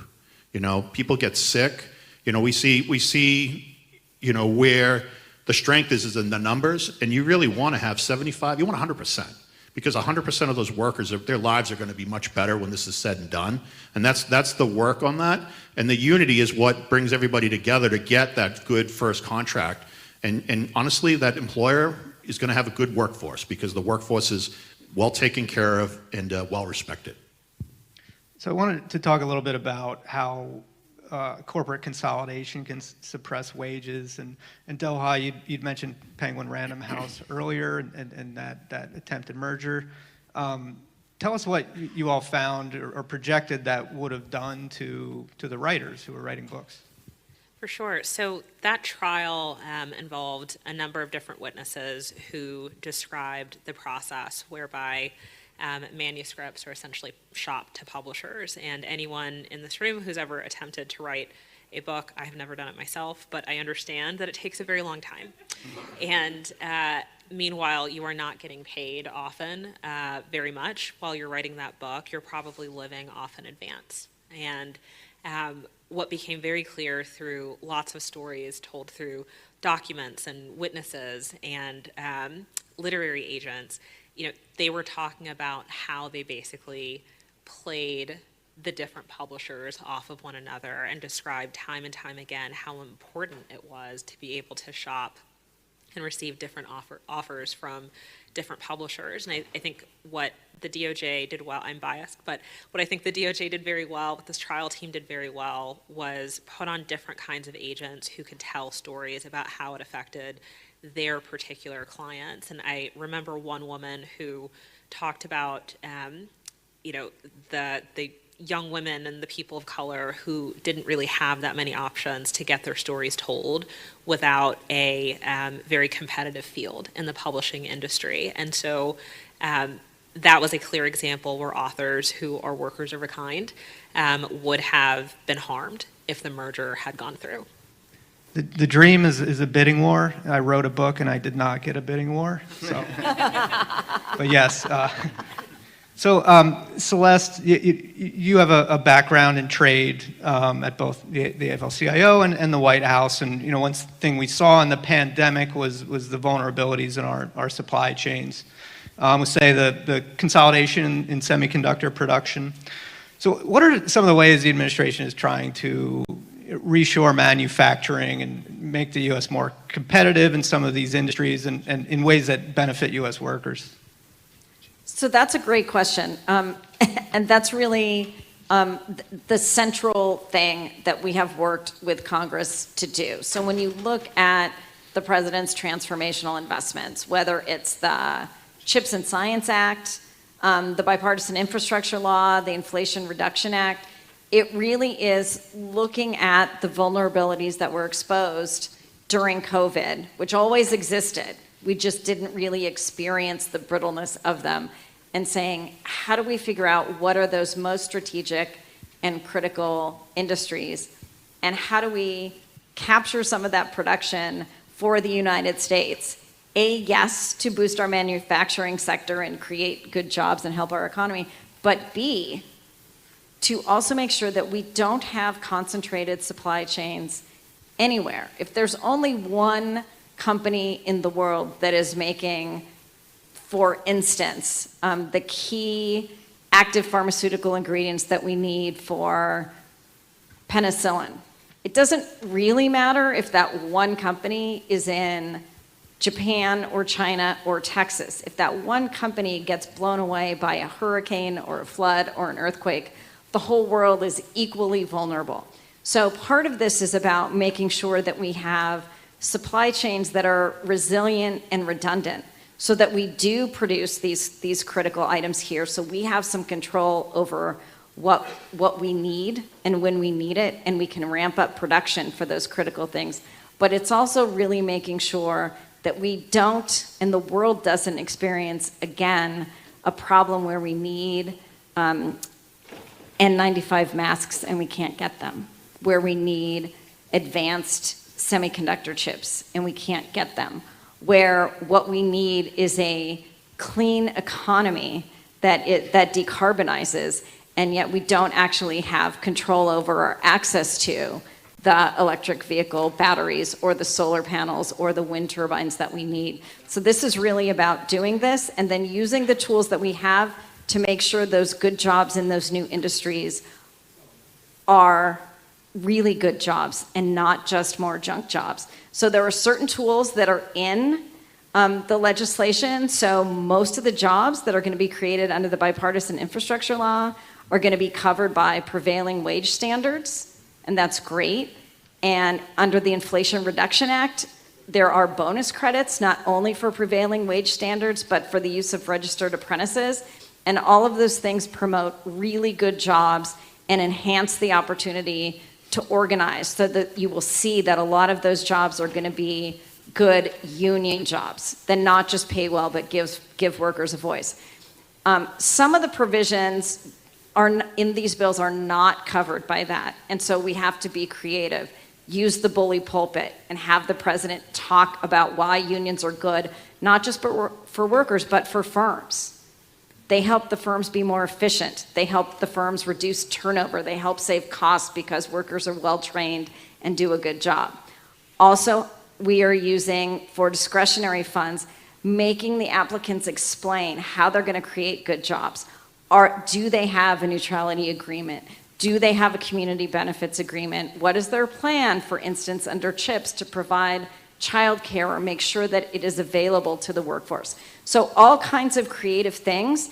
And I think folks here who are, interested in that, what are you doing in your communities to help make sure that these jobs are good jobs? Workers who want to organize should also see these opportunities and take them to organize. It's really going to need to be sort of an all-out effort, whole of government, whole of the economy, to make sure these are good jobs. I think we're just about out of time, so I just want to thank the panelists for everything they had to say today. Thank you. Thanks, everyone.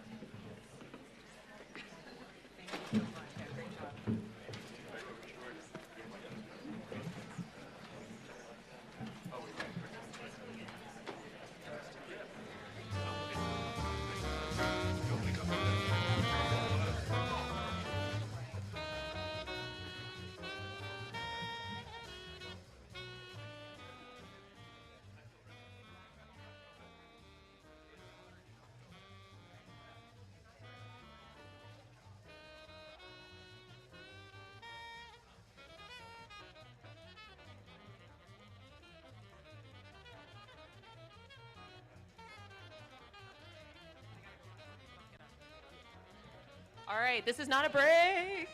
Go back to your seats. I know, that was a false alarm because it took a little while. We're moving the chairs, but not an official break. We're staying on schedule, and it's so exciting. Perfect. All right, well, I do want to just make a couple of comments as we're figuring out the staging here. I was reminded in the labor discussion about one of the questions that was posed this morning about institutional durability. How do you keep the movement going regardless of changes in administration, which is a theme that came up as well in this panel. And you kind of need a few components which were raised. You need to have organizing. We need people. The labor movement is connected to members. That is very powerful. But workers also need to know that they're going to have cover and people looking out for them in government. And again, so important to have enforcers and folks in the administration who are using their bully pulpit to make that intention very clear. So now we are going to move to our fireside chat for the afternoon. And to introduce our panelists for that, I am going to invite up Gus Rossi, who is the Director of Responsible Technology at Omidyar Network, another one of our partners for the summit. Gus leads Omidyar's tech policy work on encrypted messaging, platforms and power, and alternative business models. He was previously the Director of Global Policy at Public Knowledge. Gus, welcome.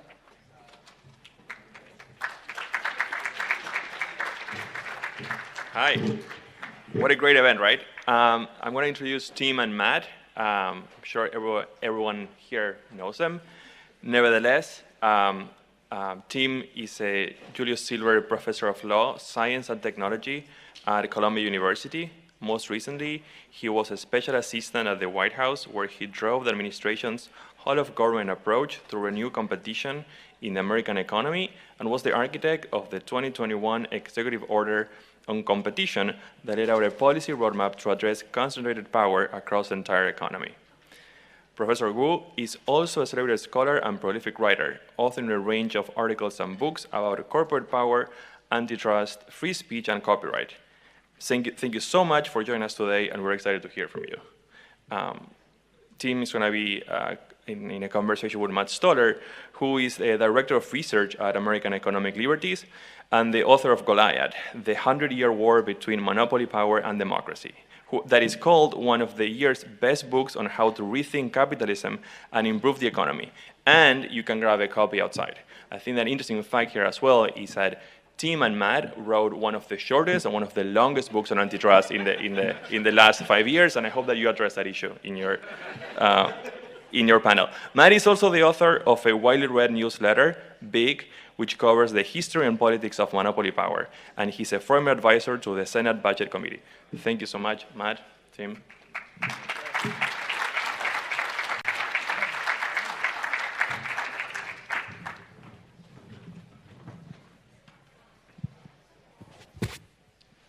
Hey, everybody. Yeah.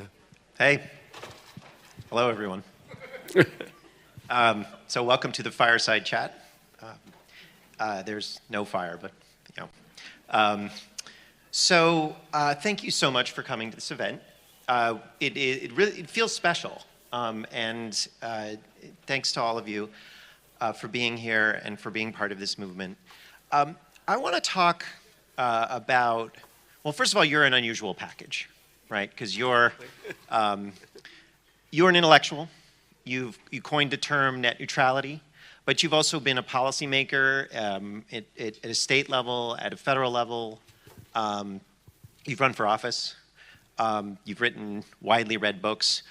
So you have a pretty good vantage point on kind of the historical moment we're in and also how government works.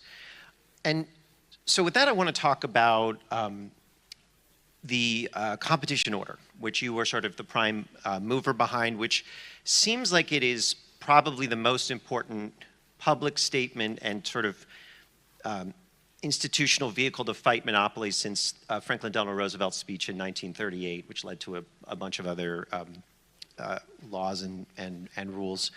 And the order had 72 different components, from reports from agencies that have had serious impacts to implementation of specific rules like rules on the hearing aid market. But it's kind of taken on a life of its own. There are a lot of, you know, I come upon government reports and rules and stuff where people are saying, oh, there's this competition EO that we're following. You were the prime mover. You and a team that you led were prime movers behind the EO. So where did it come from? Where did this historic speech and event and follow through come from? Sure, thanks. And hi, everybody. It's great to be here.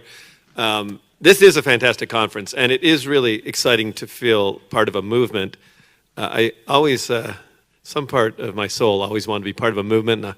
Obviously, miss the progressive era. I miss the American Revolution and other big events. So, you know, this is it's a chance to be part of something. I think it's really inspiring. And I've always felt, I'll get to the question eventually, but I have always felt and really can see that what gives antitrust its soul is the participation of labor, participation of small business, as well as this sort of abstract idea of consumers. I mean, we're all consumers, but when you're talking about your livelihood or you're talking about your business, that really starts to give antitrust a sense of a movement. And I think it's really important that this conference includes all those elements. That's what I think gave historically antitrust a lot of its power as a movement.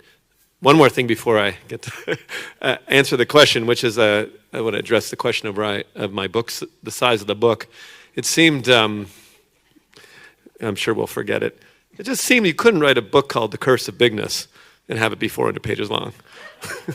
Goliath, that's different. All right, so. The rest of this will just be insulting the length of Goliath. Yeah. So, so where did this come from? I think we drew a lot of inspiration from FDR. And I think you can see in a lot of the, it's just not just competition policy, but a lot of the early Biden administration had FDR in mind. One of the things that the later stages of the New Deal stood for was the anti-monopoly movement. There was a group in that era that called themselves the Neo-Brandeisians. So we kind of, people who like Brandeis brought that phase back from the 30s. And the core tenet of the anti-monopolists of that period was that anti-monopoly means much more than antitrust. Rohit said that, but I think it's true and I think it's important. And one of the things that we had noticed, and I also worked in the the Obama administration, and we had to give credit to the end parts of Obama administration, had noticed that there were a lot of statutes that conferred competition mandates on agencies, gave them the task of ensuring competition in their industries that were there, but sort of slightly underused, underenforced, at least not coordinated. And there were also agencies like, Defense Department being a good example, whose activities just affect competition very profoundly. And so it seemed important to do two things, going back to FDR. First, put the president back in a role that presidents have played. Reagan did this also, FDR, Theodore Roosevelt, the most extreme version, got involved in actually deciding on what cases to bring, of stating what antitrust policy should be. And that is a traditional presidential role. Feels very important in a democracy that elected officials say something about economic concentration and the state of competition. It matters so much to so many people. It seems crazy that an elected official should be sort of kept out of that. And then also try to, in the spirit of the Take Care clause of the Constitution, organize and suggest and direct and encourage agencies to use their competition powers. So that's where we got the ideas. They, weren't we, as I said, look back to other administrations, what they had done to sort of push and change and influence policy. So let's go from FDR to Reagan, right? Which I think is the second major inflection point in antitrust and anti-monopoly in the 20th century. Reagan did a lot of really important institutional changes and innovations to shape how we deal with corporate power. Obviously, most of them we don't support. We're trying to sort of roll back many of the things that he did. But what are some things that we can learn from the Reagan administration in terms of how they shaped antitrust? I mean, they didn't pass significant antitrust reforms through Congress, but they did change the country in a pretty profound way. I think both FDR, I think the three presidents so far, previous to Biden, who've been the most important in turning the ship, Theodore Roosevelt, obviously FDR, and Reagan. And one thing that Reagan did, and also FDR did too, was pay a lot of attention to the judiciary. And that's, I think, a critical thing we can learn from them. Pretty fairly early on, the Reagan administration put 4 different antitrust professors into the federal judiciary with known views, including Robert Bork himself, Richard Posner, Frank Easterbrook, and Douglas Ginsburg. So these were known people with known viewpoints. He put another professor in charge of the Justice Department, William Baxter. So this is not just me advocating appointing professors, but I'm just saying that he very quickly moved into the federal judiciary, and especially the judiciary, and FDR did the same with the Supreme Court. Robert Jackson, who had been head of the antitrust division. Sometimes people forget that. William Douglas, who was an aggressive antitrust personality. All these people were put in. So that's one thing that those administrations did. The other thing that they did was signal what they wanted through legislation. I'm not entirely sure if this is a good idea for us, but something to study. So FDR obviously went far beyond, passed Robinson-Patman Act, but also amended a whole bunch of other areas to give them an anti-monopoly cast. And I think that was really important. We, the Biden administration, did some of that in ocean shipping, but it is worth asking, one of the things Reagan did was put the views of the Reagan administration and the White House in a bill called the Antitrust Modernization Act, which called for greatly reduced merger enforcement, also called for a presidential power to just suspend antitrust for 5 years for any industry if they just felt like it. Didn't pass, but it didn't pass, but it actually became the law anyway. Not even the pause stuff, arguably, but particularly the merger stuff. They said, this is what we want to see in merger, and the White House said this, and judges seemed to hear it, and the Justice Department seemed to hear it, and they said, well, we're already sort of doing this at the Justice Department. So it's a very effective way for the White House to speak as to particularly exactly what the Reagan presidency, and they said, this is what the president wants. So that's another way that you can influence things. So the White House issues a lot of executive orders, and a lot of them just kind of sit there and don't really amount to much. Maybe there's some reports here or there. But this one really has animated almost a movement within government, no, not almost, has animated, I think, a movement within government. Why did it work so well? And what should the Biden administration, Congress, citizens, state legislature, anyone do to kind of keep that going? Yeah, that's a good question. Maybe I should credit Hannah Garden-Monheit, who's here, who did so much work on this. There was a lot of dedicated and very talented people working on this, and a huge amount of support inside the White House for having the president be involved. And also, I think a lot of the credit goes to the president himself. The president felt he wanted to, as we said earlier, occupy some of the spaces FDR had. He felt the economy had become unfair. He felt that power was too concentrated. There was too much giving more to the wealthy.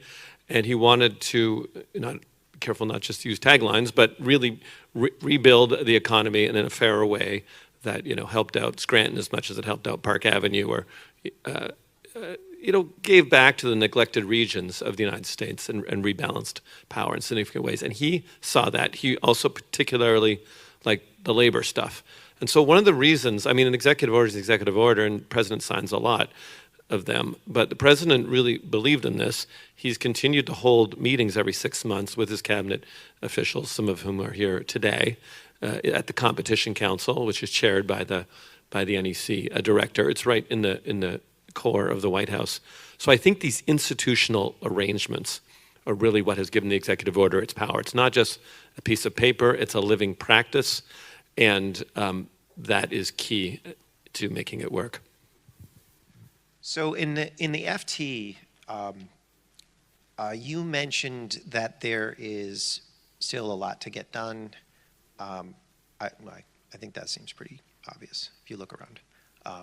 But what are some of the things that and I think you mentioned pharmaceuticals, but what do you think the administration should be doing and on pharmaceuticals or sort of other sectors? Yeah, so I'll sort of I'll leave out enforcement, although I think they're doing a terrific job and should keep going on just the regular antitrust enforcement. But I want to talk about stuff that I think the administration should be doing going forward. So, as I said, I think the further institutionalization of the Competition Council is important. I think it needs its own staff. I think it should stay in the National Economic Council, which is right at the center of economic policy. One of the big realizations, or one of the reasons I think that it's been successful, is the realization that antitrust policy, competition policy are economic policy. I mean, that seems like an obvious statement, but there was a period where people said, well, maybe it's a sort of technical thing, like measuring the weather or something that you kind of keep with the engineers or the economists and keep it out of politics or keep it out of anything to do with the public. But I think that has changed. And I think institutionalizing it and making it part of the president's economic policy is very important. I think there's areas, and you mentioned drug pricing. I was of the opinion that we've done important, this administration has done important stuff in the drug pricing area and in healthcare, but I feel there's more to be done. I feel we have residual powers that we haven't fully used, and if given more of a swing at things, would push in that direction, try and use those powers. I also think it's important to the future of the Competition Council White House effort, is we need more of a channel for good ideas for things that agencies should do with their power. Rohit Chopra, who was here earlier, is in his way a genius, particularly of discovering little reserves of unused power. And he's the one who started using this phrase junk fees, which the president just loved, which is also an antitrust issue because it's all about confusing prices and making it impossible to choose. So finding stuff like that, stuff that to my mind has three criteria. First, it's very easily explainable to the public, and they get it instantly without like a 15-minute seminar. Like, who likes junk fees? Nobody, right? It's not that you shouldn't do the other stuff, but we also need this high publicity stuff. Stuff you have authority to do. It's one thing to talk what we should do, or maybe Congress should pass a law, but having the authority really matters. And then stuff that, at deep level is justified, makes sense, works, improves things, have to be good ideas, have some economic research behind it. I think that is the third component that puts these things together. So finding those, bring a channel, more research into what could be done. That is important for the sort of ongoing, continuing mission of the Competition Council to boldly go where no competition authority has gone before. I know it's Star Wars Day, but I thought I'd throw that in. All right. No,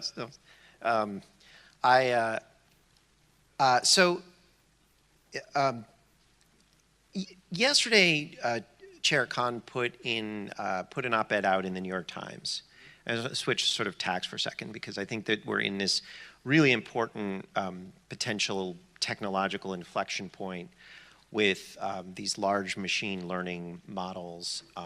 One of the things that Chair Khan said is that, in the 1960s, when there was an antitrust case against IBM, they unbundled their software from their hardware, which created the software industry.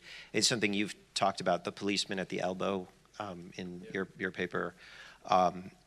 And then she also mentioned how the regulatory schema in the early 2000s and mid 2000s created the sort of social media frame and search framework that we're in now, sort of showing not that we need to regulate AI, but that there are always rules and regulations are always kind of an input into technological development, and a world in which you make certain political and moral choices leads to one outcome, and different moral and political choices lead to a different outcome. There is no unregulated world. There's just choices. So how do you think about AI as we kind of are confronting this kind of incredible moment when there's a lot of new business models that could be developed and a lot of new capabilities? Yeah, I have a lot of thoughts about AI. Can I pause before I do that and say something we were never allowed to say at the White House, which is your newsletter is fantastic, and I subscribe to it. This is the part I wouldn't be able, I could say that, but I subscribe to it, and I encourage everyone to subscribe to it. It's certainly worth it. The discussions are great. You learn stuff. It's fantastic. So they didn't allow you to mention it at the White House? You're not supposed to endorse commercial products. which is actually right. You don't want people, Tell them to stop inviting advertising, lima beans on TV or whatever. So,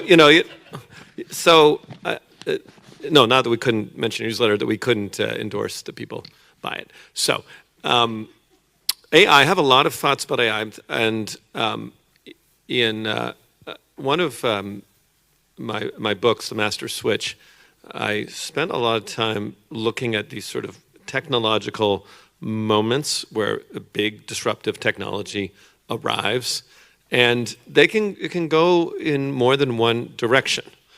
There have been moments where something new shows up, like the telephone, like the early car, like the personal computer, where it set off a very broad-based, exciting explosion of economic activity and economic entry that was good for entrepreneurs, sometimes good for regions that had not been necessarily sort of tech regions before, upstate New York, Massachusetts, California, Washington State, places that were maybe more agricultural. So they can be these incredibly great moments for the U.S. economy that set off a flurry, or they can be moments where the existing companies, entities, industries manage to sort of absorb and make themselves more powerful. Not really much comes out of it in terms of new starts. Example of the latter maybe is like the 5G revolution. I don't see a lot of enthusiasm for that, which has primarily benefited 3 companies who have managed to further consolidate their lock on U.S. mobile. And Dish has tried some stuff, whatever. But essentially 5G, which I'm sure all of us have read about as this incredible revolution, has been a revolution of 3, as opposed 3 companies opposed to mass. So I think there's an important, and I think we can steer, AI has the potential to go either way. As it stands, it could be, we could look back in a couple of years and be like, wow, that really worked out for Microsoft and Google. Too bad for everybody else. Or it could be that some parts of the technology are sufficiently open or accessible so that a whole bunch of companies can use it on their own data and try stuff out and see what kind of companies they can start with it. Obviously I prefer the latter. I think we have to possibly apply some pressure to get there. Second of all, I think it's really important to think now about 2 other, I could go on this for a while so I won't go forever, but we do need to think about what happens to those who are most clearly affected and frankly displaced by AI technologies. We've blown this before. When it comes to issues like training, we hand wave a little bit about retraining people. I think we need to think hard about that. I have some ideas and details, but some of it just comes down to protecting workers in general ways, as opposed to just being so specialized. One of the things you can expect is a lot of people will move from doing the actual labor to doing supervision of AIs, for example, and actually might end up being insanely bad work. I don't know yet, but you could end up having to do 10 times the amount of work you had to do before. And so things like, hours and laws, like I think we're the same. AIs may be going to advance. We're still be human. We're still prone to being overworked, mistreated, abused, and ignored. So we need to forget that we need to protect humans, let's put it that way. And we need from the very beginning, be wary of usurpation. And anyway, I'll go on and forever. I've got a whole bunch of ideas on this, but I have a feeling that could take up the whole time. So I'll leave it there. Tomorrow AI will look different. So all the new thoughts are always welcome. But so shifting gears for a little bit. So the anti-monopoly movement, you can go back hundreds of years, but the modern one, I think we've come a long way, certainly longer, it's been sort of incredible to watch over the last 5-10 years. And how do we keep growing it? And kind of what advice would you have for young people who are interested in making a contribution or getting into it? No, it's a great question. I should have started from the beginning where what I said about the fact that having labor and small business and industries involved in this really gives it legs and depth. And I think your organization, other organizations in town have done an incredible job of making this more than a conference of think tanks. I like think tanks and academics, but people who are actually affected by these issues always have much better facts and really give it its power. People whose jobs are on the line because they're they can't negotiate, or people whose businesses are struggling to meet it, that gives the movement its soul, and that is essential. I think, in terms of young people, we always say the country doesn't need more lawyers, but we do need more antitrust lawyers who did not do their training in 1985 or 92 or whatever. And, some of these people are my good friends, but, we're so weaned on Arita's casebook that it's like just challenging to think differently. I mean, that's one of Lena Khan's great advantages, is she's just younger than other people, and she didn't come to this being like, oh, how do I adjust like the consumer welfare standard in some tiny way and like rechange antitrust? I think that was a huge thing. So I think going to law school for young people is not a crazy idea, with an idea of being an antitrust. I mean, teaching antitrust class is exciting. People who are in there, they want to like get to things. I also think people can do, a lot, important amount of work going to business school, starting businesses, being involved in kind of the business side of things. I don't know how we reprogram business schools. That's challenging. I've taught in business schools. Most of it is like evading the antitrust laws. So I don't know quite. I don't have a full program for that, but I do think we need small business. We need every side of this. So there's a lot of opportunity. It's just an exciting place to be, and I've already seen young people start to have exciting careers. My students are at Justice or going to Justice. My former advisors run she's my advisor, but she was part of our campaign, Lena Khan, when we were running for office. Now is running the FTC. So it is a great time to be involved in this movement, and it is one with a lot of pedigree, a lot of legs, and we're going a lot of places. I endorse that call for new antitrust lawyers. I tried to convince antitrust lawyers this was a great time. I was like, it's Florence, and you're it's the Renaissance. Florence, you're a painter. And they were like, we hate you. It's really weird. Maybe I should say we need other people in the other agencies. We also really need, this is something we talked about a lot, and we need to staff the other agencies with people who want to use historic mandates. And, maybe sometimes they're not the sexiest agencies, like the Department of Agriculture. Although, Andy Green's there, so it's automatically sexy. He did the Great Seeds report recently. You know what I mean? Like there's a lot of areas you just like look a little bit. Everyone's like, oh, I want to work in big tech because that's cool, and I know Facebook. But you get looking in the abuses going on, or the situation in agriculture, or railroads, or all kinds of areas like this. Is huge opportunities. Yeah. It's just what Director Chopra talked about, the appraisal committee, right? Like that's a place where you can just wield some power. Let's talk about genius for wielding. I mean, that's how people get home appraisals, and it's just like this little dormant area of power. So I want to ask a slightly different question, and one part of it you don't have to respond to,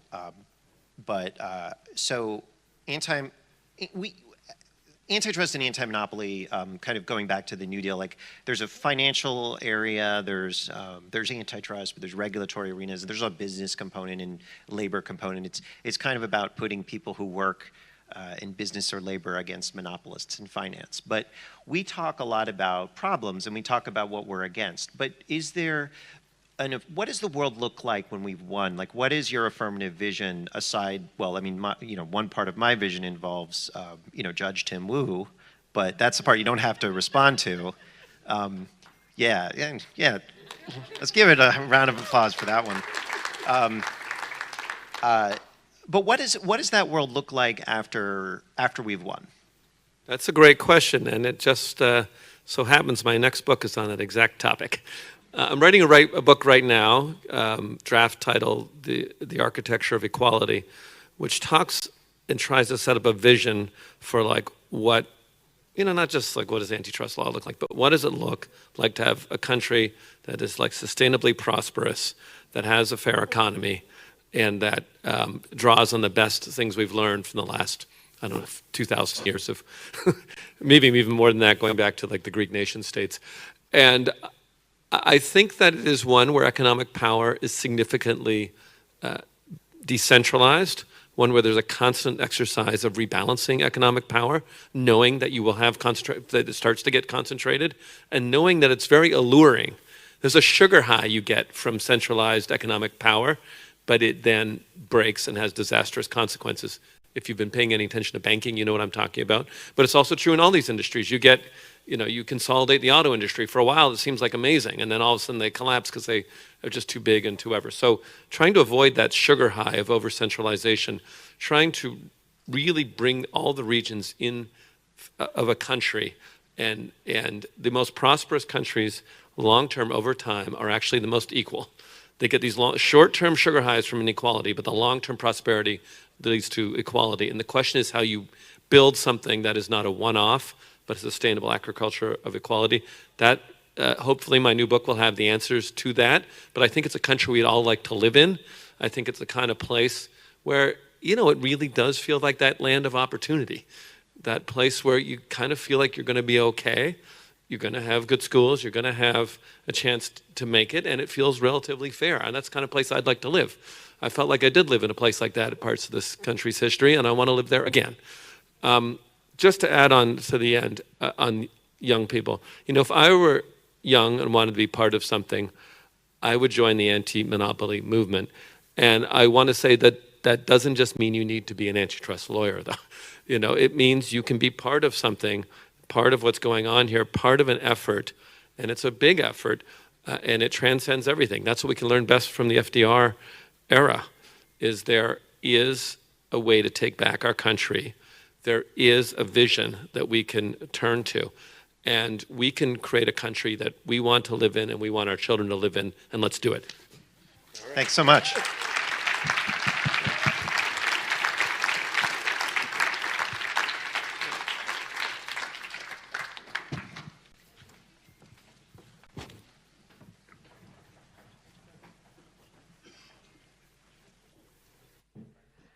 All right, everybody still out there?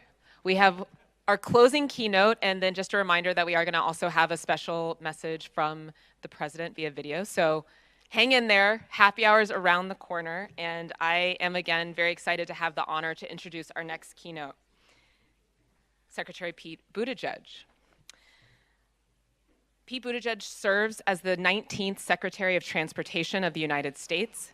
Since assuming this position in 2021, Secretary Buttigieg has sought to deliver the world's leading transportation system for the American people and economy. In his first year at the department, Secretary Buttigieg supported the development and passage of President Biden's bipartisan infrastructure law, which will enable the most significant improvements in U.S. transportation infrastructure in over half a century. Since the law's passage, Secretary Buttigieg and his team have focused on effectively delivering the investments provided by this legislation. Supporting American supply chains dealing with shockwaves from the pandemic, including measures to address container congestion at America's largest ports, have also been key priorities for the Secretary. In addition, he has advanced major initiatives related to a comprehensive national roadway safety strategy to reduce deaths and serious injuries, delivery of emergency COVID-19 relief funds to transit agencies across the country, and awarded over $9.5 billion in discretionary funding to enhance transportation through over 800 projects in America.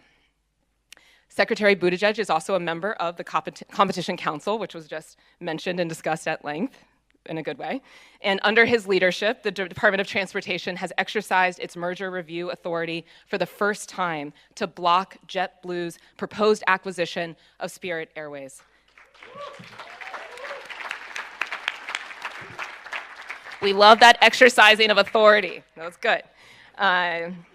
And to promote competition in the airline industry, which we need a lot more of as well. Secretary Buttigieg has successfully pushed airlines to guarantee more amenities to stranded passengers and has taken a strong stand against family seating junk fees.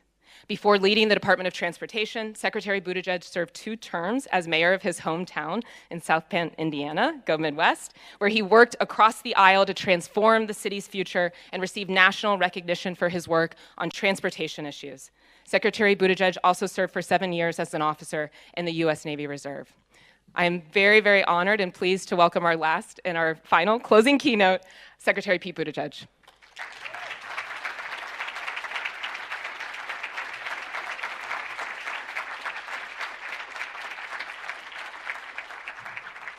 Good afternoon.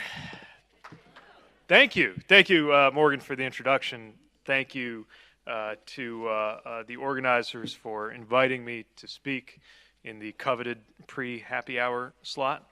I will tried to make the most of our time together, but I really appreciate being at a very timely gathering in this anti-monopoly summit. And so I want to recognize everyone here, the different backgrounds that you come from, the work that we share to make sure this is an American economy that works for everyone and not just a few. Or as the president would say, for an economy that grows from the bottom up and the middle out and not the top down. This is so important. I actually wrote down everything I want to say. So bear with me as I walk through and take advantage of this opportunity to share what is at stake for transportation when it comes to competition in the American economy. The lessons of experience, distant and recent, remind us of the costs of waning competition and mounting concentration in any industry.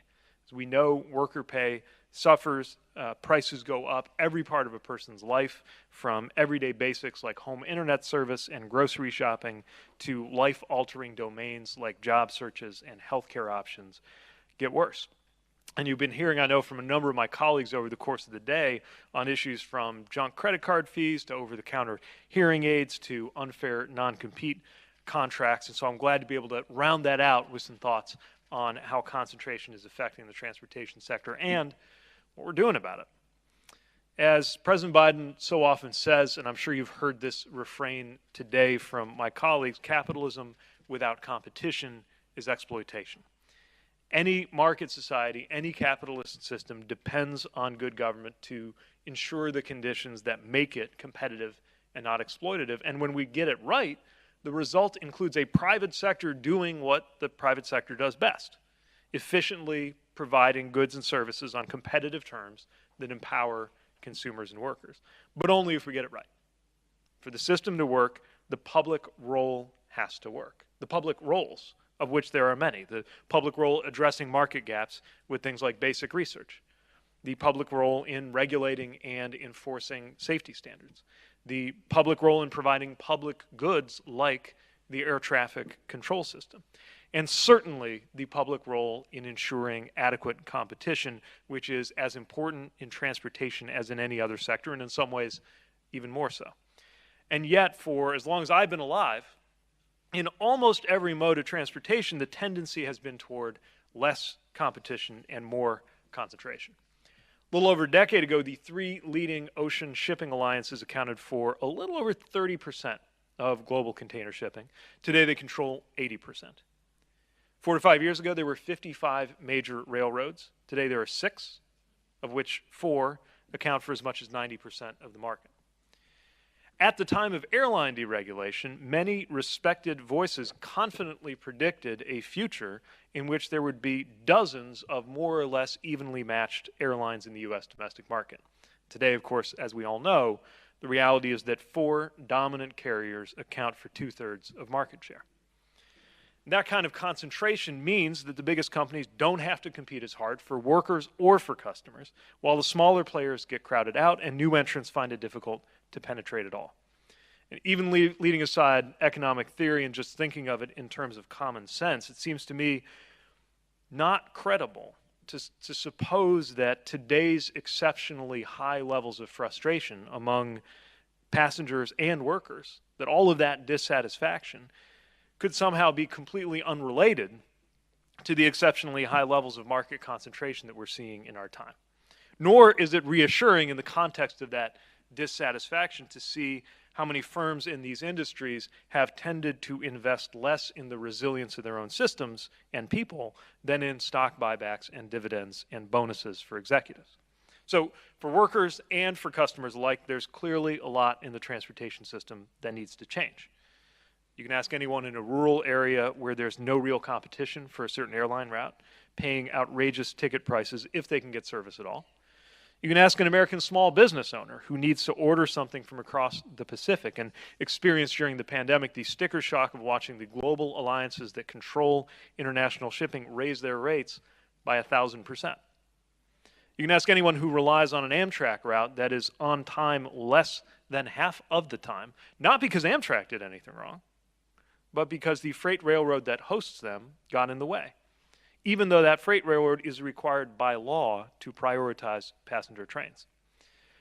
Or you could talk to anyone who wound up stranded at an airport for their Christmas vacation because an airline ignored years of warnings from its own workers about failing to invest in better systems, and that if they continued to fail to do so, there would be a logistical disaster. So in short, we shouldn't be surprised to see the emergence of monopolies and duopolies and oligopolies in this space correlate with the widespread frustration among consumers and workers who deal with them.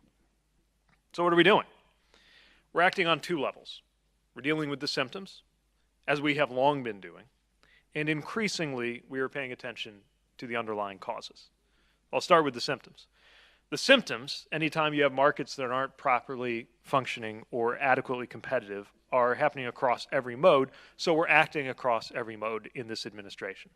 The President signed the Ocean Shipping Reform Act, giving American companies leverage against these international cartels.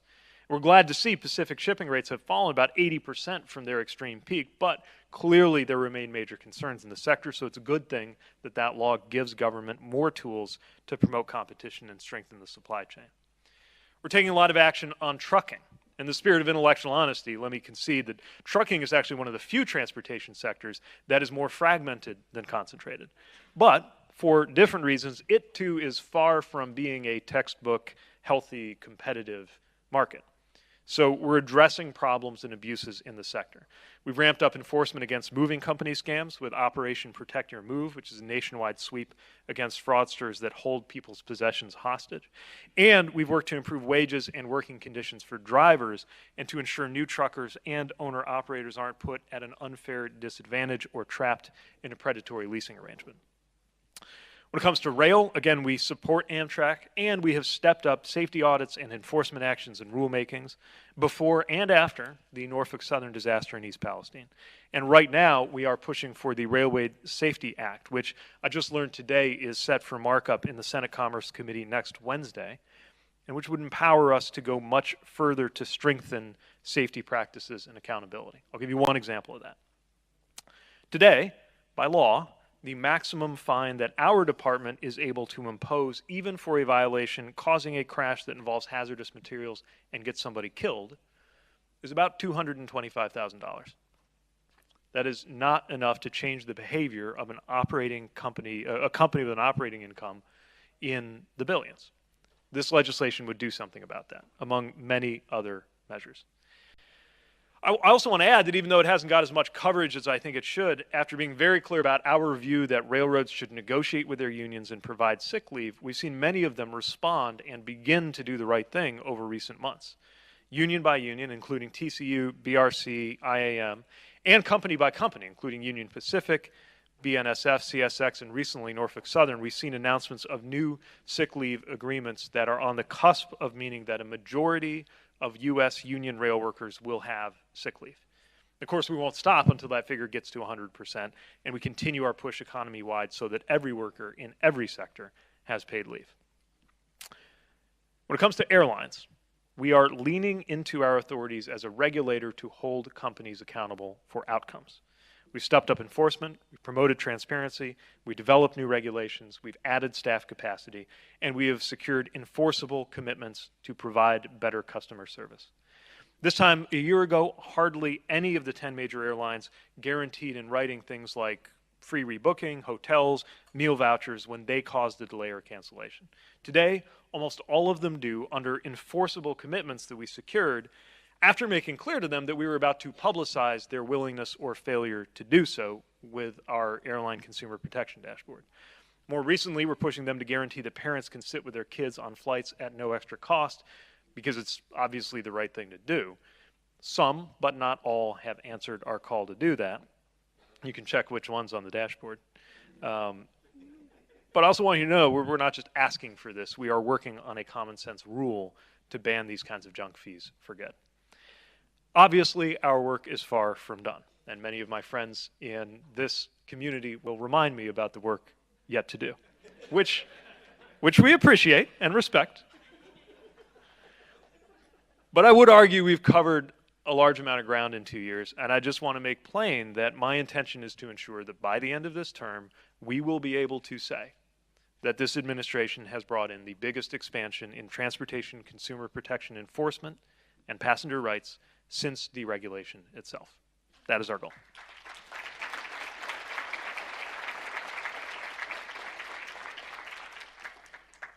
But that's talking about symptoms.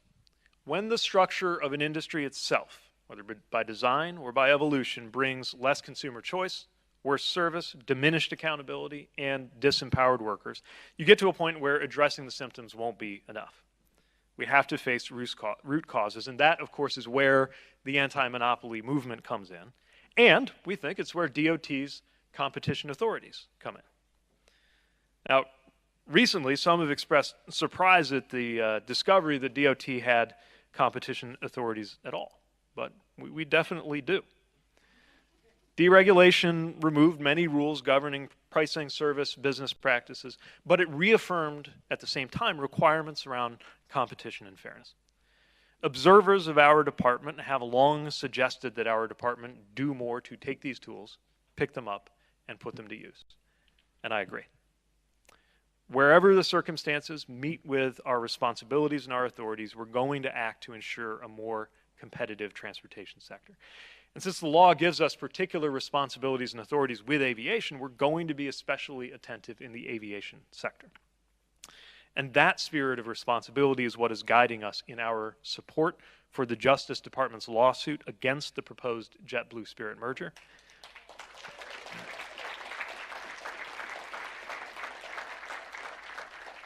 And in our decision to conduct our own investigation.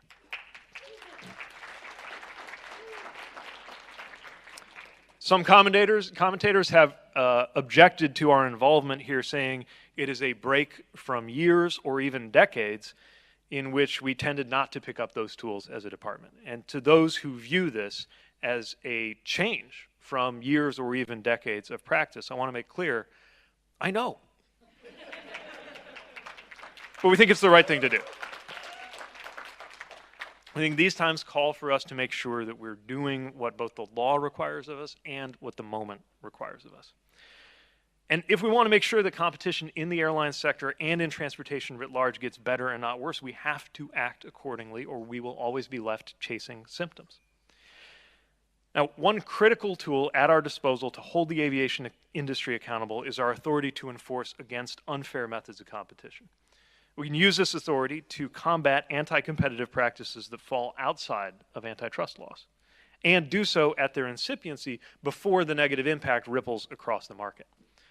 Anti-competitive tactics deny consumers, workers, and small businesses the chance to make their own decisions. And they skew a market system that is supposed to incentivize honest competition within markets to provide the best service at the best value, not clever manipulation of the dimensions of the market itself. So we are reinvigorating our use of these authorities to curb illegal tactics that undermine the free market and hurt consumers and workers. And because access is often a barrier to competition, we're also looking at ways to open up opportunities for new and smaller businesses to compete in the transportation space, which is more important than ever now that we're in the middle of a generational effort to rebuild our infrastructure. For example, we're working to build out that national network of electric vehicle chargers. As part of that effort, we put universal standards in place to make sure that the charging network, at least to the extent that it's being supported with taxpayer dollars, is interoperable between different charging companies.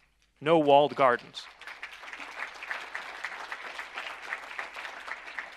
The point being that no firm ought to be able to unfairly exploit its size or its position or exclude competitors from the opportunities of the future. I also want us to make sure that our own processes and tools don't become part of the problem. So right now, we are taking a hard look at how some infrastructure gatekeepers may try to use standard setting or the regulatory process to cut off and shut down disruption or competition from smaller and sometimes more innovative companies. The reality is that as industries become more concentrated, they lose the incentive to treat their employees fairly and deliver the best possible value. So while we're working to make our markets more competitive, we're also making efforts to reward those companies that put consumers and workers first and impose real consequences for companies that would rather drag everyone into a race to the bottom.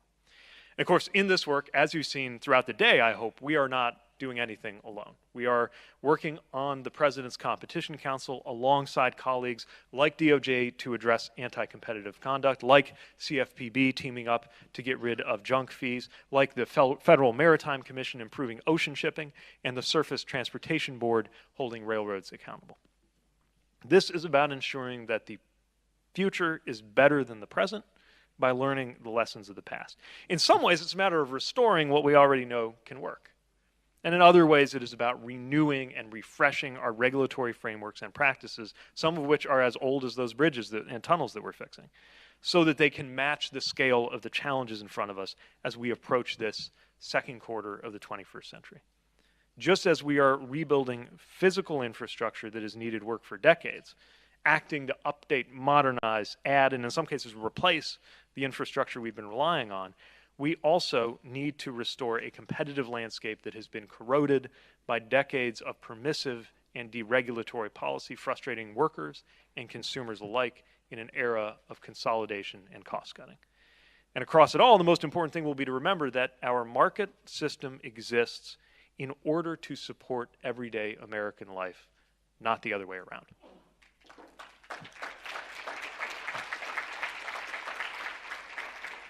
So, as workers, consumers, business owners, citizens, every American who encounters any part of our transportation system, as we all do in countless overlapping ways every single day, deserves a government that will ensure they are served by a fair market, as well as a government that will look out for their physical safety.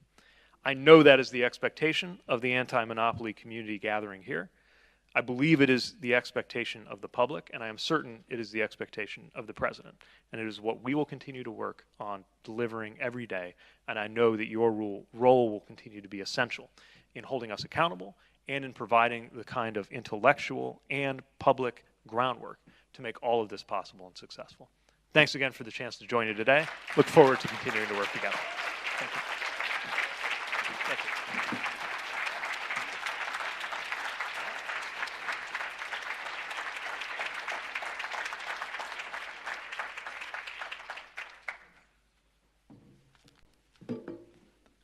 I'm actually the person standing between you and happy hour, and I'll try to move very quickly. My name is Faz Shakir. I'm honored to lead this organization. I want to thank Secretary Buttigieg once again, not only for accepting the invitation, but for coming and sharing some important thoughts about how change happens. We at the American Economic Liberties Project understand that for government leaders like Secretary Buttigieg and others, that as much as they're focused on trying to change things for the outside world, they're fighting a simultaneous fight inside, internally, to reorganize. I mean, you said Secretary Buttigieg hint at or say it explicitly that he's changing minds even within his own agency of people reconceiving of what their authorities were from decades of people perhaps doing it the wrong way. And those are challenges in themselves, and that's why we wanted to invite him here, give him the opportunity to lay out vision and bulldoze, and not only orient internally, but orient externally.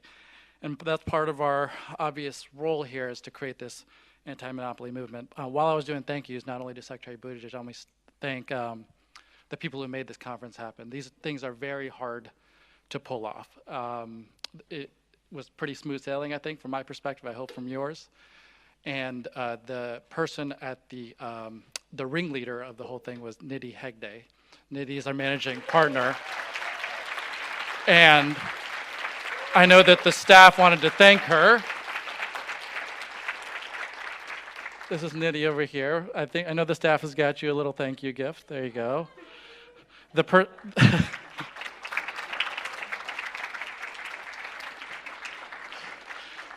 person delivering it is basically the second co-ringleader, Denise Hearn. Thank you, Denise, for all of your great work. If you are a staff member of American Economic Liberties Project, would you mind raising your hand? Here's our team. So for those of you who'd like to connect with us, we'd like to connect with you. Please go and talk to one of the people who raised their hand. We'd love to stay in touch as we go here. Among the thank yous, the people who helped put this event organizer, you see some folks going around moving chairs and all this stuff. It's a small events organizing company. It's called Black Ops, Black-owned company. Black Ops, thanks for all of you. There's some folks there. There's others. Thank you for all your work. Thanks to the service staff here at the hotel who also made it so easy and comfortable all day long. Food, amazing. And thanks to the various partners that, obviously helped make this all possible. All right, I'm gonna have some closing remarks, and I'll try to move through it because we have a video we wanted to show you from the President of the United States. I'm gonna lead up to it for a second, just sharing with you that, I'm trying to think back to, in February, I think it was early 2020, Sarah Miller, my wife, and Matt Stoller and others founded the American Economic Liberties Project. And they were, of course, building off people who had been toiling in these trenches for a long time. You heard from Tim Wu, he'd been Barry Lynn at Open Markets Institute, Stacey Mitchell at Institute for Self-Reliance, a number of people like Zephyr Teachout and other thinkers and policy thinkers, political people, who had all been kind of trying to get our attention towards this. And what you see here, what you see building, is this anti-monopoly movement of an intellectual capacity, which is fantastic. I'm going to take the opportunity to speak about the anti-monopoly movement that I've experienced and been more a part of, which is the political movement. And I referenced the year that we started, you started, there's Sarah, right? Started American Economic Liberties Project was 2020. Important year because 2019, 2020, there was something else going on, which was a Democratic presidential primary. And many of you know that during the course of that presidential primary, we had, I think no one spoke more publicly and aggressively about competition policy than Senator Elizabeth Warren. And maybe second, right behind her, were people like Senator Klobuchar and the person for whom I worked was Senator Bernie Sanders. And as we moved throughout the country, mobilizing people around so many of the things you see here, there was no doubt creating a public pressure on the system to act. And in the course of building and mobilizing the thought in a Democratic presidential primary, the person who emerged out of it, Joe Biden, candidly confessed when I reached out to Ron Klain at the end of, it was around March of 2020, we were wrapping up, we're the last presidential campaign standing. We started to work together to find a way to both gracefully exit the race, but to make sure that the tens of millions of people who may not have voted for Joe Biden were heard through the process, and many of them being progressives. And Senator Sanders' strong view was that we want to see some policy actions. And one of those core demands was, let's form a progressive policy template that we can all get excited around. And to his credit, Ron Klain was like, great, help us, let's do this.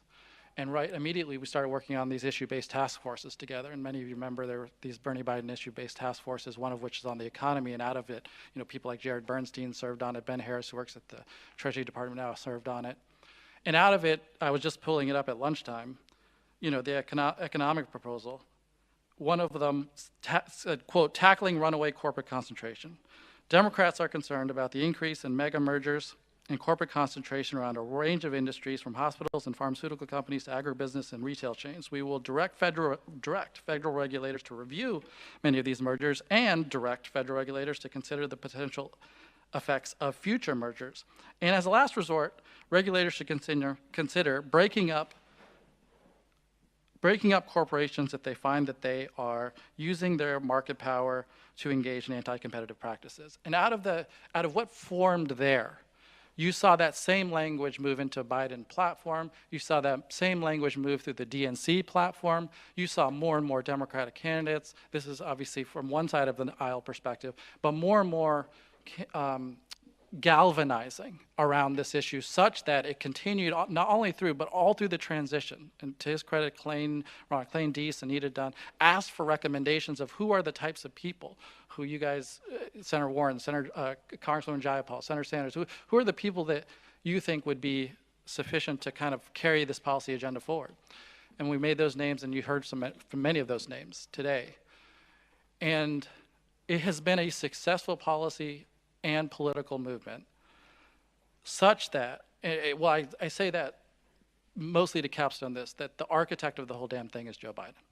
And it can sometimes get lost that there was somebody right there at the helm who was taking input, wanting input, seeking an opportunity to move to a new economic paradigm, empower new voices, tell people like Secretary Buttigieg, these are the kinds of things that I want to see happen to this administration. And sometimes I think it gets lost. And I thought it was important and critical that we hear from the President of the United States, and he was kind enough to send us a video message. And with that, for those of you who have those powers, let's hear from the Commander-in-Chief.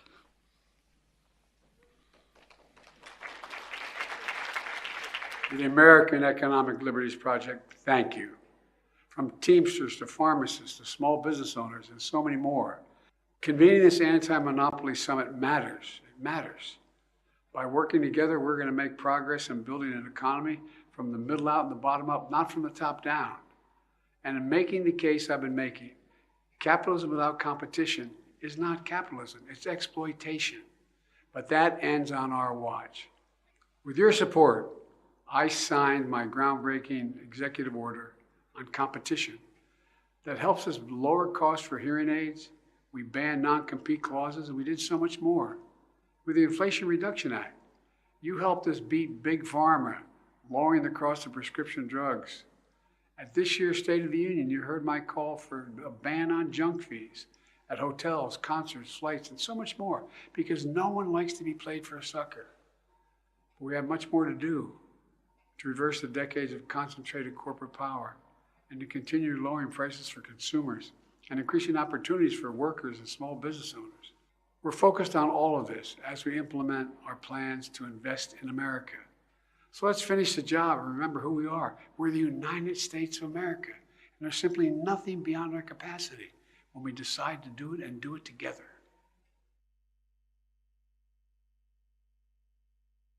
Remember who we are. We're the United States of America, and there's simply nothing beyond our capacity when we decide to do it and do it together.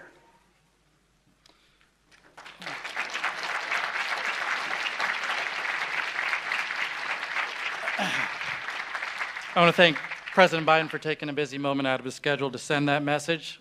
None of us want to be played for suckers. I want to quickly unpack a few of the things that you just heard there. One is you hear a president, you might have heard, he might be running for re-election, implicitly telling you he's going to run on a competition agenda. And that's important. You know, he's going to run on it, and you'll hear Secretary Buttigieg knows the language by heart, and Biden says it all the time, capitalism without competition is exploitation. I guarantee you'll hear that a few times with the policy sprinkled in. And I think it's going to be healthy for the process. We don't know who's going to emerge out of a Republican side. If it is Mr. Trump, then I imagine he won't sit quietly on this issue either. And as an organization that loves competition, we promote healthy competition in the policy and political landscape on this issue, and would love to hear more Republicans who might want to debate on this one. And we'll be ready and prepared and willing to give backslaps and kudos to anyone of any political stripe who wants to speak out on these vital issues. One thing you also heard there is he's got a to-do list, ban on junk fees, you might have heard there. We're going to be working together on legislation, working with Capitol Hill to have legislation that will ban junk fees. Number 3, you heard, let me talk about ALP and then I'll wrap. We're at an inflection point in the anti-monopoly movement. I think for the last 2-3 years, you've had people like Tim Wu and Jonathan Cantor and Rohit Chopra and Lina Khan come into government and start basically, here's the new paradigm. The inflection moment is that the anti-monopoly movement is growing and needs to spread its wings. It's a whole of government agenda, and it's important to us, not only people like Transportation Secretary, but increasingly we have our eyes set on HHS, DOD, NIH, FDA, all these people, DOE, USTR, Commerce. I'm speaking some acronyms, but you know what they are. We're on them. I mean, not only in the federal government, but statewide, right? Like, there's a lot of people, authorities out there that we get in the pool, jump in, and we're here to help you and want to be in support of it. Last thing I'll say is you heard the president mention, implementation's on his mind, implementation of the Invest in America Act, as he referred to it. And while they work on that, it's going to be a critical moment of kind of rebolstering our economy. that we have a competition lens into it. And I thought some of the things that Secretary Buttigieg said, I'm glad that they got it. We're going to make sure, and talking to people at Energy, Commerce, and others who are involved in implementation, that we have a competition lens, that it's seen through it, because at the end of the day, not only shall workers be benefiting, but that we've got small businesses that are thriving, and that there's a better competitive landscape, and things like heat pumps and rooftop solar, and the supply chains of EVs, et cetera, et cetera. So it's a critical issue for us, and we're going to stay on that in the year to come. And hopefully we'll have another summit. If you like this one, maybe we'll do it again next year. We'll be even bigger with more to it. And if you'd like to help fund and support that, we'd welcome that too. Okay, I'm going to wrap here. Morgan, do you want to give some instructions as to what folks can and should do next? Thank you, everybody. Appreciate your support.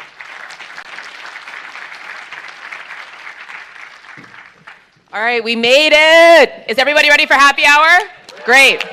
Well, thank you again to all of our partners. Nidhi got her shout out. Thank you, Faz, for those remarks, and the president, of course, and all of you online. Please, round of applause for everybody online. It's only my mother still watching. It's okay, but it's great. Give her a round of applause. No, we really appreciate it. So happy hour is starting right now, directly diagonal from the hotel, Yardbird. You don't have to look very far. Just walk out, look to the right. It's there. We'll see you there. First drink is not on me. Thank you so much. We'll talk to you soon.